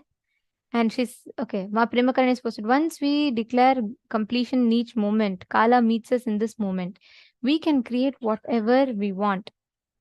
The past and the future cannot come into this moment. The past can only affect us if we allow it. Very beautiful. See, this is a very beautiful story, right? If whatever moment you, as long as you clutch to the past, you hold on to the past. The moment you declare, you get redundant from the past. The past leaves you. Nobody can judge you by the past. Nobody will be able to remember your past. People will suddenly remember you completely as a different personality altogether. The past holds power towards you only as long as you hold power towards the past. As long as you give the power towards the past, you are giving that the ability to dictate, rule, command, and create the future and create your destiny or your reality. Breaking free from past and creating your future as a completely new reality is exactly what is completion. And that is what Swamiji has very beautifully gifted us in this. See, the consciousness resides in us as Angushta Matra Purusha, which is what Swamiji beautifully explained as Atma Rama. Whether you call it as Atma Rama or Atma Linga or anything, the consciousness resides inside your inner space as the size of your thumb. That's all it's a consciousness. The size of your thumb consciousness resides inside of you. And that governs all the happenings in your life. But unfortunately, instead of relating with that consciousness in us, what we start doing is we start giving power to our patterns. We start thinking, oh God, this pattern is so powerful. I can't do anything. This is how it is. I am too lazy and this is what is my life. And even I can't do anything about it. I've been trying to break this pattern. And you will keep putting yourself into that vicious cycle. How many of you are understanding this? How many of you are catching this? Robert Smith Aya, Nithyanandam, Akash Aya, and Julie Wong, Lev Aya, and Yanglin, Srinitya Paratva Aya, Nithyanandam. You're doing the Chinese translation? Paratva Aya? Okay, Keaton Gebyard, Nithyanandam. Nice to see you're listening. Zach Medaya. Great. See, if you just understand this one truth, right? If you just catch this one truth, the way you see life will completely change. You will not anymore have the same perspective of life that you might. Your perspective of life will change completely. There are multiple beautiful different ways in which you can change, but one of the most powerful way is this. The moment you declare what your past is does not matter. What your thought current is, what is your present, how you are consciously planting your future, that is what matters. Every time, all our pain, pleasure, everything, we start defining it based on our associated moments of the past. The moment you experience completion, a shift in this, you will have a beautiful shift. There's a story of a great saint called Arunagirinathar. Okay, it's a very beautiful story. His story goes that from his young age, he has no inclination towards being practicing completion, devotion, nothing. He's an absolute carefree guy, and he just goes on. And his whole life, all he does is drinking and womanizing. His whole life he spends in this, and he's so addicted. He's so caught with this. His only relationship on planet Earth was his sister. And the whole incident happened such that every time he had a wealthy sister, and he used to take, who used to work hard and she was earning money, he used to take the money from her and he used to go and womanize. It went to such an extent that he caught leprosy, and people started hating him. People started feeling disgusting to come next to him, and nobody wants to come with him. And he gets so this thing, so he's trying to go, and then he uses his sister's money, and the sister says, look, I have no more money to give you, and all my money is over. You have spent them all, and even if this is not able to fulfill you, his sister happens to be a great devotee of Paramashiva. So she tells that even if this cannot fulfill you, all my money is over. You can only take me. If you want, take me. That one statement shakes Arunagirinathar. It just completely shakes him. He's like, oh my God, what a life have I lived. I have come to an extent such that my own sister is talking to me like this. Have I become so this thing? It hits him so deeply. He realizes what disgusting life he has lived. So he decides, I am no more worth living for all that I have done. There is no prayaschitta, means I cannot do any atonement for whatever I have done. I have lived a very, very, very wrong life, and there is nothing more that can be done. And he's so this thing, and he decides he goes to the Tiruvannamalai temple, the very birth town where Swamiji was born. He goes to Tiruvannamalai, and he goes there. He prays to he just connects to Subramanya, and he tells, listen, I have done too many sins in my life. I am not worth living at all. Like, there is no way I can do any damage repair for what I have done. So the only thing I can do is I can just give up my life. So he says, oh Muruga, he just calls out Subramanya. He just tells, Muruga, I am jumping, I'm giving up my life. Like that. He tells, and from the temple tower, he jumps. First he goes, he bangs his head on the wall and everything. He finishes, then he goes to the temple tower. He climbs up the wall, and then he's about to jump. And the moment he jumps, he closes his eyes and he jumps. Suddenly he feels like someone came and caught hold of him. He's shocked. He opens his eyes and he sees it is Subramanya who is standing there, Bhagavān himself. Throughout his whole life, not one day he's worshipped. Throughout his whole life, he's not done any one good deed which could give him even some punya to consider. But he's shocked to see that suddenly Subramanya is coming and saving him. And he says, he asks, oh Muruga, what have I done in my life that you are coming down to save me? What have I done? I have not done anything good in my life. Why are you coming down to save me? Subramanya very beautifully tells him, see, just like how when you go to a tree, like there are a lot of birds in a tree, even once you clap, one sound you make, all the birds in the tree will fly away, right? Same way, Subramanya tells, just once before you jumped, you called out my name. All the sins of your past flew away. Tell me, this moment, are you ready to live enlightenment? Are you ready to live this? That's all matters. Then Arunagirinathar completely surrenders. He tells, I have realized, and I don't want that life itself anymore, Subramanya. What you have done to me is he's so enamored by that love. He tells, let my whole life be dedicated to you. That one moment of his decision, almost 30 years of womanizing, drinking, and whatnot, you would now you would call that kind of a person as a criminal. What life he's lived. One moment, just once, he calls out the name of the divine with his, from his heartfelt realization. He realizes what he's done and he calls out to the divine. Subramanya himself manifests physically and holds him from dying. From that moment onwards, today, Hundreds of temples are dedicated to this enlightened being, Arunagirinathar. He has composed so many songs on Subramanya. He's performed so many miracles. Nobody remembers him from his past. The whole world tells his story to show how great he is.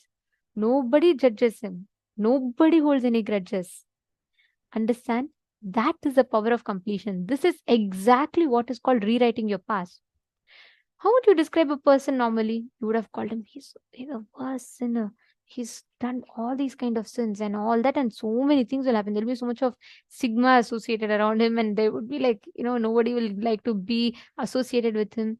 But today, see, to this great being, to this man who was once a womanizer, hundreds of temples are built and worshipped. Why?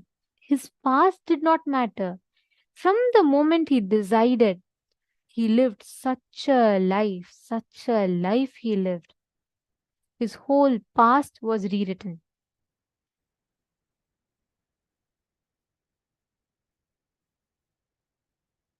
Ethan is saying, such a beautiful story, almost brought me to tears. Understand, actually, this exact story that we heard, we all have that possibility in our life. We are not bound just because of something that happened in the past. You are not bound to recreate that same future as your reality. But what do we do if it were us? Okay, you don't even need to go to the extent of what he did. Even if you lost something, one financial loss or one relationship breakup, what do? We say all our life, we say, God, I couldn't even maintain one relationship. What am I going to get? Okay, next relationship also, this woman is going to cheat me, or this man is going to run away from me. We create this as our reality. And we are so okay to have struggles, incompletions, project your future based on your past, and put ourselves into that vicious cycle. Our forum is saying, wow, this is so subtle and powerful insight from Bhagavān. And the story gave me powerful cognition, so I don't need to feel guilty for my past deeds. Ma Nithyananda Jnana Yogini. Yes, ma, understand, guilt is the original sin. Even you doing mistakes is next. If you're feeling guilty about your mistake and sitting, that is the biggest crime than doing the action itself. Understand, guilt is nothing but looking at the past with updated intelligence. If you just learn and move on, it is different. But guilt is a very, very cunning trap that our mind lays for us to never move forward. Imagine, does your guilt help you actually evolve? Okay, let's say, for example, you stole money. Okay, 10 rupees, 20 rupees you would have stolen from something. If you really feel guilty, which is when I say guilty, I mean if you realize what you did is wrong, if you identify what thought current made you pick that money, complete with it, and realign and decide you will not do it again. That helps you evolve. That is not wrong. But the mind lays a very cunning trap. It will say, oh God, look, I have stolen the 20 rupees. God, I know I will never be able to stop this. Actually, it's a very cunning way. Your mind strengthens your pattern to repeat the same thing over and over and over and over again. This story is a pure example of how the moment you decide, right now, your whole past can be burnt. Ma Priyatma Surupini. Even for you to manifest, like you're saying, right? You had told before in the previous Paramashivams that you want to be part of KAILASA. There's so many things. Understand, your husband is not responsible for the future you're manifesting. Your own decision is responsible for it. One side of you is so intense, so strongly connected to Swamiji and wants to be a part. But there is one more side of you which is afraid of taking responsibility. If you just break free from that, like how Arunagirinathar, how he manifested a life. Today, everyone sings his glory. Like, can you imagine? We are giving him as an example for so many people. Why? If it was normally another person, if not Subramanya had not saved him, people would have killed him with guilt. Guilt is the original sin that we all commit. It puts us in status quo and never lets you grow, nor lets you evolve, nor lets you drop, nor lets you move on. It doesn't allow you to do anything. That is the main problem with guilt. So never ever be stuck with guilt. If any of you have guilt, understand Your past does not matter. What matters is what is the exact reality you are creating in front of you.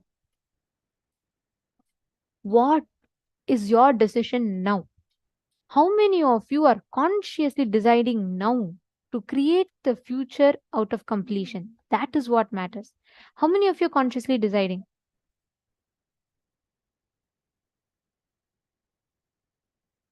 Can I request each of you to post? How many of you are making the decision now? How many of you consciously want to declare?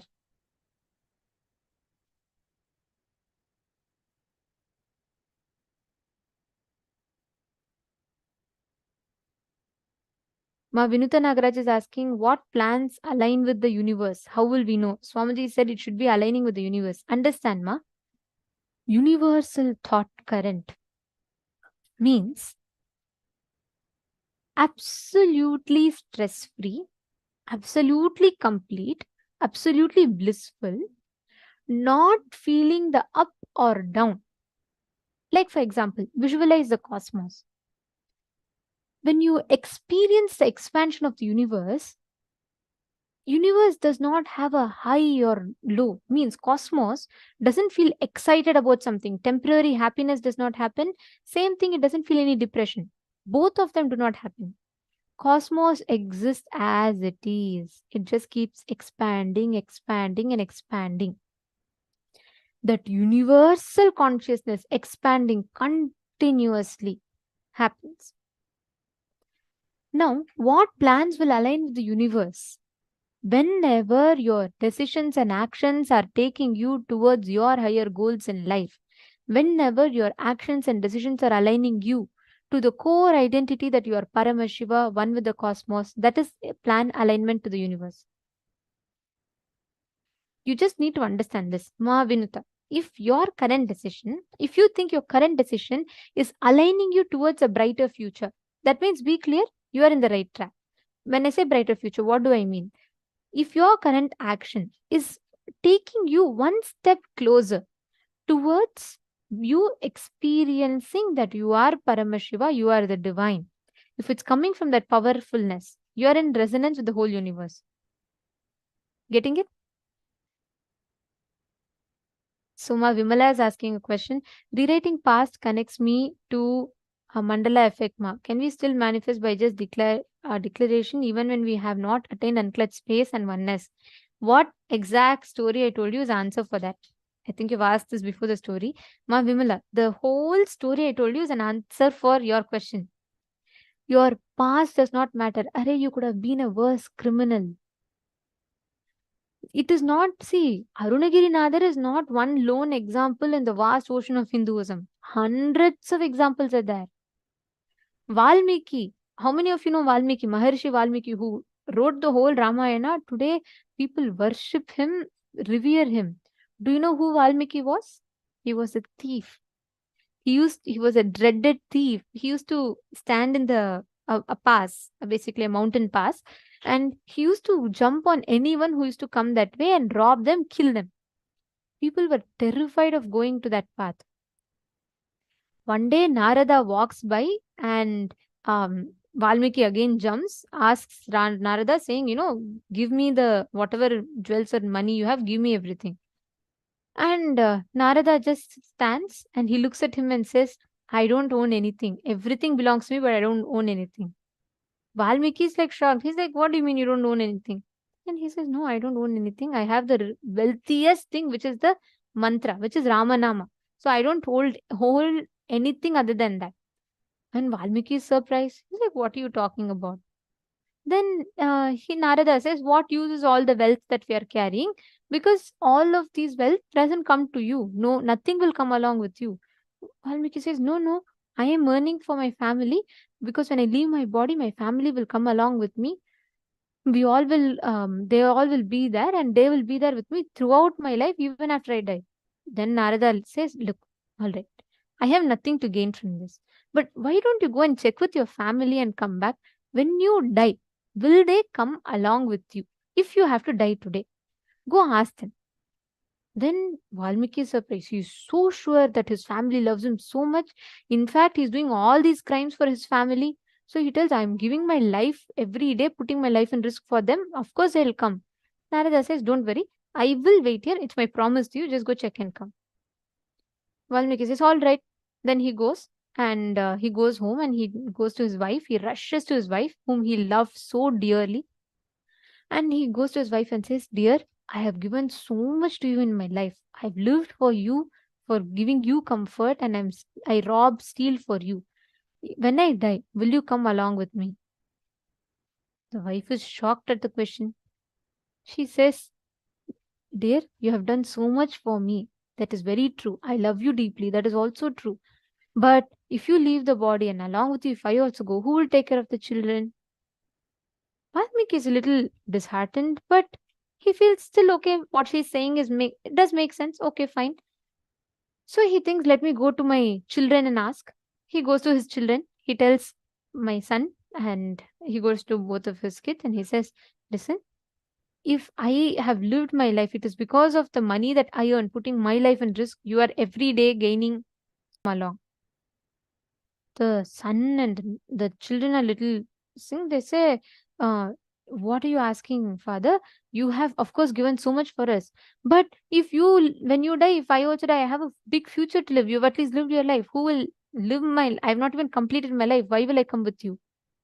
Valmiki is heartbroken. He's like, what? My own kids, whom I give my life for, they didn't come. Next, he goes to his parents. They are at least old. They have completed their life fully. So he goes to his parents and says, parents, ma and father, if I leave my body, will you both come along? Both the parents look at him and say, no, why will we come along now? Anyways, we are going to die soon. At least let us enjoy the few days we have. Let us enjoy peacefully. Don't ask us this question. Valmiki is in tears. He is broken and shattered. He realized his whole life was a lie. He has been killing, he's been murdering people, he's been robbing, looting wealth, he's been doing so much for his family, and he thinks they're not going to come with him along when they leave the body. He's dejected. He goes back to Narada. Narada says, look, your past does not matter. Nothing is going to come with you other than the inner consciousness that you carry. That moment, Valmiki realizes, falls at the feet of Narada, and he tells, whatever is the greatest thing, teach me. Narada beautifully tells, I only know one word, which is the greatest thing. He says, Taraka Mantra. That is the greatest word. I'll tell you that.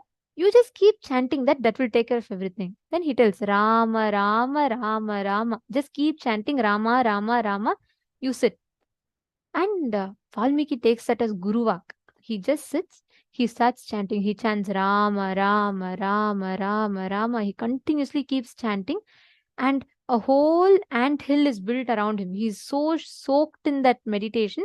The whole anthill builds around him, and Rama himself comes, gives him enlightenment. And not just that, he gives him the Divya Drishti to write the whole Ramayana, which the whole Hindus, the whole world celebrates as one of the best scriptures. Ramayana is written by Valmiki. Who remembers Valmiki as a thief? Who remembers Valmiki's past? Even for even the Hindus, very rarely people know his exact story. People only know him as a great Maharishi. Your past does not matter. You can be a worst sinner. You can be whatever you have done. What matters is what is the decision you are making now? If your decision now is to create the future as you want consciously, you will manifest that as reality. If your decision is to let me just be stuck in this, I'm going to be manifesting some inauspicious future, you will be stuck in that. This is the reality of life. I see so many messages.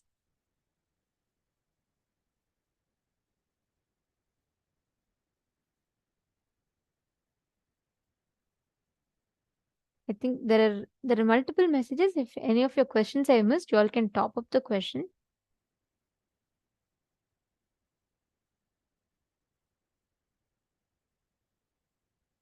Ma Carmen Maris, how to free yourself from the past? Decision. Two things. Decide to drop your past. Second, decide to complete the past. Complete it. Completion from the space. See, what does completion mean, inside you, there should not be some 10 voices that are saying, hey, how can you do it? You can't do it. This is not for you. That whole rut should not happen in your inner space. That is completion. If you are making any decision which is completely conflict free, then be clear you're rid of your past.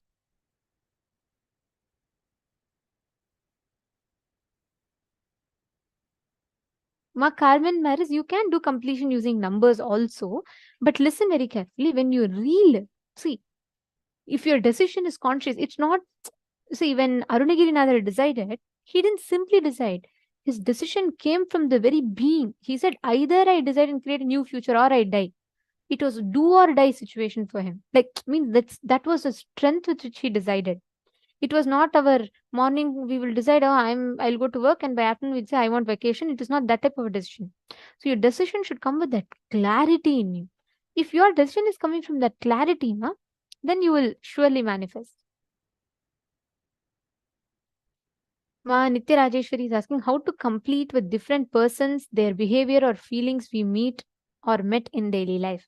Actually, I'll give you a short answer, but a whole day dedicated for this will happen day after tomorrow. So you attend that day also, so you understand deeper understanding of it, ma.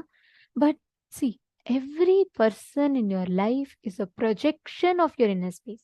It is because you project them that way they manifest like that in your life. How you project them, how you create your reality, that's how people manifest. So if you change the way, like for example, let's say I'm going in front of the mirror, and if I go in front of the mirror and if I show the bangle, I am going to see bangle only in the mirror, right? If I show the bangle in front of the camera, I'm only going to see a bangle. I can't expect camera to show me a diamond ring, correct? I can't expect mirror to show me a diamond ring. If you carry wound, pain inside you, when you go to life, you carry that same wound or pain in the life also. Life will project that exact same thing. Understanding?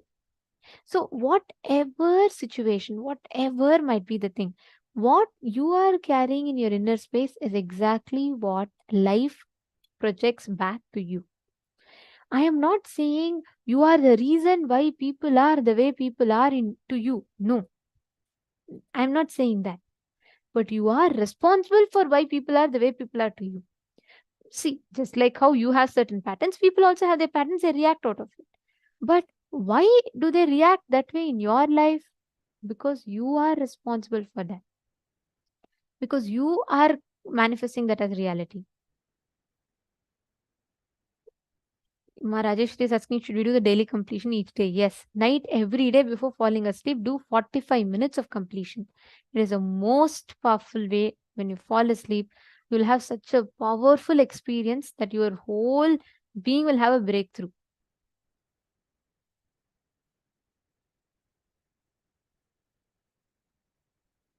Okay. So hope all of your questions are answered. Any other questions?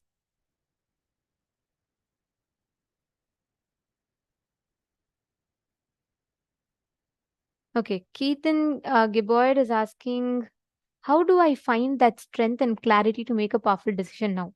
I want to make the decision with my entire being. Should I go to the extent of giving up my life? I'll tell you one thing, Keaton. See, that action right now, let's say you also go and stand in the same temple tower, exact same way that Arunagirinatha jumped. Even if you jump, it will not happen because the decision should come from a conscious space. It doesn't need you to go to that extent. For each person, it is different. How it should come is from your consciousness, which means if there are no conflicts inside you when you make the decision, somewhere in you, it should not tell, are you sure it will happen? Like, I have done too much. Okay, Arunagirinatha and all is a story. But how about for me? If these kind of conflicting thought currents happen in you, that means it's not a conscious decision. When your urge becomes urgent, when your want becomes need, you will manifest it. Right now, it's a choice, right? Like right now, for you, enlightenment could be a choice. It's part of your laundry list, right? Like you will be like, okay, let me do this, and then enlightenment also. Instead of that, you should decide, I want enlightenment now. If that decision is so strong in you, you will manifest it immediately. That decision coming is what is the whole play for. Whoever decides that conscious decision, if you see the life of Buddha, right? Buddha goes to such deep depression. See, when I say depression, of course, the depression of human beings is different. The depression of enlightened masters are different. For them, it is so intense. Their whole being goes through that so deeply. He went into such a deep thing because his body becomes weak. He's he's just like bone and skin. There is no strength, nothing whatsoever, and his whole thing is just falling apart and dying. He decides, if I'm not getting enlightenment, then let me just give up my body. His decision came from such a clarity and strength. That moment he got enlightened. But right now, if any of us decide saying, oh, Buddha decided, let me also sit in depression, you will be sitting in depression for 20 years also. It's not about action. It is nothing to do with the action. If Keetanaya, if you decide now, and if you sit, the next moment, if you're just picking up a glass, that glass of water will give you enlightenment. You don't need something external, you understand? You don't need anything from outside to tell you that. You just need to be. You just need to experience that completion in you. Understanding? Can I request each of you to post what you all understood in the chat? A few minutes. I request every one of you to type out your conscious declaration. After that, sit and consciously complete. Take a few minutes. Come on. Every one of you type. Just 2-3 minutes.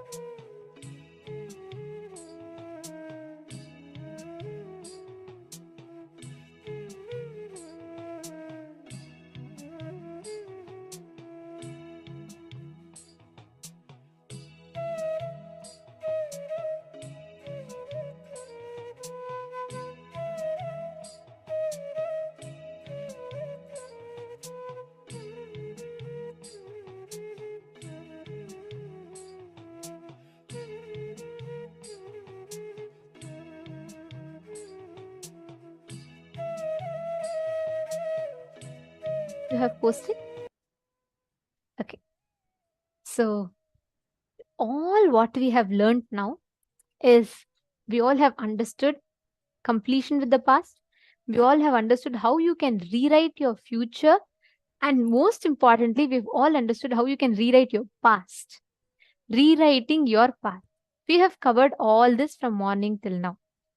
Okay. Now, we are going to be entering into a very, very important session. We're all going to be doing the past life regression process. Nithyanandam, dear participants, can I please request all of you to settle down? And all those that are viewing us on YouTube live right now, we will be ending the live stream as the past life regression is an exclusive session only on Zoom. So all of you, for whoever wants to join, please do sign up at paramashivoham.org and please join our live session happening. And we request all of you to sign up at paramashivam.org and you can join the live session and experience the past life regression process. This is a very, very powerful process which will help you complete with your past. It will help you break free from your past. In this session, you're going to go through the past life regression, which means you will be reliving. You will be going back to your past life, not just this birth, even in your past birth, how you were. My Vinita Nagaraj, no, you should not. Don't do it when you're driving. Please do not do it. You all need to know it's a powerful process. You're literally going to leave your body and go to the past life and come back. So it should not be taken lightly. You should have a proper time space for it, ma. So you can actually have like the best experience.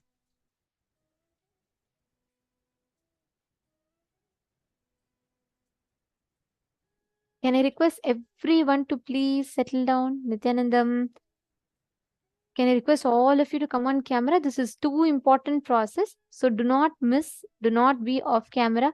I request everyone to be on camera for this process.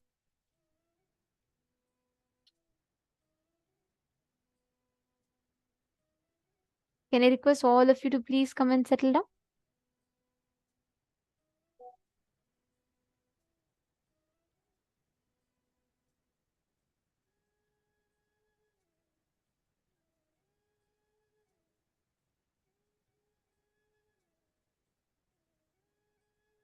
Can I request everyone to please settle down? I'm waiting. I'm going to give you all time to settle down. If any of you want to run to restroom, quickly go and come back.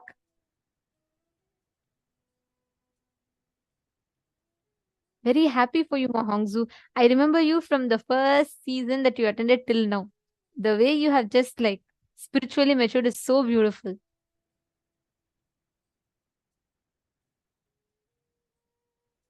Thank you, Ma'am Mary Claire. Very nice. Okay. Can I request every one of you to please settle down? This is a very, very important session. In this session, all of you are going to be reliving, going back to your past, having the experience of your past.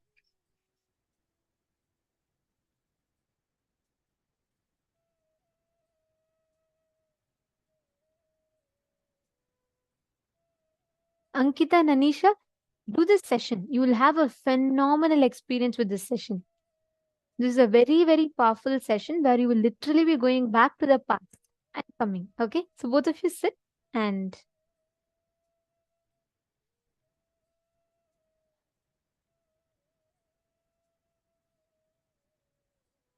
can I request everyone to please come on camera, please?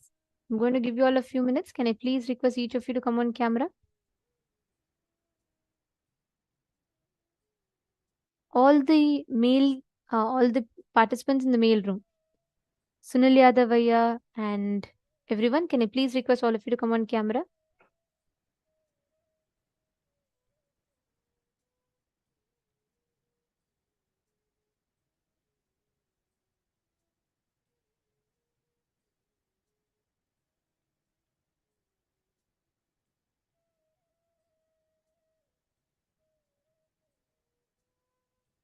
Ethan, I have very nice to see your sincerity, your participation. Actually, in the male side, there are quite a few of you who are very, very sincere. Have been noticing that you all sit through the day. If you can take a break or something, sit in a comfortable place. I don't think you should be doing that. You should sit in a comfortable place. I know you're very interested and sincere, but sit in a comfortable place where you can do that. So Keaton Boyd, if you could maybe like take a proper break or maybe go to a comfortable place where you can, because for this process, you will be lying down. For this particular process, all of you will be lying down. So I request every one of you to make sure you're having that kind of a place. Kirtanaya, I just want to make sure you don't miss out this experience. So I suggest that you maybe could, if you could go to a different place, you'll have a better experience of the process. Fabio Bruno, yeah, you should, I know it's late night for you. It is quite late in the night, but you should make sure you're not falling asleep. Last time you missed the process.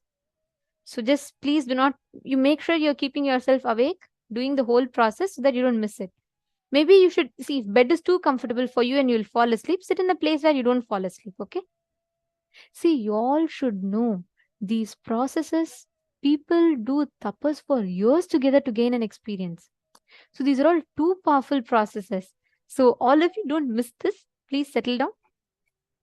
Okay, so I'll explain to you all what we're going to be doing now. We're going to be first understanding about past life regression. We will be watching a video, listening to Swamiji revealing about the process.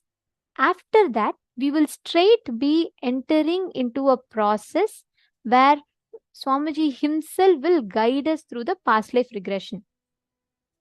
So we request every one of you to sit and attend both. So first we will be listening to it, but after that Swamiji will announce for you all to lie down. At that time you will have to lie down. Are you all clear? Could you all please put yes in the chat if you all understood?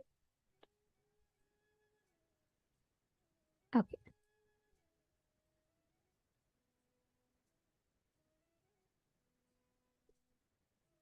Yes, I see all of you are ready in male side. Come on, female bodies, all the participants, the female participants, can I request all of you also to please settle down?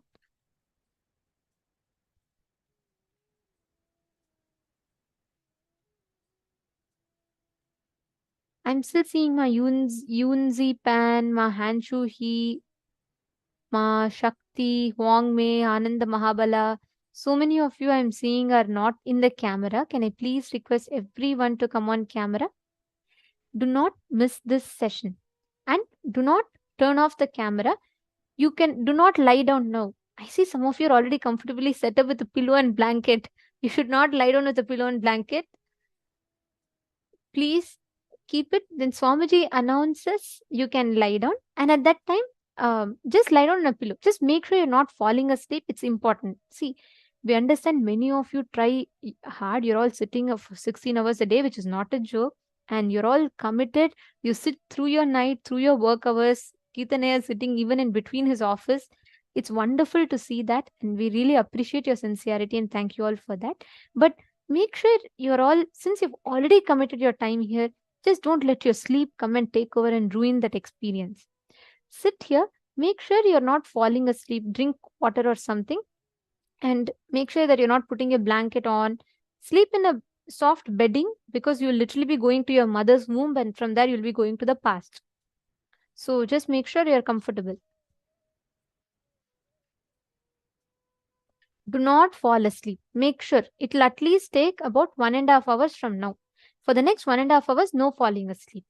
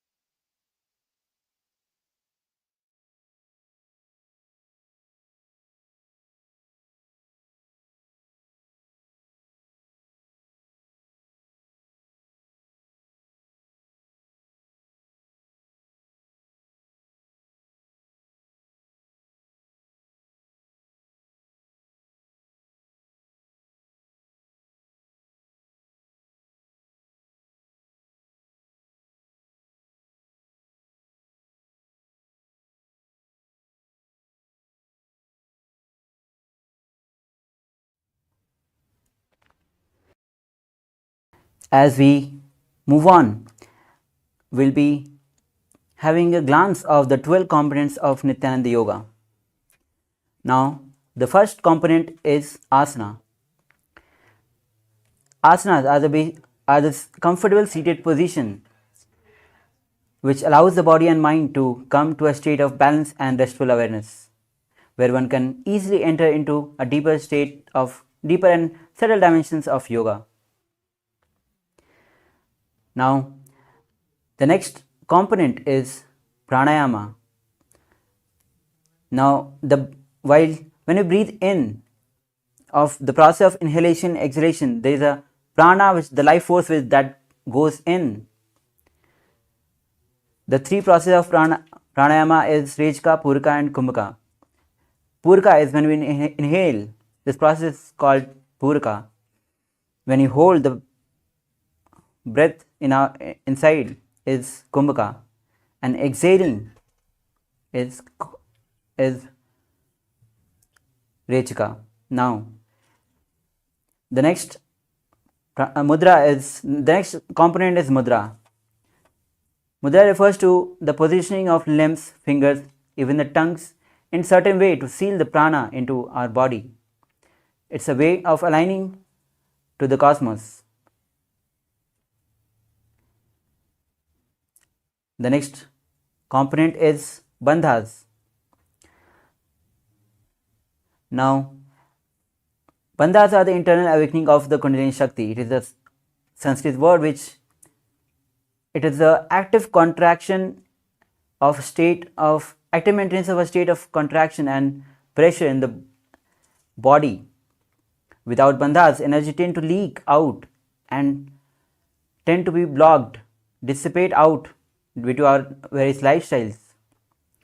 Now, bandhas act as a bridge between the disconnected areas of the energy circuits. This is the reason while pumping and realigning of the prana, the vital life energy and the Kundalini Shakti brings tremendous healing and balance to the physical and emotional and neurological system. The next component is Karna. Now, in Natya Shastra, describes the movements of hands, feet as a karna as a sacred dance. Performing karna puts you in a state of high awareness of your body, engaging multiple body parts at the same time. The next component is visualization. In the science of yoga, context and intentions are everything. Why we bend our body matters. For whatever intention we move the body, that experience will be delivered to us. That's why in KAILASA's Nithyananda Yoga, we maintain the space of yoga as a ritual, as a direct connection between Paramashiva and us. The next component is japa, the internal chanting of mantra with the visualization of it rotating around the throat in a circular way, allowing the yogi to feel the mild vibration of that mantra. While chanting, we wear an energized Rudraksha bead exactly on the Vishuddhi chakra in the hollow of the throat. This is the place where air is getting converted into sound. If you maintain energized Rudraksha, constantly every word coming out will have the quote of that mantra. Now, the next component is chanting. Now, mantra is a Sanskrit word that describes a sacred utterance of sound, a syllable, even a single word or a group of words. Mantra has a spiritual power with need to be initiated into mantra. Here, in every disciple of the supreme point of Hinduism gets initiated into Mahavakya. Now, the next component is weights. To intensify the practice of Dviti Vinyasa Krama, weights are implemented. Now, the next component is mandalas. As you can see behind, as a Sri Yantra behind, which now yantras are the diagram which is a deity into which a deity can be invited by living corresponding mantra. Mantras represents the cosmos, and the human body is analogous to the cosmos. Now, the next component is abharna. Now, the sacred jewelry, Rudraksha Mala of we wear is a abharna. It's a traditional abharna worn by the given by the Paramashiva, and while performing the Dutiya Vinyasa Krama, the manifestation of basically the Rudraksha came from the teardrops of Paramashiva. Now the next component is Aushadha. Now we'll be using 3 Aushadhas, Bhasma, which we'll be applying on the 16 places, Kumkum on the third eye, and turmeric on the temples. Now, as we have completed the 12 components, now we'll be starting our sequence of 308 asana sequence. So now as we get started, the first asana is Sukhasana. As we sit in a cross-legged position with head and spine in a straight line, bring both the hands in index finger and thumb finger together, place it on the respective knees. Visualize Lord Shiva in your space. Visualize the first pranayama will be starting is Samana Kumaka pranayama. Where you inhale, visualize heat and flame rising up along the spine towards the navel center. Engage all the 3 bandhas as the japa is Soham.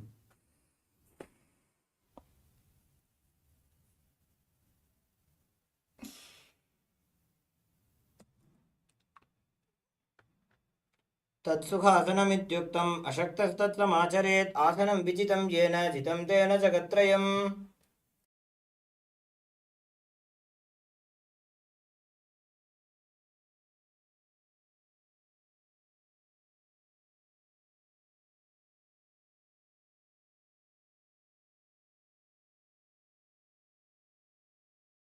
Bring the legs in Padmasana. Both the hands in Namaskar Mudra in front of heart center and raise it above the head. Visualize Lord Mount Kailas in your inner space as you engage all the 3 bandhas. अथ पक्षे महादेव पर्वतासन मंगलम यत्कृत्वा स्थिररूपी स्याच्चक्रादिविलोपनम्. Now relax. Now the next asana is, as we move the Panchpadma aside, take few minutes, and the next asana is Haripavasana. Now bring soles of the feet together at front. Interlace a finger at the back. Bring your forehead on the ground behind the heels as you gaze to the nose. Engage all the 3 bandhas. Visualize Swamiji in your inner space. पूर्व विधियाहु में जानो उभय भगतली संपुट ठानो पिष्टपछे दो बो करल्यावो दक्षिण कर सो balm गहावो. Inhale, rise up. The next asana is Nagipasana, as you sit with the same position as soles of the feet together, extended forward, cup both the hands forward and place it on the ground. Bring the forehead on the ground behind the heels. Visualize snake in your space as you engage all the 3 bandhas. पूर्व विधि पर आगाने नीचो हो we कहूं निफना से लगाजी हाथ आगाने धरती लगावे पसारी दो वो हाथ की अंजुली करे. Inhale. The next asana is Kokilasana, as you bring both the legs, touch the big toe of both the legs in Prana Mudra and raise the legs above and cross it in Padmasana, elbows on the ground as you lean forward. Visualize bird in your space as you engage Mahamudra Bandha. अथान्यदासनं वक्ष्ये येन सिद्धो भवे नरः अकस्मात् वाजि संचारं कोकिलाख्यासनेन च. Inhale. Next asana is Nithyananda, as you place one ankle on the top of the opposite knee. Hold the opposite elbows. Engage all the 3 bandhas. Gaze to the nose. Visualize Swamiji in your space as you rotate the arms in a circle clockwise and anti-clockwise direction. घोड़ा बामा पालकी आशमा हिली सोज दच चरण को बार लोता परिगुल्फ समोज. Now the next asana is Gajasana. As you place both the hands on the ground, lift the hips high. Bring the feet closer. Now scoop the head forward and down in Gajasana as you visualize elephant in your inner space. निब्जं पादाग्रे भूमौ कृत्वा लम्बी भूया मस्तकाग्रे निधाय. Now the next asana is Rakshasana. As you, from the Gajasana position, lift the right heel up and left heel pressed on the ground as you switch the position of the legs and heels alternatively. Visualize Bia in your space as you perform Mool Bandha and Udyan Bandha. Visualize Swamiji in your inner space. एकैकं पादमाकुञ्च गजासनं कुर्यात् वृक्षासनं भवति. Inhale, rise up, stand tall on the big toes. The next asana is Vaisyasana as we bring both the hands, index, middle and ring finger at the heart center. Now perform Mool Bandha and Udyan Bandha as you visualize Swamiji in your inner space. केशेन पादयुगलं बद्ध्वा तिष्ठेत अधोमुखः अथवा ईशावक्षे यत्कृत्वा सत्यवान् भवेत्. Now lower the heels down. Now bring the legs in Aramandi, which is heels together, toes wide apart at 45-degree. Bend the knees. Now bring both the hands at the heart center, elbows parallel to the ground. Now we'll be simultaneously moving the legs and hand across the body on one side, then repeating on the other side, switching the position again and again on both the sides. This is Urdhva which involves the movement of fingers as well. Now relax. The next asana is Balalingasana. As we stand on the left leg, bring the right knee to the chest, hands in Sarva Shankari Mudra, interlaced inside out. Engage all the three bandhas as you visualize yourself caressing a baby. एकं जानुरसि आलिङ्ग्य स्थातव्यं बाललिङ्गनं भवति. The next asana is Padpinasana. As you bring the right leg at the back of the buttocks, holding it with both the hand, head and spine in a straight line. Engage all the three bandhas. Visualize Swamiji in your inner space. एकं जानुरसि आलिङ्ग्य स्थातव्यं बाललिङ्गनं भवति. The next asana is Natarajasana. As you hold the right feet with the right hand and pull it, kick and back, and leaning forward, left hand in Bindu Mudra. Visualize Lord Nataraja in your space as you perform engage Mool Bandha, and the japa is Soham.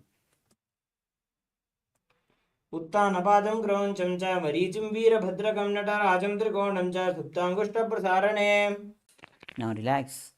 The next asana is Balalingasana. As we stand on the right leg, bring the left knee and hands, hold it with the interlaced hand in Sarva Shankari Mudra. Visualize you are catching a baby as you engage all the three bandhas. एकं जानुरसि आलिङ्ग्य स्थातव्यं बाललिङ्गनं भवति. The next asana is Padpitanasana. As you bring the left leg back of the buttocks, holding it with both the hands, head and spine in a straight line. Engage all the three bandhas as you visualize Swamiji in your inner space. स्थित्वा एकस्मिन् पादतले कराभ्यां वेष्टयेत्तनुम्. Now the next asana is Natarajasana. As you stand on the right leg, bring the left leg back, kick and pull. Leaning forward with right hand in Bindu Mudra. Visualize Lord Nataraja in your inner space. उत्तानपादं क्रौञ्चं च मरीचिं वीरभद्रकं नटराजं त्रिकोणं च सुप्ताङ्गुष्ठप्रसारणे. Now the next karna is Ardharichita karna. As you stand again in Aramandi. Now bring the right leg with toes tucked at back of the left leg. Heels up. Bring the left hand at the heart center. Swing the left hand like a pendulum on one side few times. Now change the position of the legs and hand. Swing the left hand like a pendulum on the other side.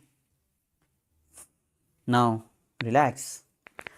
The next is skeleton dance. As you visualize yourself as pure bones and start shaking the whole body. Your legs and heads. Shake the body without any following any particular movement all across the mat. Now relax. Now as you bring your legs in Paramadi position, bring the hands at the back, palms facing backward. Now twist on one side with hip and hands opening and rotate on the other side and alternately switch the position on both the sides. This is Katicana Karna. Now relax. Now the next asana is Tadasana. As you stand tall again on the big toe, bring both the hands above the head, palms facing each other as you visualize palm tree in your space, engaging all the three bandhas. The japa is Shivoham. महामुद्राबद्ध कोनो ताड़ासन विभेदकान. Now lower the heels on the ground.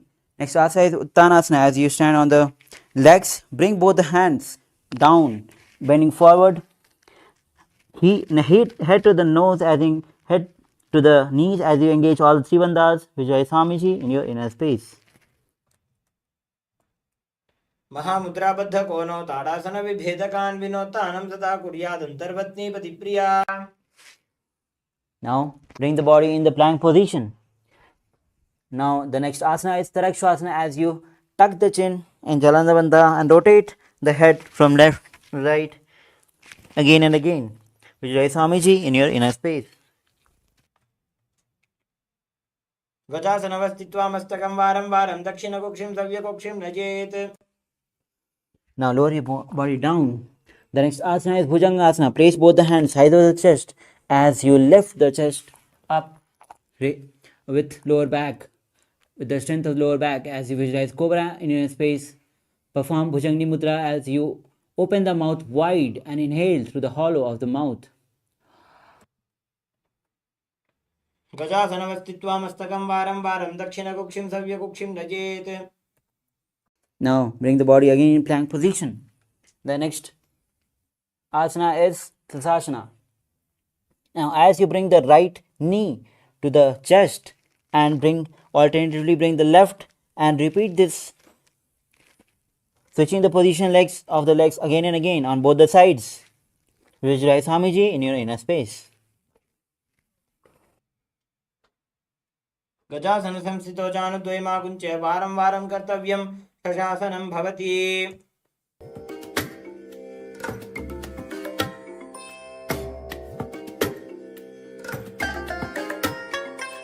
I bless you all.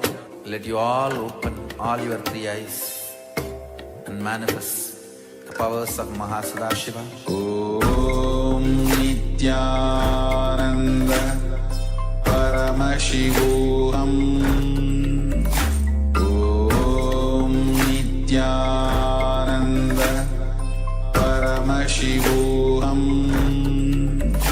Om Nithyananda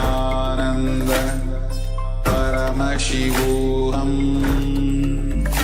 Om Nithyananda Paramashivoham. Om Nithyananda Paramashivoham. Om Nithyananda Paramashivoham. Om Nithyananda Paramashivoham. Om Nithyananda Paramashivoham. Om Nithyananda Paramashivoham. Om Nithyananda Paramashivoham. Om Nithyananda Paramashivoham. Om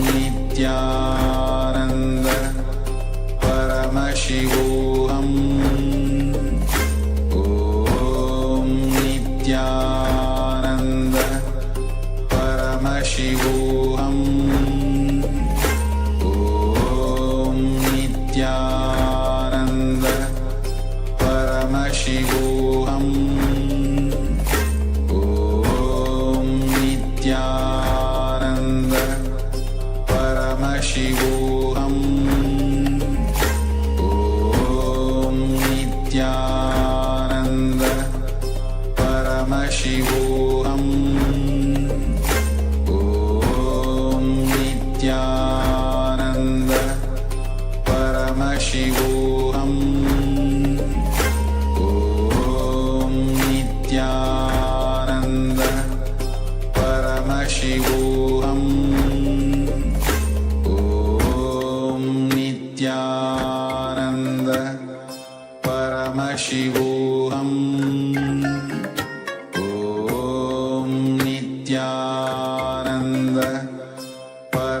Paramashivoham. Om Nithyananda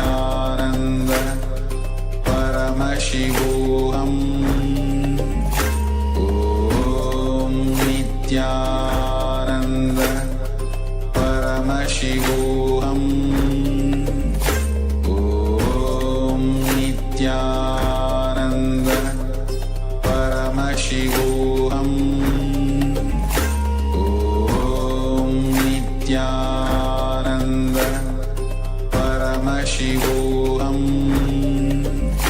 Om Nithyananda Paramashivoham.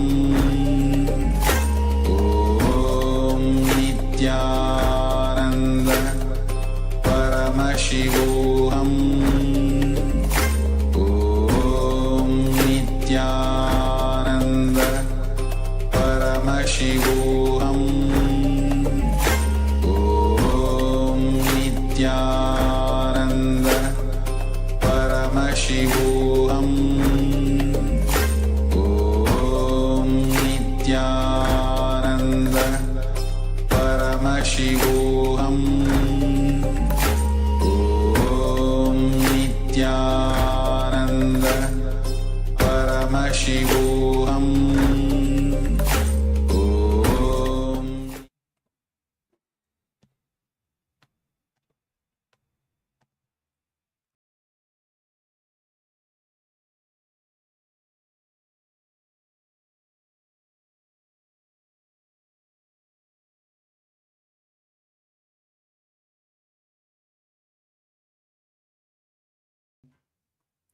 Now, as we bring the, sorry for the technical glitch, now we'll be continuing our sequence with the Rathasana.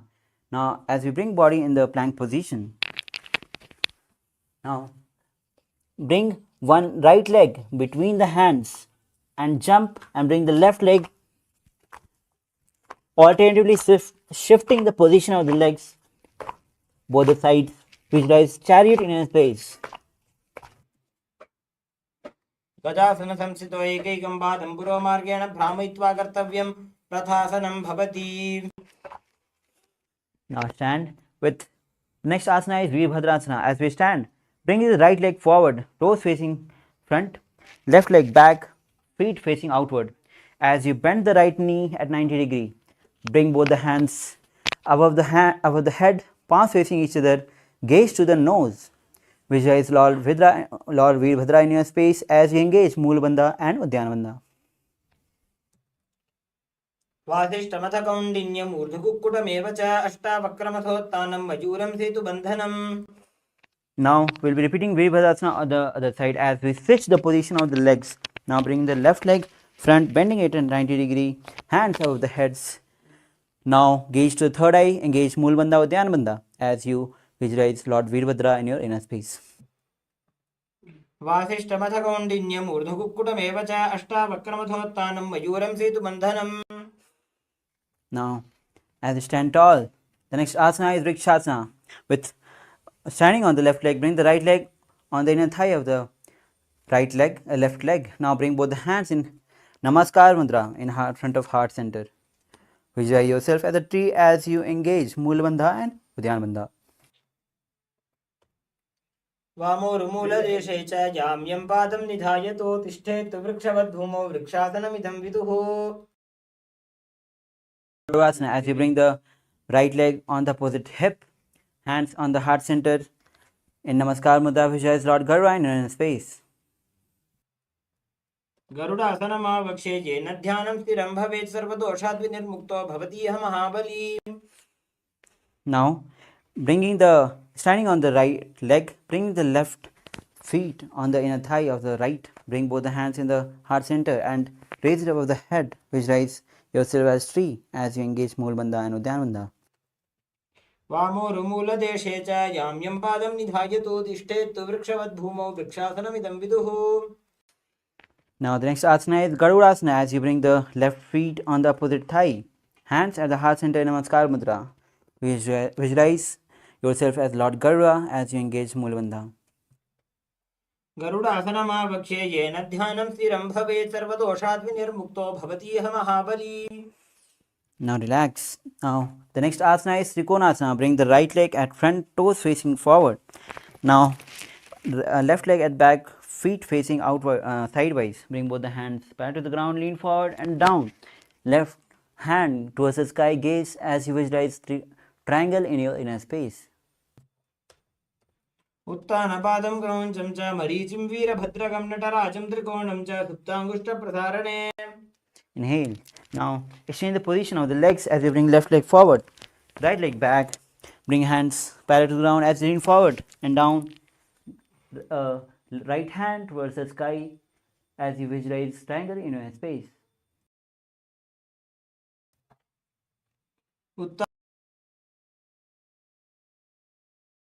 उत्तानपादं क्रौञ्चं च मरीचिं वीरभद्रकं नटराजं त्रिकोणं च सुप्ताङ्गुष्ठप्रसारणे. Inhale, rise up. The next karana is Nikutaka Karana. As you stand in Aramandi, heels together, toes out, feet out at 45 degree, knees bend. Now bring both the hands at the heart center, right knee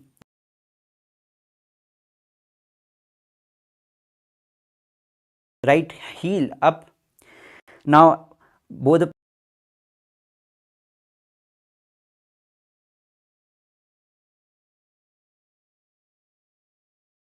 palms are facing each other, one up and down. Now switch the position of legs and hands simultaneously and repeating.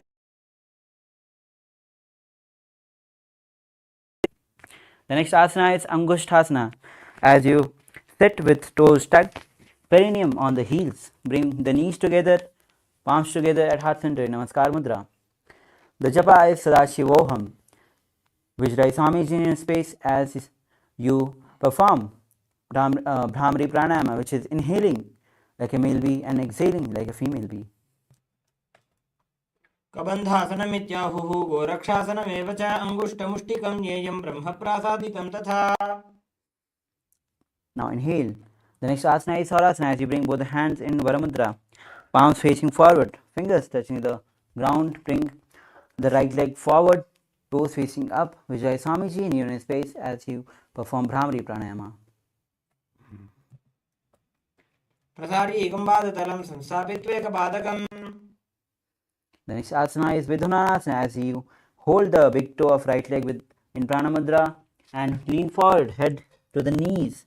Hold the opposite leg with the opposite ankles with the left hand. Visualize Swamiji in your inner space. उल्फस्थितो पादम् एकं प्रसार्य तत्पादाग्रं संस्पृश्य तत्करेण. Inhale. Now we'll be repeating Swarasana on the other side. Again, hands in Varamudra, palms facing forward. Bring the left leg forward, toes facing up. Visualize Swamiji in your space as you keep performing Bhramari Pranayama. प्रसार्य एकं पादतलं संस्थाप्यत्वेकपादकम्. Now the next asana is Vidhunasana. Hold the big toe of the left leg with the left hand as you lean forward, head to the knees, ankles, holding the ankles with the right hand. Now visualize Swamiji in your space. उल्फस्थितो पादम् एकं प्रसार्य तत्पादाग्रं संस्पृश्य तत्करेण. Inhale. Now the next asana is Brahmajurankus Asana as you keep little distance between the knees, back of the palms on the knees. Gaze to the ground as you perform Mula Bandha and Jalandhar Bandha. Visualize Swamiji in your inner space. दो गुफना पानी होए वैसे एड़ी दो गुदानी वैसे. Next asana is Kapilasana as you drop the knees on the ground wide apart. Now place both the hands on the respective knees. Engage Mula Bandha, Udyana Bandha. Gaze to the nose as you visualize Sage Kapila in your inner space. उभय पगतले समटहरावे तिनकी माहिली को और मिलावे. Now relax the bandhas. The next asana is Bhadra Gorakhasana. As you sit in the same position, shift the gaze to the third eye. Visualize Swamiji in your inner space. दो पगतले संबड़ करे कोरवाली भूपर इधरे. Now the next asana is Suryasana. Now with the soles of the feet together, knees apart, lift the knees off the ground. Bring both the hands together, knees, little finger and thumbs together, fingers wide apart. This is Padamudra. Raise it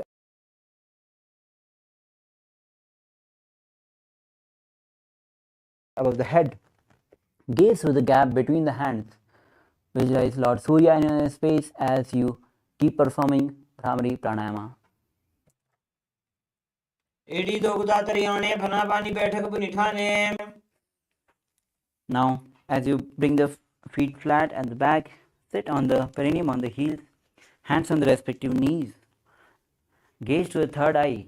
Now we'll be performing Manduki Mudra, which is rolling the tongue up at the roof of the mouth, visualizing catching the nectar of immortality dripping from the Sahasrara chakra. पादतलौ पृष्ठदेशे अंगुष्ठे द्वे च संस्पृशे जानुयुग्मं पुरस्कृत्य साधयेत् मण्डूकासनम्. The next asana is Uttana Mandukasana. As you, from the same seated position, bring both the hands at the back of holding the shoulders, gaze to the third eye, visualize frog in your space as you engage Moola Bandha, Uddiyana Bandha and perform Manduki Mudra. Mandukasana मध्यस्थं कुर्पराभ्यां धृतं शिरः.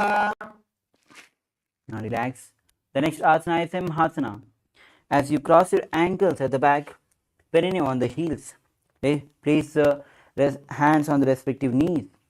Now gaze to the nose as you visualize lying in space. Now open the mouth wide and stick out the tongue and exhale forcibly.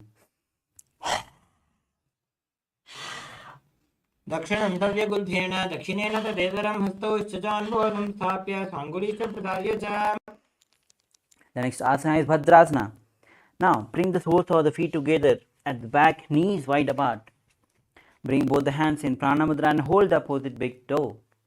Gaze to the nose as you visualize Swamiji in space. Engage Moola Bandha and Uddiyana Bandha. गुल्भौ च वृषणस्याधो व्युत्क्रमेण समाहितः पादाङ्गुष्टौ कराभ्यां च धृत्वा च पृष्ठदेशतः.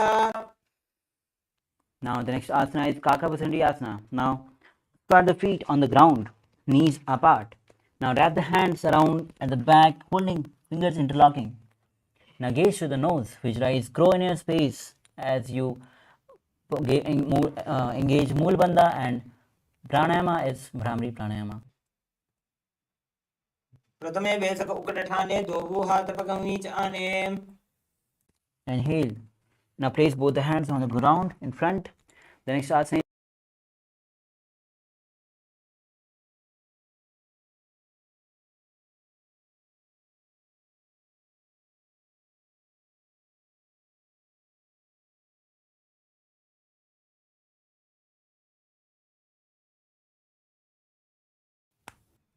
आसन को गुण आशी दुष्टा होई तो आची होई.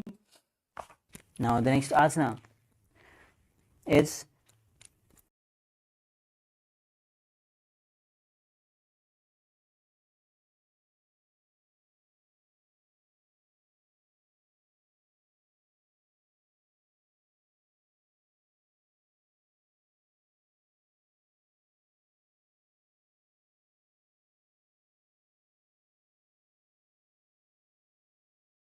ऊंचा को करे. lower your body down. The next asana is Parshvasana.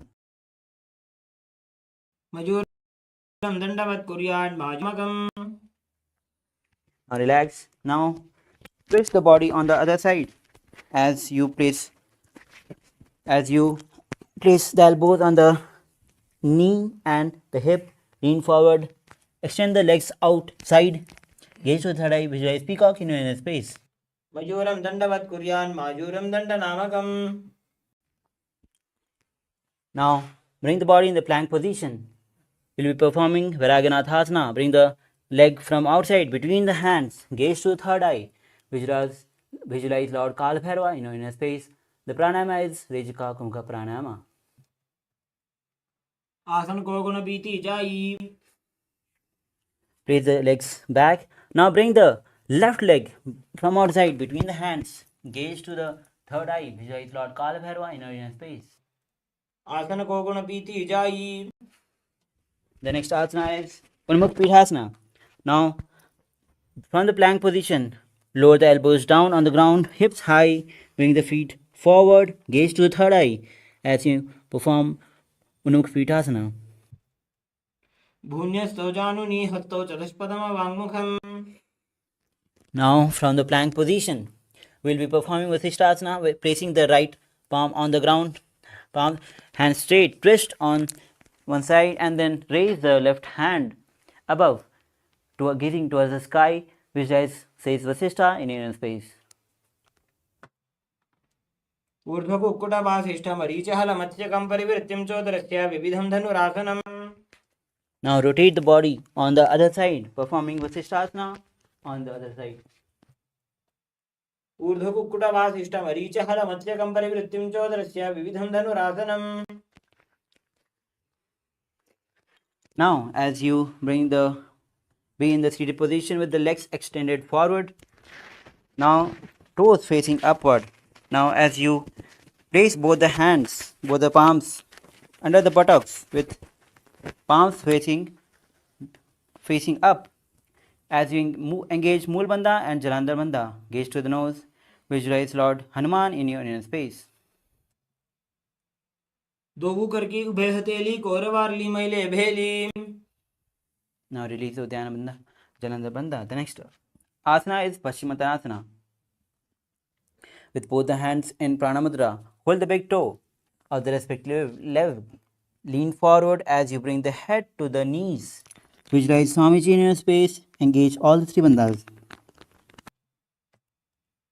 जानो परिललाटन्तो पश्चिमं ताण उच्यते येन केन प्रकारेण सुखं धार्यं च जायते. Inhale. Next asana is Ugrasana. As you interlace the fingers at the back, knees little apart. Now, as you lean forward, bring the head to the knees. Visualize Goddess Kali in your space. Engage all the three bandhas. स्वपानिभ्यां दृढं धृत्वा जानो परिशिरोऽन्यसेत्. Inhale. Rise up. The next asana is Marichi Asana. With both the legs extended forward, bring the right leg heel to the perineum, knees raised to the chest. Wrap the hands around as you lean forward, head to the knees. Visualize Sage Marichi in your inner space. उत्तानपादं क्रोञ्चं च मरीचिं वीरभद्रकं नटराजं त्रिकोणं च सुप्ताङ्गुष्ठप्रसारणे. Inhale, rise up. Now, the next asana is Mahamudrasana. Drop the raised knee to the ground. Gaze to the nose as you lean forward, head to the knees. Engage all the three bandhas, holding the left feet with both the hands. Visualize in your inner space. महामुद्रां प्रवक्ष्यामि तन्त्रेऽस्मिन् मम वल्लभे. Inhale, rise up now. Bring the right leg forward now. Left leg, heel to the perineum. Knee raised to the chest. Wrap the hands around. Interlace the fingers at the back. Visualize Sage Marichi Asana, Marichi in the inner space as you engage Mool Bandha. And the japa is Mahasadashivoham. उत्तानपादं क्रोञ्चं च मरीचिं वीरभद्रकं नटराजं त्रिकोणं च सुप्ताङ्गुष्ठप्रसारणे. Inhale. Now the next asana is Mahamudrasana. Drop the raised knee onto the ground. Lean forward as you bring the head to the knees, holding the foot with both the hands. Engage Mahamudra Bandha. महामुद्रां प्रवक्ष्यामि तन्त्रेऽस्मिन् मम वल्लभे. Inhale. Now the next asana is Bhadrasana 2. Now bring both soles of the feet together, heels close to the perineum. Interlock the finger, bring it and the toes. Now gaze to the third eye as you visualize Swamiji in your inner space. विल्भौतवृषणस्यातः सीवन्त्याः पार्श्वयोः क्षिपेत्. The next asana is Gwalipavasana. As you extend the legs forward. Now heels apart, toes together, bring both the hands on the respective knees. Engage Mool Bandha and Jalandhar Bandha as you visualize Swamiji in your inner space. Gaze to the nose. पूर्व चरपट चौक कक्ष्यो सोयी वाही विधियो कीजे सोयी. Release the Jalandhar Bandha. Now again sitting with soles of the feet together. Bring the feet closer, heels close to the perineum. Now as you hold the soles of the feet and place the elbows on the ground, head on the ground, visualize Yoni Mandala in your inner space. दोवू पकतली संपट करे एड़ी मेड़ के ढिंग धरे. Inhale, rise up.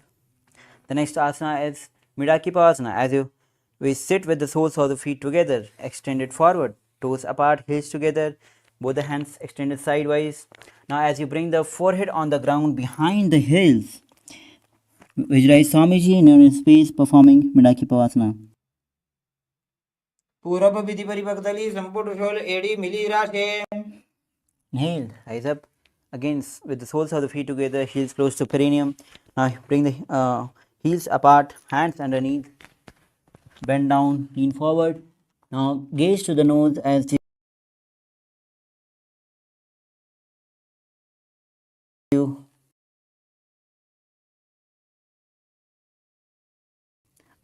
touch the throat to the toes. Siddha Samadhi Asana. दोवू पकतली संपट करे सोले मेढ़ आका में धरे. Inhale. The next asana is Chinnakipasana. As again you sit with the soles of the feet together, heels close to perineum. Open the feet like a book, elbows on the respective knees. Gaze to the nose. Visualize Swamiji in your inner space. दो पगागी एड़ी धरती मगिवा मेढ़ लगावे. Inhale. Now Charpat Chaukasana. As you sit with soles of the feet together, heels close to perineum. Place both the hands on the respective knees, pulling the knees onto the ground lightly. Engage Mool Bandha or Dhyan Bandha as you gaze to the third eye. Swamiji in your inner space. दो पकतली संपुट धारे आगा नेकर चार पसारे.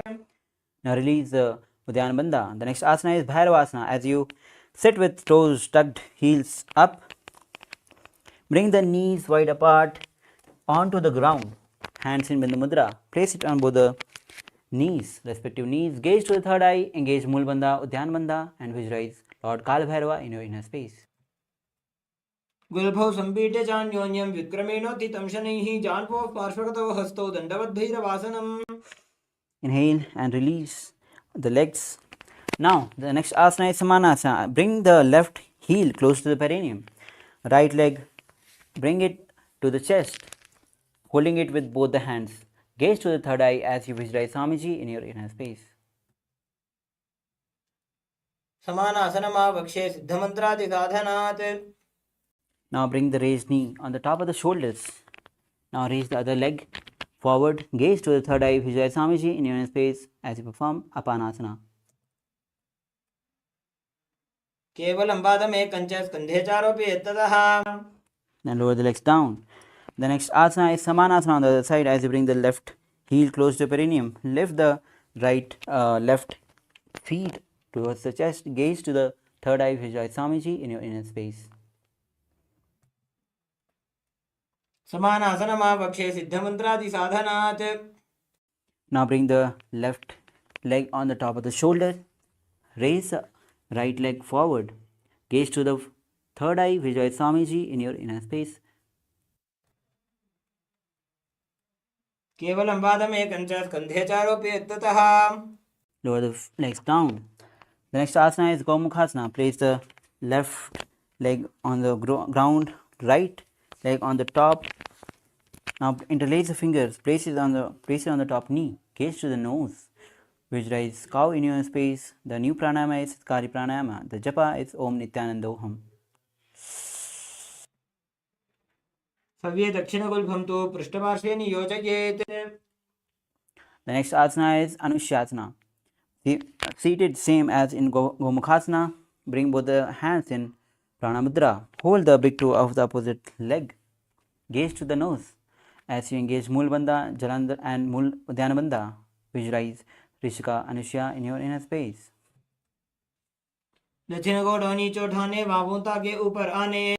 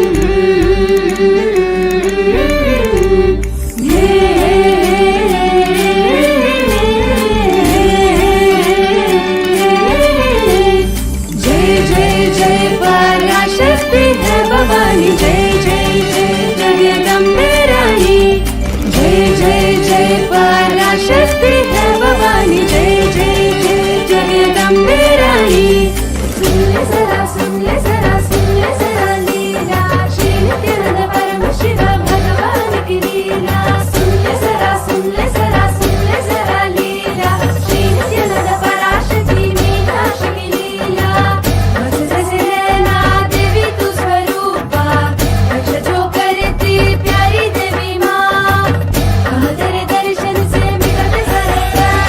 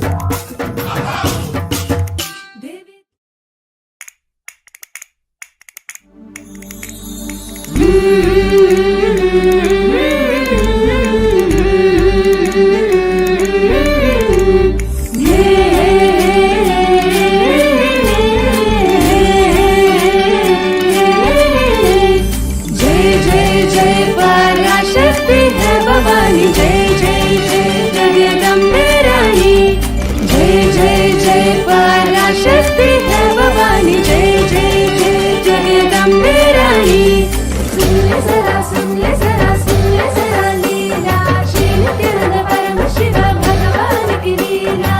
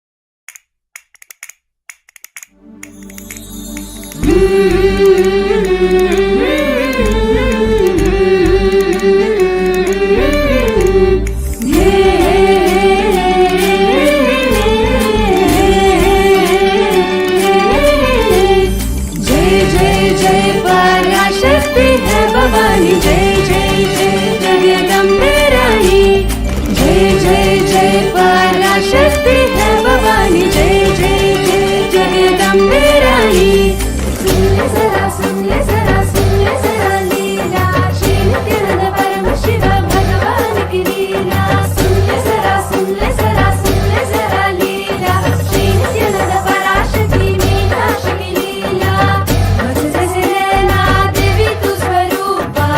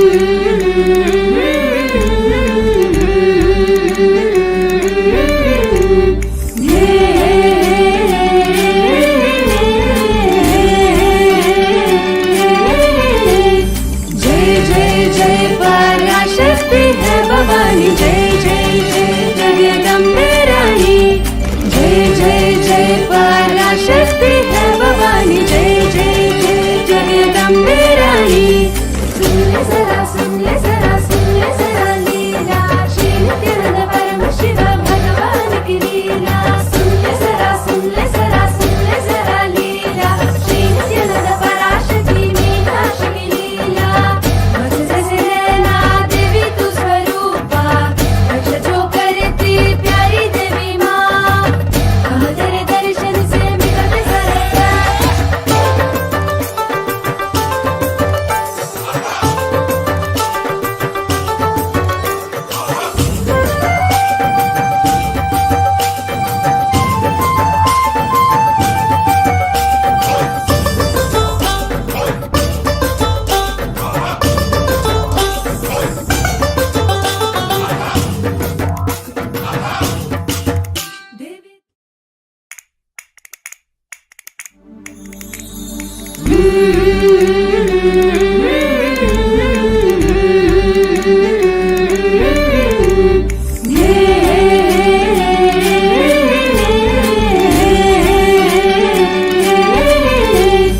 जय जय जय पराशक्ति है भवानी जय जय जय जगदम्बे रानी जय जय जय पराशक्ति है भवानी जय जय जय जगदम्बे रानी सुन ले जरा सुन ले जरा सुन ले जरा लीला श्री नित्यानंद परमशिव भगवान की लीला सुन ले जरा सुन ले जरा सुन ले जरा लीला श्री नित्यानंद पराशक्ति मीनाक्षी की लीला मत जैसे नैना देवी तू स्वरूपा रक्ष जो करती प्यारी देवी माँ कहाँ तेरे दर्शन से मिलते सरकार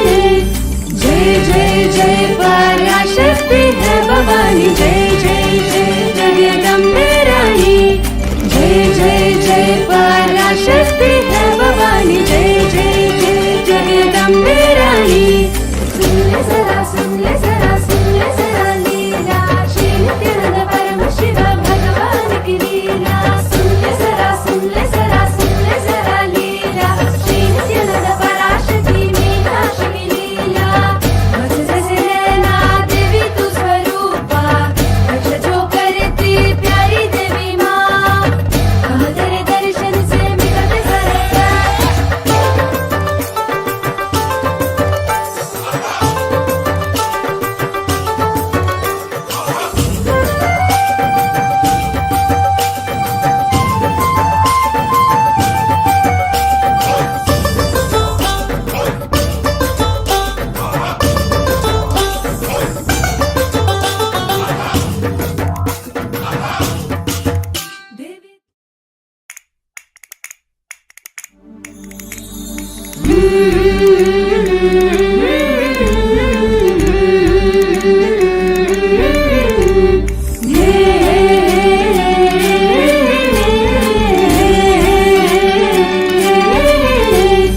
जय जय जय पराशक्ति है भवानी जय जय जय जगदम्बे रानी जय जय जय पराशक्ति है भवानी जय जय जय जगदम्बे रानी सुन ले जरा सुन ले जरा सुन ले जरा लीला श्री नित्यानंद परमशिव भगवान की लीला सुन ले जरा सुन ले जरा सुन ले जरा लीला श्री नित्यानंद पराशक्ति मीनाक्षी की लीला मत जैसे नैना देवी तू स्वरूपा रक्ष जो करती प्यारी देवी माँ कहाँ तेरे दर्शन से